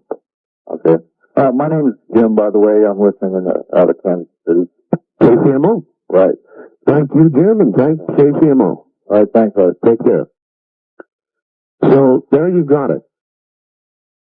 I feel as Jim feels, there is something going on, and the news focus is going to be on the primaries. The news focus is going to be on Cuba. And properly so, these are events worthy of coverage, but it's going to make it awfully easy not to cover some other things. If you suffer from headaches, neck aches, sports injuries, low back discomfort, arthritis, rheumatism, bursitis, menstrual pain, joint pain, any kind of pain, let me tell you about Latrina. No more waiting for pain relievers to kick in, no more settling for alternative pain relievers just because your system is aspirin sensitive. Just spray on Latrina topical aspirin and enjoy soothing relief without side effects. It really is that easy, and it works. It actually penetrates the skin right down to where the pain is. Remember the name, Latrina. That's Latrina. You're hearing a lot about this remarkable product, believe me. I've used Latrina on my bad back, and the fast-acting results are truly amazing. Spray it on, the pain's gone. Some pain sufferers are calling the almost instant results miraculous, but you cannot get it at your local drugstore. If you want fast-acting topical pain relief, just order Latrina by calling 1-800-308-45 That's 1-800-308-4565. The truly reasonable cost is a bargain for this revolutionary new product. And when you call, be sure and ask the folks at Health Naturally how you can get Laprina at an even greater savings. Call 1-800-308-4565. Just spray it on and the pain is gone. It really does work, as a matter of fact. Again, we're holding open one line, please, for international calls only, whether it be by the internet or by one of our very powerful affiliates. It is area code 702-727-1222. 702-727-1222. And everybody in this country, in Canada and Mexico, has got to give us a break here and let these people internationally try to get through. And then there's this. Dear Art, I also heard on Togo about the 200 people dead from the, again in quote, flu in some remote islands in Indonesia. The report compared it to a similar incident that occurred in Africa last year. This is another very weird report, folks. Good morning. You're on the air. Where are you calling from, please? Kodiak, Alaska. Okay, sir. Well, we're trying to hold this line. We're trying to hold this line open for international calls. I see. I thought maybe I was out far enough for that to be applicable, but apparently not. No. Thank you very much. We're very happy to hear from you in Kodiak. But we are trying to reach way out. Europe, the Pacific, South America. In other words, points way out. And so we're holding that line open for people way out there. Area code 702-727-1222. Good morning. Where are you calling from, please? McMinnville, Oregon. I just wanted to... Okay, well, no, sorry. That's on our international line. West of the Rockies, you're on here. Hello. I have a question about your cruise. Yes. When you're gone, are you going to be repeat on radio? Is it going to be repeat when you're on the cruise? Oh, we haven't decided yet. You know, it's still... how long is that cruise going to be? It's going to be August 3rd. It's a 12-day cruise. I hate to have a repeat all that time. Well, I doubt you will. Okay, thanks. Oh, you're welcome. Goodbye. Wildcard line, you're on here. Yeah, the stuff with Richard Hoagland? Yes. Yes, sir. Yeah, I kind of deja vu a couple of years ago with the Mars Observer. It really is. It's reminiscent of that, isn't it? And the book I got that I'm holding now, The Monuments of Mars, yes, I bought it 1 week before the Mars Observer went out. And I was so excited about the Mars Observer. It was headlined on U.S. News and World Report as approaching Mars, and it did a small article about Hoagland in it. And I was showing people pictures of his book and what was in it and saying they've either got to show it or cover it up. Yes. And lo and behold, they covered it up. Well, that, of course, is also the opinion of Richard Hoagland, as you're well aware. And I have no way of knowing. I'm not a scientist. I'm slightly technically inclined. Just to note, I am taking an astronomy class at Palomar. Yes, sir. And in their observatory, or that is, what is it, not observatory, where you go to see the programs and stuff, they're taking it seriously for the first time. I was very skeptical that they would. They were talking about the planets, etc., etc., and they actually showed a slide of the face, and they made the comment at the end, is there life or not, or has there been? And so the mainstream is starting to take it seriously. I appreciate your call, sir. Thank you. Here's that fact that the people on the chat channel, IRC chat channel, asked me to locate. The web address that you guys wanted is http:// liftoff, that's LIFTOFF, dot, M as in Mary, S as in sugar, F as in fox, C as in Charlie, dot, NASA, NASA, dot, GOV as in government, / STS dash 75, / media, / media underscore image, IMAGE, dot HTML. God, I hate these addresses. I hate them. So hopefully somebody will just send this to me. They have got to do something about these addresses. My webpage can be accessed by simply going www.artbell.com. Now, that's, I guess, because the server is centrally located in the internet or something, but my God, these addresses. So hopefully that will be emailed to me. We will get it up on the bulletin board. And by the way, while I'm on the subject of computer stuff, our Vidian program is available now, I believe, only on our bulletin board. The updated version with the README file is on our bulletin board. If you want it, you're going to want to download a file called video.zip. Video.zip. And our bulletin board number, which is good 24 hours a day, is area code 702-727-1709. There is an updated version with a README file, and it's called video.zip. And you get it at area code 702-727-1709. It is a color with motion and sound video telephone. When you get it, put it in Windows. It's an IBM incompatible program, not for Mac yet. And put it in Windows and just simply click on the little telephone there, and you'll see the most amazing sight you've ever seen in your whole life. You'll see me sitting here doing my program, or you'll be able to call the Sea-Crane Company during the day and see them work. In motion. With sound. It's unbelievable. Unbelievable. And good morning. Where are you calling from, please? Edmond, Oklahoma. Okay, we're holding this open now for international calls only, sir. Oh! I thank you for the call. Once again, let me say it again so that everybody knows. See, if the phone gets jammed up with everybody else like that calling from domestic sources, the people internationally don't have a chance. So if you are way out there, area code 702-727-1222. 702 in the USA, 702-727-1222. East of the Rockies, you're on the air. Hey, let me turn my radio down, Art. Please. It's important to do that right away, folks, when you get on the air, so we'll have it close at hand. Hey, I'm a 40-year-old. I've never voted in my life.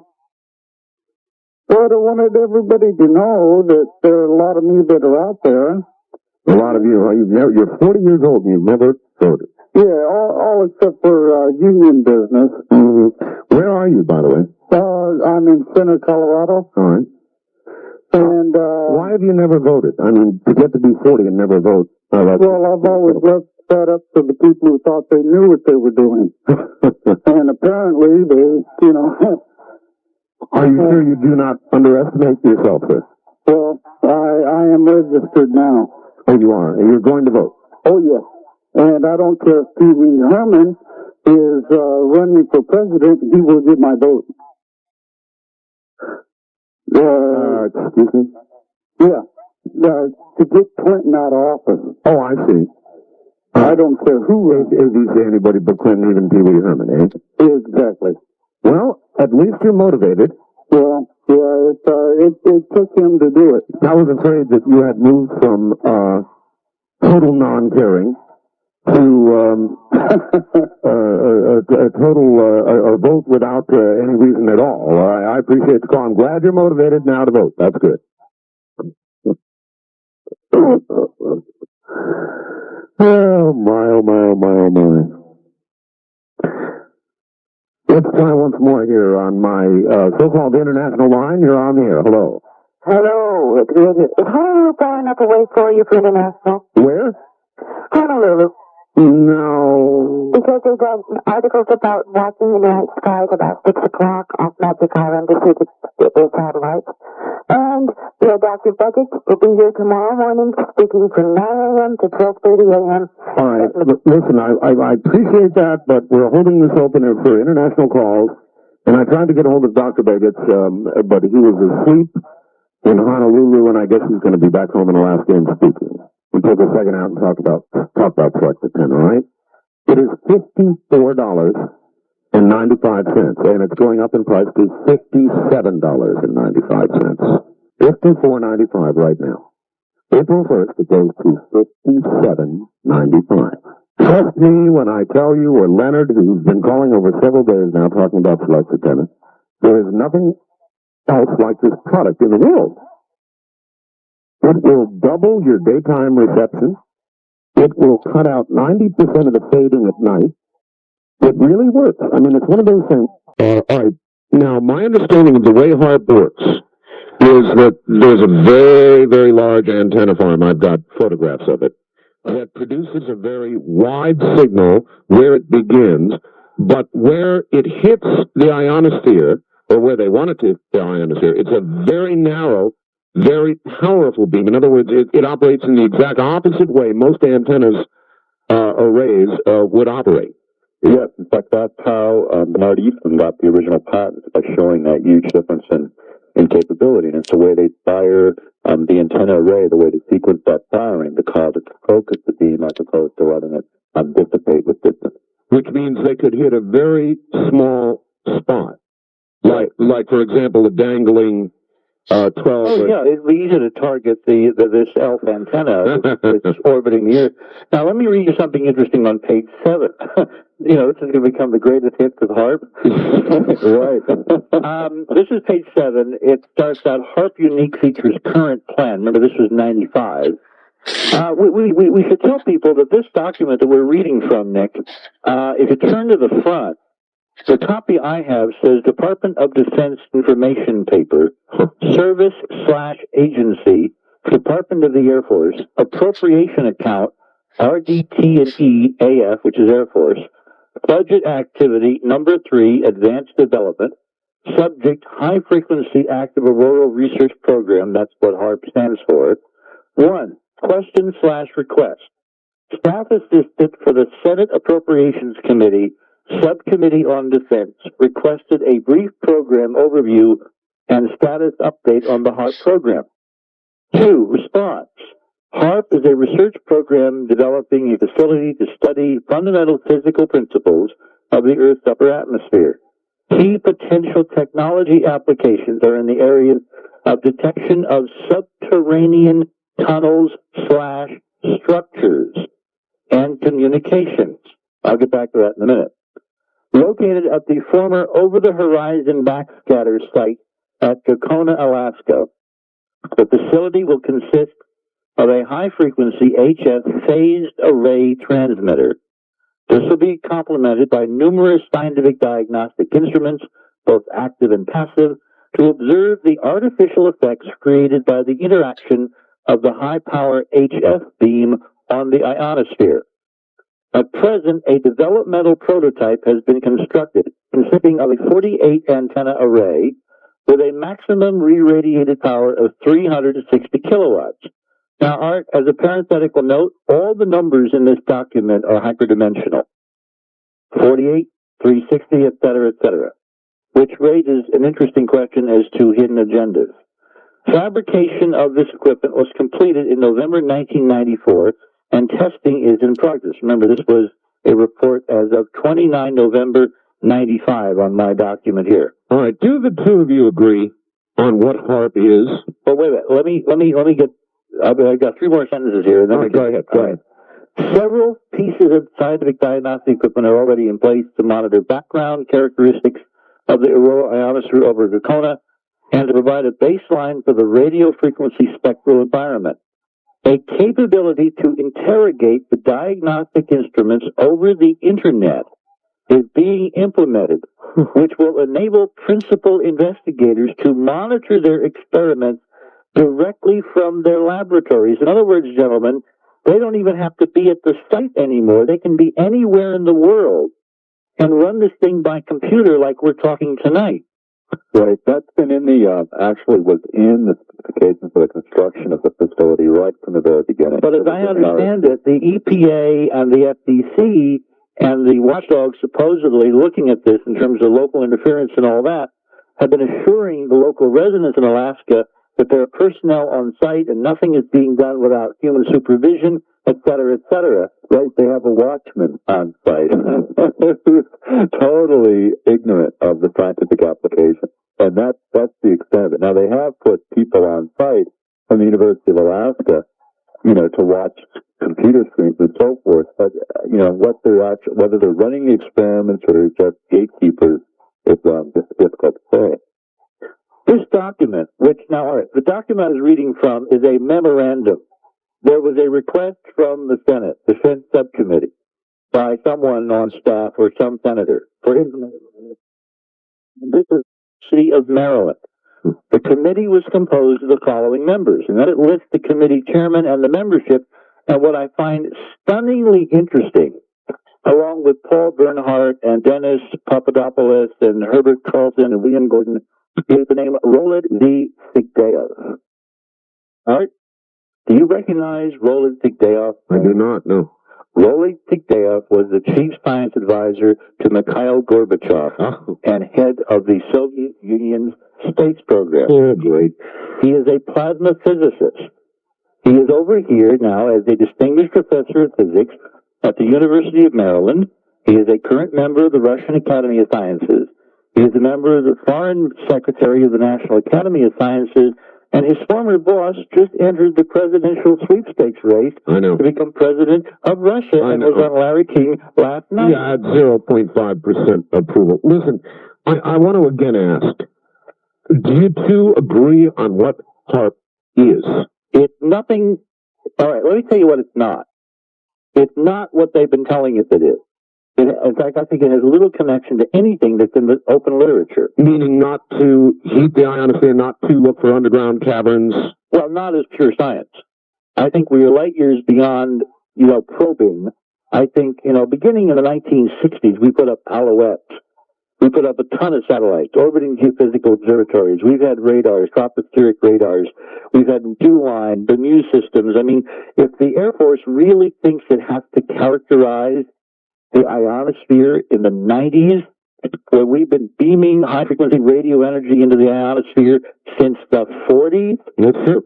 Okay. The point is, we're down to the level of technical application, and the question is, what is it really being used for? And that's why the numbers are important. The acronym is important. And its sighting is important, relevant to the hyperdimensional grid on this planet. All right, Dr. Begich, what would you say, HARP is? I mean, do you seem to be in agreement? Yeah, I think so. I mean, I agree. It's not just an ionospheric experiment to learn about what the ionosphere is. I think I agree that we already know that. What I believe, and I have believed, is it's a prototype for a weapon system. And the applications potential, beyond what we've defined in our work, I would not disagree with what Richard is saying. I have less knowledge of what he's saying, so it's something that I'll need to come up to speed on over time. But I've never believed it to be a purely scientific research project. I mean, it's a smell to high heaven when you research the data, when you look at the material. It's just not there. I mean, in looking at the operators of this system and how they've developed the technologies, it's too big to hide. So you develop the mask behind which you hide, and that's exactly what they've done by characterizing it as a purely scientific research project. The reason it's getting a lot of money right now is the head of the Senate Committee on Defense is Senator Stevens from Alaska. And this is the pot from which the money flows, and he's hyping it here during his election year as this great godsend. One of the port barrel. Yeah, it's a wonderful backyard Alaskan port barrel.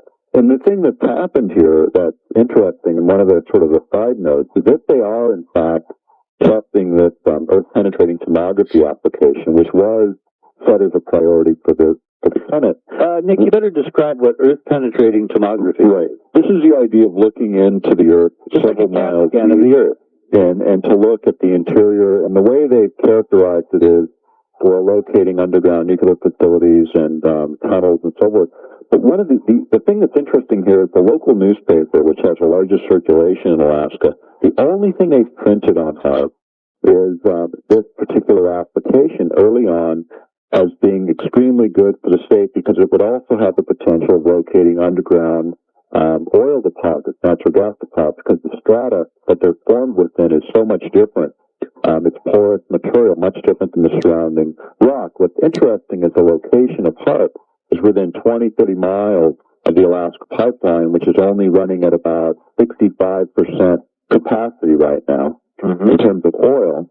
The state is in a financial crunch because of its oil revenue declines. We're able to say to the state legislature, there's a strong indication that there may be oil reserves because it is situated within a potential oil basin that's been defined by USGS for years and years, in fact, a couple of decades.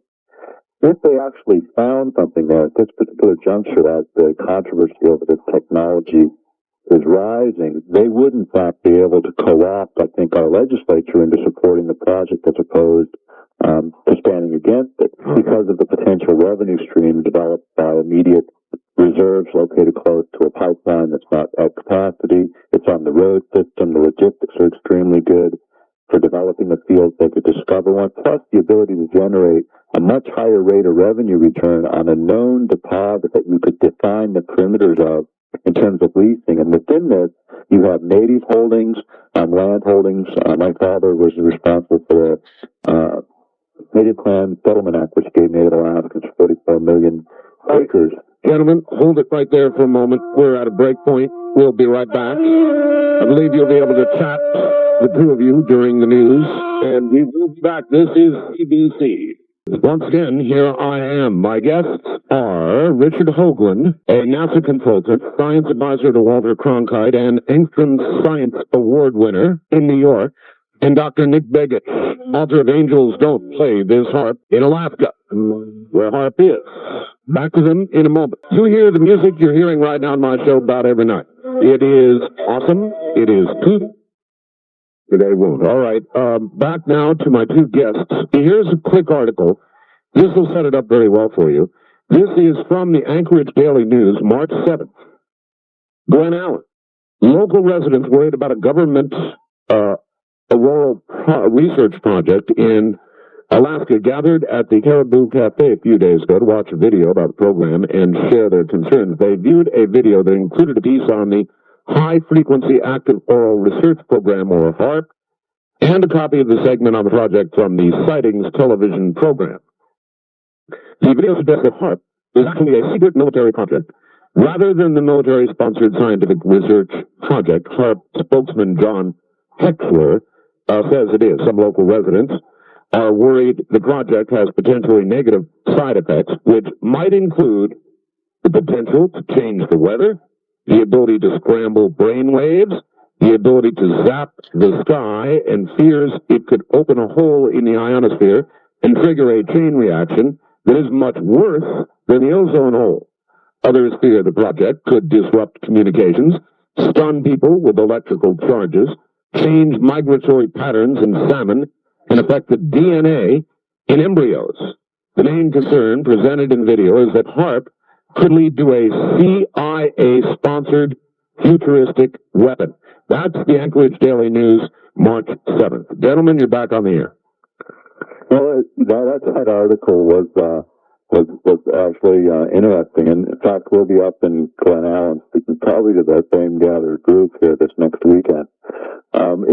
It's gotten a lot of play. We've brought the issue forward here. We've done a number of lectures here in Alaska. We've been on lots of radio all over the country, and what we find is each time that we go on the air, we get inundated with another landslide of documents, information, some not connected, some connected, but this most recent event with the space shuttle that you folks have been on the air with the last week or so has certainly raised again serious questions from our perspective. This is supposedly a research project. Every time that we've looked at it, we just can't see pure research in it. All we can see is military application, and I think what Richard has been saying is probably very, very accurate, and what we're seeing is more and more confirmation of the accuracy of it.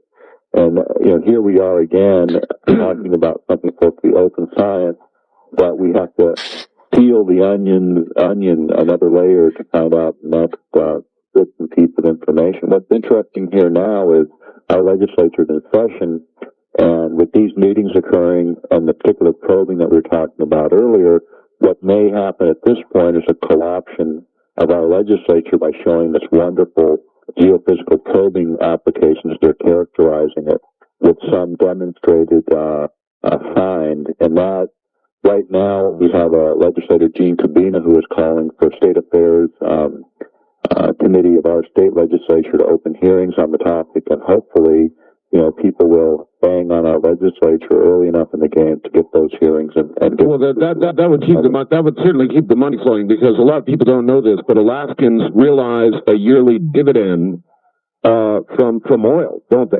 That's right, and it amounts to approximately $1,000 per person.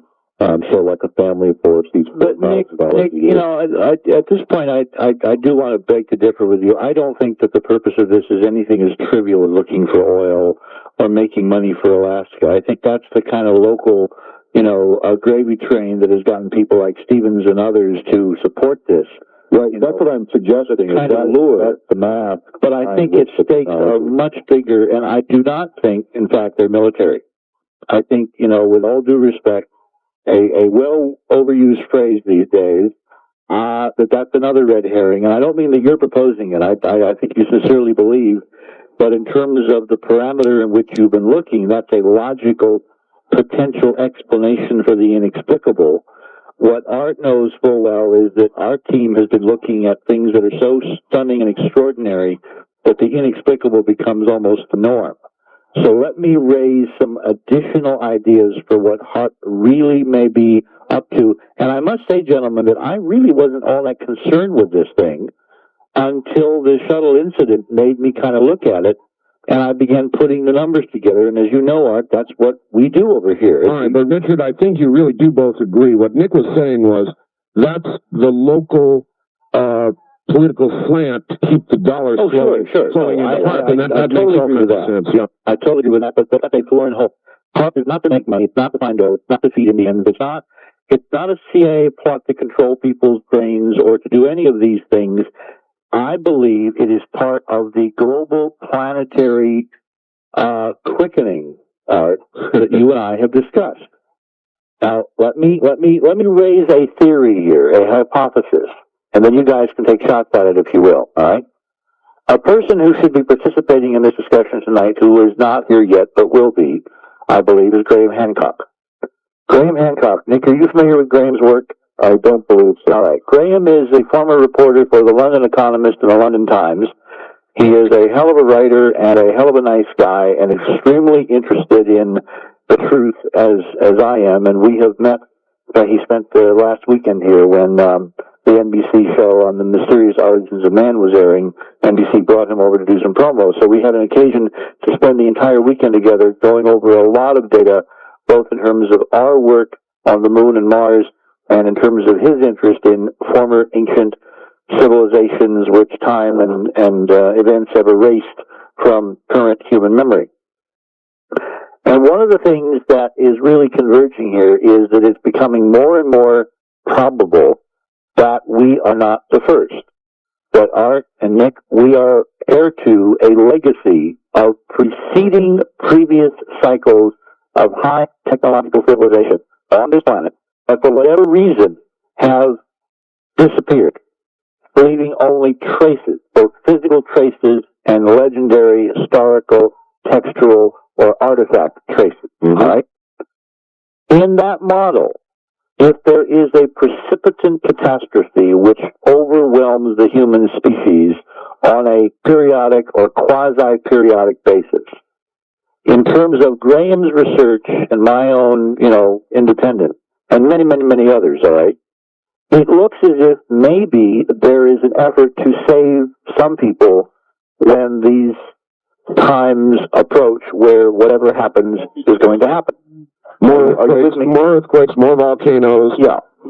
Leading towards some great catastrophic occurrence. Yeah. So one of the models has been that when the previous civilizations realized their number was up, a group, an elite, tried to preserve themselves through availing themselves of various options, up to and including digging big holes in the ground and hiding and hoping it would go away, or hoping they could come out after it had gone away.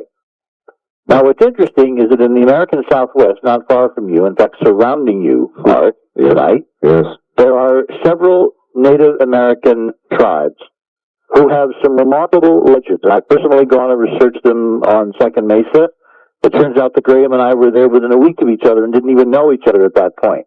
So our work was converging to try to get a historical perspective from the elders of these tribes as to their own history, their oral traditions, in terms of prophecies for the future, the so-called Hopi prophecies being the best known of these ideas that time is cyclic, that civilizations are cyclic, and there have been preceding worlds or suns or epochs of which this one is going to come to an end like the other ones did. And there are various discussions as to how much time remains before events again transpire which wiped out preceding civilization. Now, if this is more than myth, and there is increasing substantive, documentable, reproducible evidence, scientific evidence. There is, yes. And you have spent many programs, and I'm sure you're going to spend a lot more. I saw the program, The Mysterious Art of the Man, so yes. All right. Well, I have been quietly, through my sources, digging into the evidentiary record, and I got to say that I think that Graham is 100% right, and we're going to have some very interesting news to report soon on that front. Now, why is Hoagland and company, the Mars mission, interested in ancient technical civilizations on Earth? Well, the obvious answer, guys, is that if we're not the first, then maybe the stuff we're seeing out in the solar system is not ET stuff, but our stuff. And we have just forgotten that we used to do those great and wondrous things because several intervening cycles of destruction and memory loss have intervened so that we're now down to the titration of the titration of the titration, and almost nobody remembers except in myth and legend and Native American tradition. Well, if somebody dug great holes, then there might be interest in finding those great holes. Oh, Art, you go to the head of the class. And who would have the resources and the ability to lie on a global scale and carry out such a program? Yeah. The military. Yeah. I think HARP is looking for the holes. Now, why would they be interested in the holes? Well, two reasons. One is to hide in them, all right? And the other, which I think is more likely, suppose we're not the first. Suppose someone has put caches of, electronics and libraries and storehouses of information and other material buried deep, deep, deep with a technology that we can't even hope to match. Sure. Wouldn't our guys like to find that stuff? Wouldn't it be like Christmas? All that neat stuff they could turn into new weapons, and that's where the military comes back into its own. For a lot of people, this is going to sound really wild, but you had to see the program. It's not as wild as the Soviet Union collapsing, and the last president of the Soviet Union resigning in disgrace to suddenly be reborn as a new candidate in the run for the presidency of Russia, and his principal science advisor sitting on a committee at the University of Maryland writing a document for the U.S. Senate on HARP. All right, look, Richard, let me stop you. I want to ask a quick question. I may be out in left field. This comes in from Texas. But if this tether allowed a charge to reach the shuttle, could this cause a major problem when they hit atmosphere or touch down? In other words, what happens to the charge when they begin to re-enter? Oh, it's leaked off into the ionosphere. So there will be no additional danger to the shuttle? No. It was a discharge. It was gone. The electrons flowed back into the ionosphere, and everything equated out to zero potential. But it was that instant of discharge which caused the electrical problems with the computers because of this phenomenon called EMP, electromagnetic pulse. And I am seriously concerned tonight about these guys' safety because, as you all know, computers are very fragile. It doesn't take much to make them stop working. I've been fighting with mine all day. And the idea that those guys are dependent totally on computers, even if they're backups. Remember, all these backups were exposed to the same savage blast of radiation. That's true. When that thing cut loose. Now, the shuttle electronics are hardened militarily. Remember, the shuttle was designed by the Defense Department. It was not NASA. It was the DOD which basically wrote the specs for the space shuttle because it was at the height of the Cold War. It was when Reagan was calling the Soviet Union the evil empire, And they wanted enormous footprints for, left and right so they could land almost anywhere. They wanted, it to be able to survive nuclear weapons banged off near. I mean, they put all kinds of overspecs in it. So I think that's why maybe only one computer and a program has suffered some damage, and not all of them. But because there's a screen of deception between us and the truth in a supposedly open space agency, we're not going to know until these guys touch down this morning whether, in fact, this is much more serious than they've been letting on. All right, well, I've listened to both of you very carefully on separate occasions, and both of you seem to feel there is this compartmentalization going on within NASA, within HARP, that may have some sort of commonality about it. Dr. Begich, do you think that might be so? Absolutely. I mean, that's the whole nature of weapons development. I mean, they compartmentalize to the point where you have active researchers developing small components that standing alone, they do stand alone. They look fine. They appear fine. But when you start to draw the linkages, bringing them together at some high level within the Pentagon, then they start to take a different form and a different shape. And I think that's what we have certainly in the HARP program. And, without taking away from anything that Richard said, I think that what he's demonstrating is, again, another level, another layering of potential applications for the technology that go way, way beyond what the military characterized it as. And again, the expressed concern, here we have an effect on this dangling tether that nobody anticipated that demonstrates once again our limited knowledge in playing God with the ionosphere. And again, we're looking at those non-linear effects, those effects that don't make sense logically, and yet they occur, that could precipitate huge, huge problems on the planet, which we've spoken about on your program before. All right, here's what Dr. Begich says, Richard, that a very small focus of intense energy at one point in the atmosphere, or in the ionosphere, rather, correct me if I'm wrong, Dr. Begich, but you believe could produce a kind of a cascading effect throughout the ionosphere.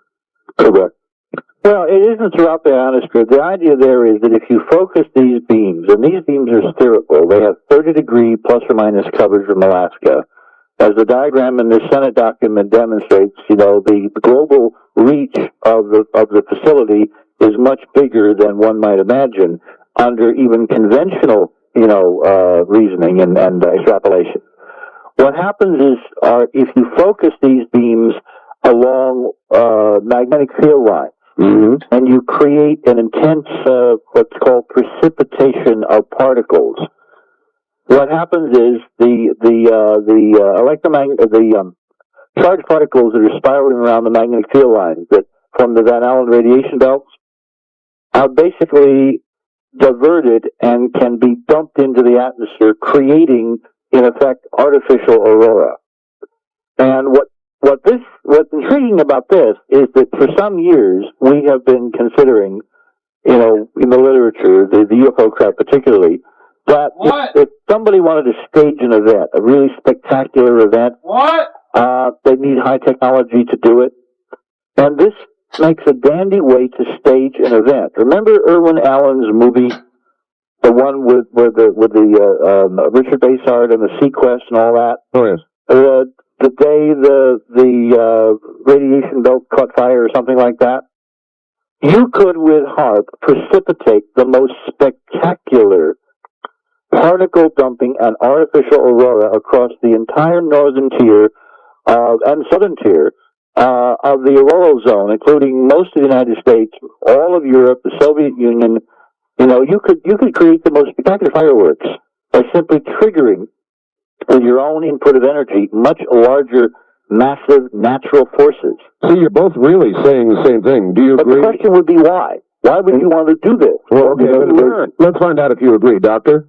I don't disagree with that. In fact, we were talking about ancient prophecies, so to speak, earlier. There's a Alaska Native prophecy that says that at the end of the age, that through man's manipulation, the sky will turn red like fire.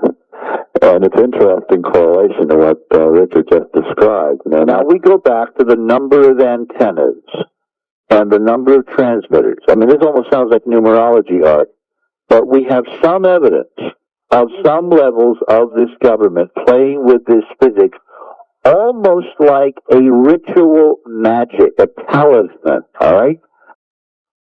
It's physics. Almost like a ritual magic, a talisman, all right? Where if you do certain things by the numbers while you're supposed to happen. And it's very interesting, Nick, that you bring up these native traditions, because it looks like somebody is almost trying to follow a script. All right, you two, on that note, the script note, hold on, we'll be right back. We'll do another half hour. You're listening to Dr. Nick Beckett in Alaska, Richard Hoagland in New York. I'm Art Bell in the high desert. Stay right where you are. $15.95. All you've got to lose is your tax debt. That's 1-800-34-NO-TAX. 1-800-34-NO-TAX. All right, this may seem off topic, but in a way it's not. And I want to ask both of you this question. Here's a fact from Hawaii, Jerry in Hawaii.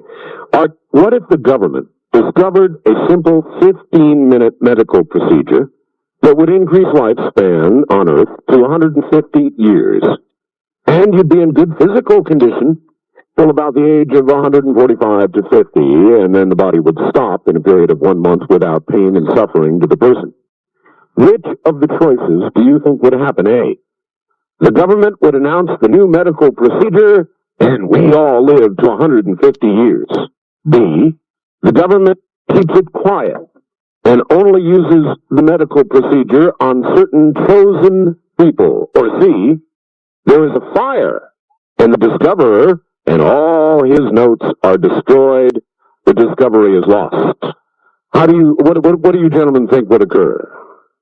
Nick, you want to go first? Yeah, I think probably C.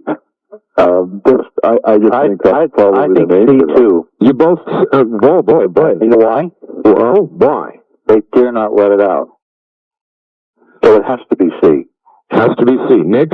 Yeah, I think so too. I mean, it's the kind of thing that, you have people living 150 years, and when you look at it, it's the kind of thing you'd be able to hide under national security because of the economic ramifications. I mean, how can a government with Social Security starting at 65 survive? How can you have a base of resources to provide for, what would potentially be large numbers of people that just expand rapidly and continue to stay alive? I mean, the whole system isn't built around 150-year life cycles. Well, but it's even worse than that. 150-year-old people, remember, the older you get, the smarter you get. Just as you begin to figure out this whole system, you wind up keeling over. If the median age of adult, wise people, voters, progressed up 20, 30, 40 years, and all the games that go on, all the money that didn't, all the larceny, all the lies, all the stealing, we're in the primary season, folks, you can tell, all that would have to change. Yeah, they can't live. There's no way that they would allow it out there. No way. They can't.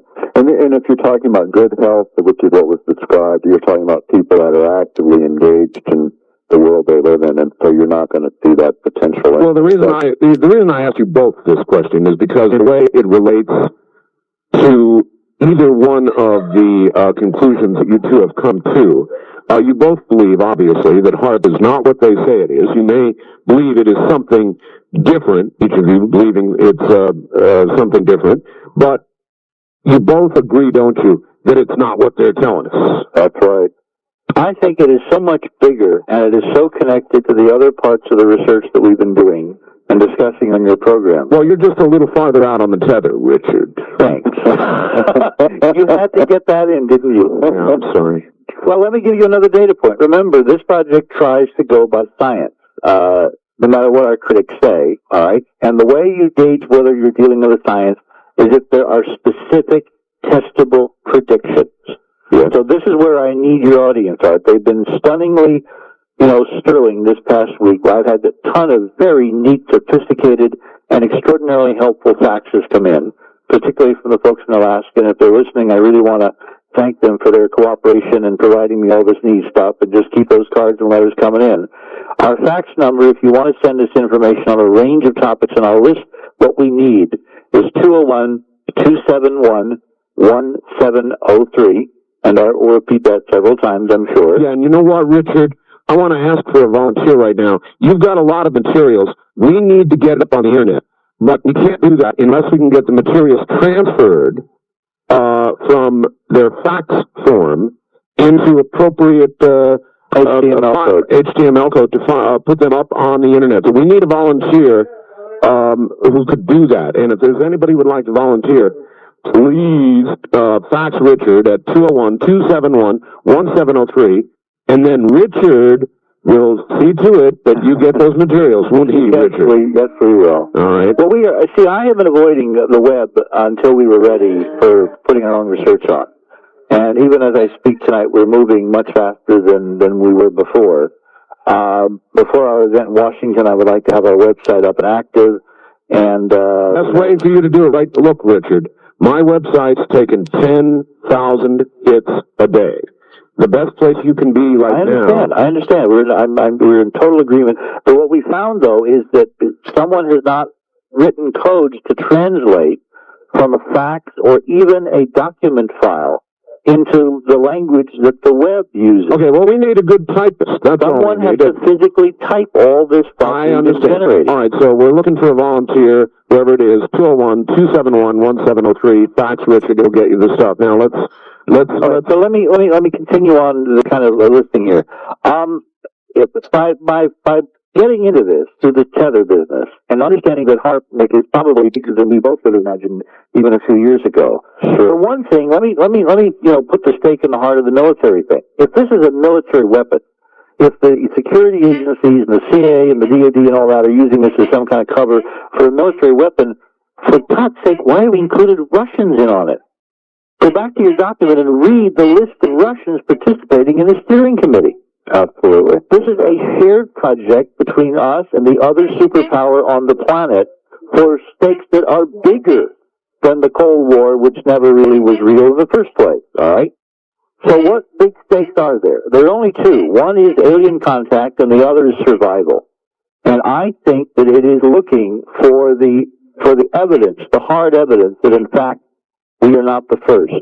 And the way you hide information these days is you do it under multiple levels of military security. You talk about national security, and everybody's eyes glaze over, and senators don't ask questions, and you can do anything you damn well please.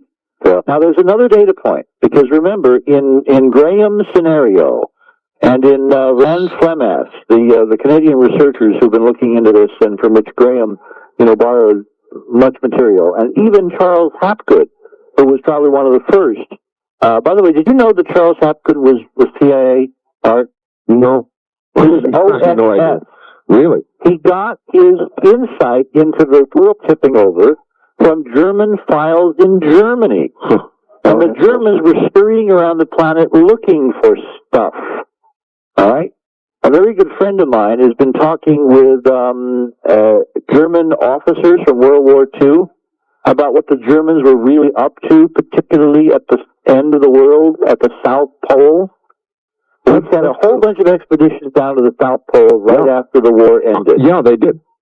Now, Graham and I believe, along with some other people like the Flemats, that the most probable place for the surviving remnants of the last epoch, the last high civilization on this planet, not this integrated system. Well, where our two investigations cross here is that between Graham and me looking at ancient civilizations and remnants, either on planet or off planet, and you wondering why HAARP is sited where it is and why it appears to be much more powerful than it needs to be, and why there are layers of deception and confusion and cover.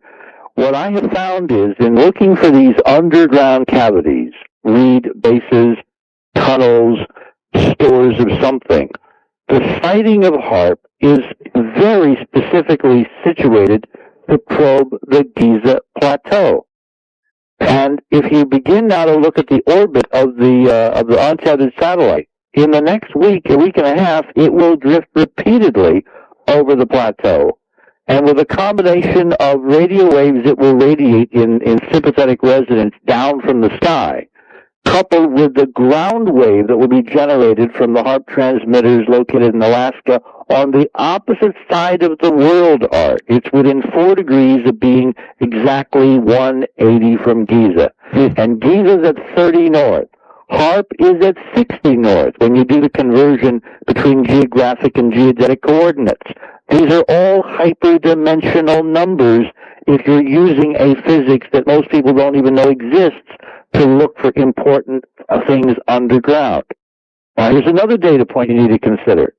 Remember the French series of nuclear tests the last few weeks that no one could figure out why the French were testing nuclear triggers when all the enemies have gone away? Of course. You know, who are they going to bomb? You know, use them against? The Albanians? You know, the invading Turkish residents, whatever. No, in fact, if you look at the atoll in the South Pacific where the French were detonating the nuclear weapons, it is precisely 180 degrees on the opposite side of the world from the Giza Plateau. If the Giza Plateau in the Robert Bauval and Graham Hancock scenario represents the marker of the last high epoch of civilization, circa 12,000 years ago, then it stands to reason that somewhere under that plateau there's an awful lot of neat stuff. And the current folks that are sitting on that neat stuff are the Egyptians. Well, maybe our guys want access to what their guys already suspect or have brought up and suspect that it's much deeper than the Egyptians with their own technology could get to. You bet. So you have a concerted effort to probe with the most sophisticated technology multinationally. And then I have to bring in the work of Bruce Caffey. And that's where HARP comes into the picture. HARP comes in and the French nuclear test, because the way you tweak the spider web of hyperdimensional physics is you pluck the web with nuclear weapons placed at certain strategic latitudes and longitudes. And Bruce Caffey was the first to recognize this, although he thought you could only detonate a nuclear weapon at those latitudes and longitudes. In fact, I think they were using the weapons over the last 30 years to probe this hyperdimensional grid. And again, we're not talking about most of the military-industrial complex. We're talking about a tiny group within that use the resources of nations and corporations and institutions to fulfill their own ends while ostensibly in service to other objectives. All right. Richard, hold it there. Dr. Begich, I want to give you an opportunity to give out the number up in Alaska where people can get your materials or contact you. Okay, we have two things now. We have our first copy of our newsletter, which is a 68-page summary of different sciences, new science, and it's $19.95 a year. And we also have our book, Angels Don't Play This Harp, Advances in Tesla Technology, which is $14.95 and $1.50 postage. And that can be obtained by calling 907-249-9111. Okay, we've got to be careful with that number. It's close to an emergency number up there. 907-249-9111. And Richard Hoagland's fax number is 201-271-1703. And we're looking for a volunteer. We're looking for information, of course, but we're also looking for a volunteer to put together the materials Richard has to be uploaded to the World Wide Web. And do you have a link to our webpage, Doctor? Not yet, but we would sure like to do that. I've got a website that's got quite a bit of things on it beyond HARP. And I can give that at www.throne.com. And you can find that through any of those search engines. And it's got HARP materials, other materials, and it's continually being added to as well. What would both of you say? The American, the average guy sitting out there is going, man, I get about half of this, Yeah, but it's one heck of a half. I know. My question to you both is, what should the American people do? I mean, if this is not what it's supposed to be, and it's something either dark, sinister, a weapon, or just somebody trying to mess about and save the world, or ruin the world, or whatever it is, if it's not what it appears to be, and you both agree on that, what should the American people do? It's so simple. It goes back to the Constitution. Remember, this nation was founded on the rather radical idea that ordinary people are smart enough and bright enough to have control of their own destiny. Right. That a handful of people hiding in a room somewhere, either wanting knowledge for their own use, their own survival, their own power, their own monetary gain, is not the way a society should be run. But we tried that. for thousands of years, and it did not work. The way this society got rich and made people realize their dreams beyond their wildest expectations is by vesting power in ordinary folks who turn out to be extraordinary when you give them the opportunity. That opportunity has been taken away and taken away and taken away piece by piece by piece by piece under the guise of this thing called national security. And it's incredibly ironic to me that when all the enemies are gone, when the Cold War is over, when the evil piece by piece by piece by piece under the guise of this thing called national security. And it's incredibly ironic to me that when all the enemies are gone, when the Cold War is over, when the evil empire has been defeated, that some of the most clandestine and monstrous and strange experiments harnessing the most gargantuan of energies with folks playing God, you know. Richard, let me cut to the quick here. Happening under our noses. Yeah, who should we bitch to? That's the question. We have an election coming up. I wish Pat Buchanan would be addressing the real issues of this, or one of the other candidates who claims to be a populist. This is where the populism thing should really start. Yeah. All those billions and billions and billions, $50 billion a year that's being picked from your pocket and mine, and no one has any accountability. All right, Dr. Biggett. You know, I think that it is, you know, I don't disagree. You know, we believe the same basic principles of individuals are where the power vests and should rest. And what we see in this project and the whole chain of events that we lay out, you know, in our work is that the military, the government has run away with the farm and have wrapped us with a fragment, a crumb of sense of control that most people have disintegrated into apathy, feeling like you're overwhelmed. That's right. And on this project, you know, we've seen the activation of a lot of people coming together from very, very different backgrounds, which is a good sign. People are getting involved. We've asked people to contact their congressional delegations and ask for public hearings on this issue as well as the whole issue of non-lethal weapons.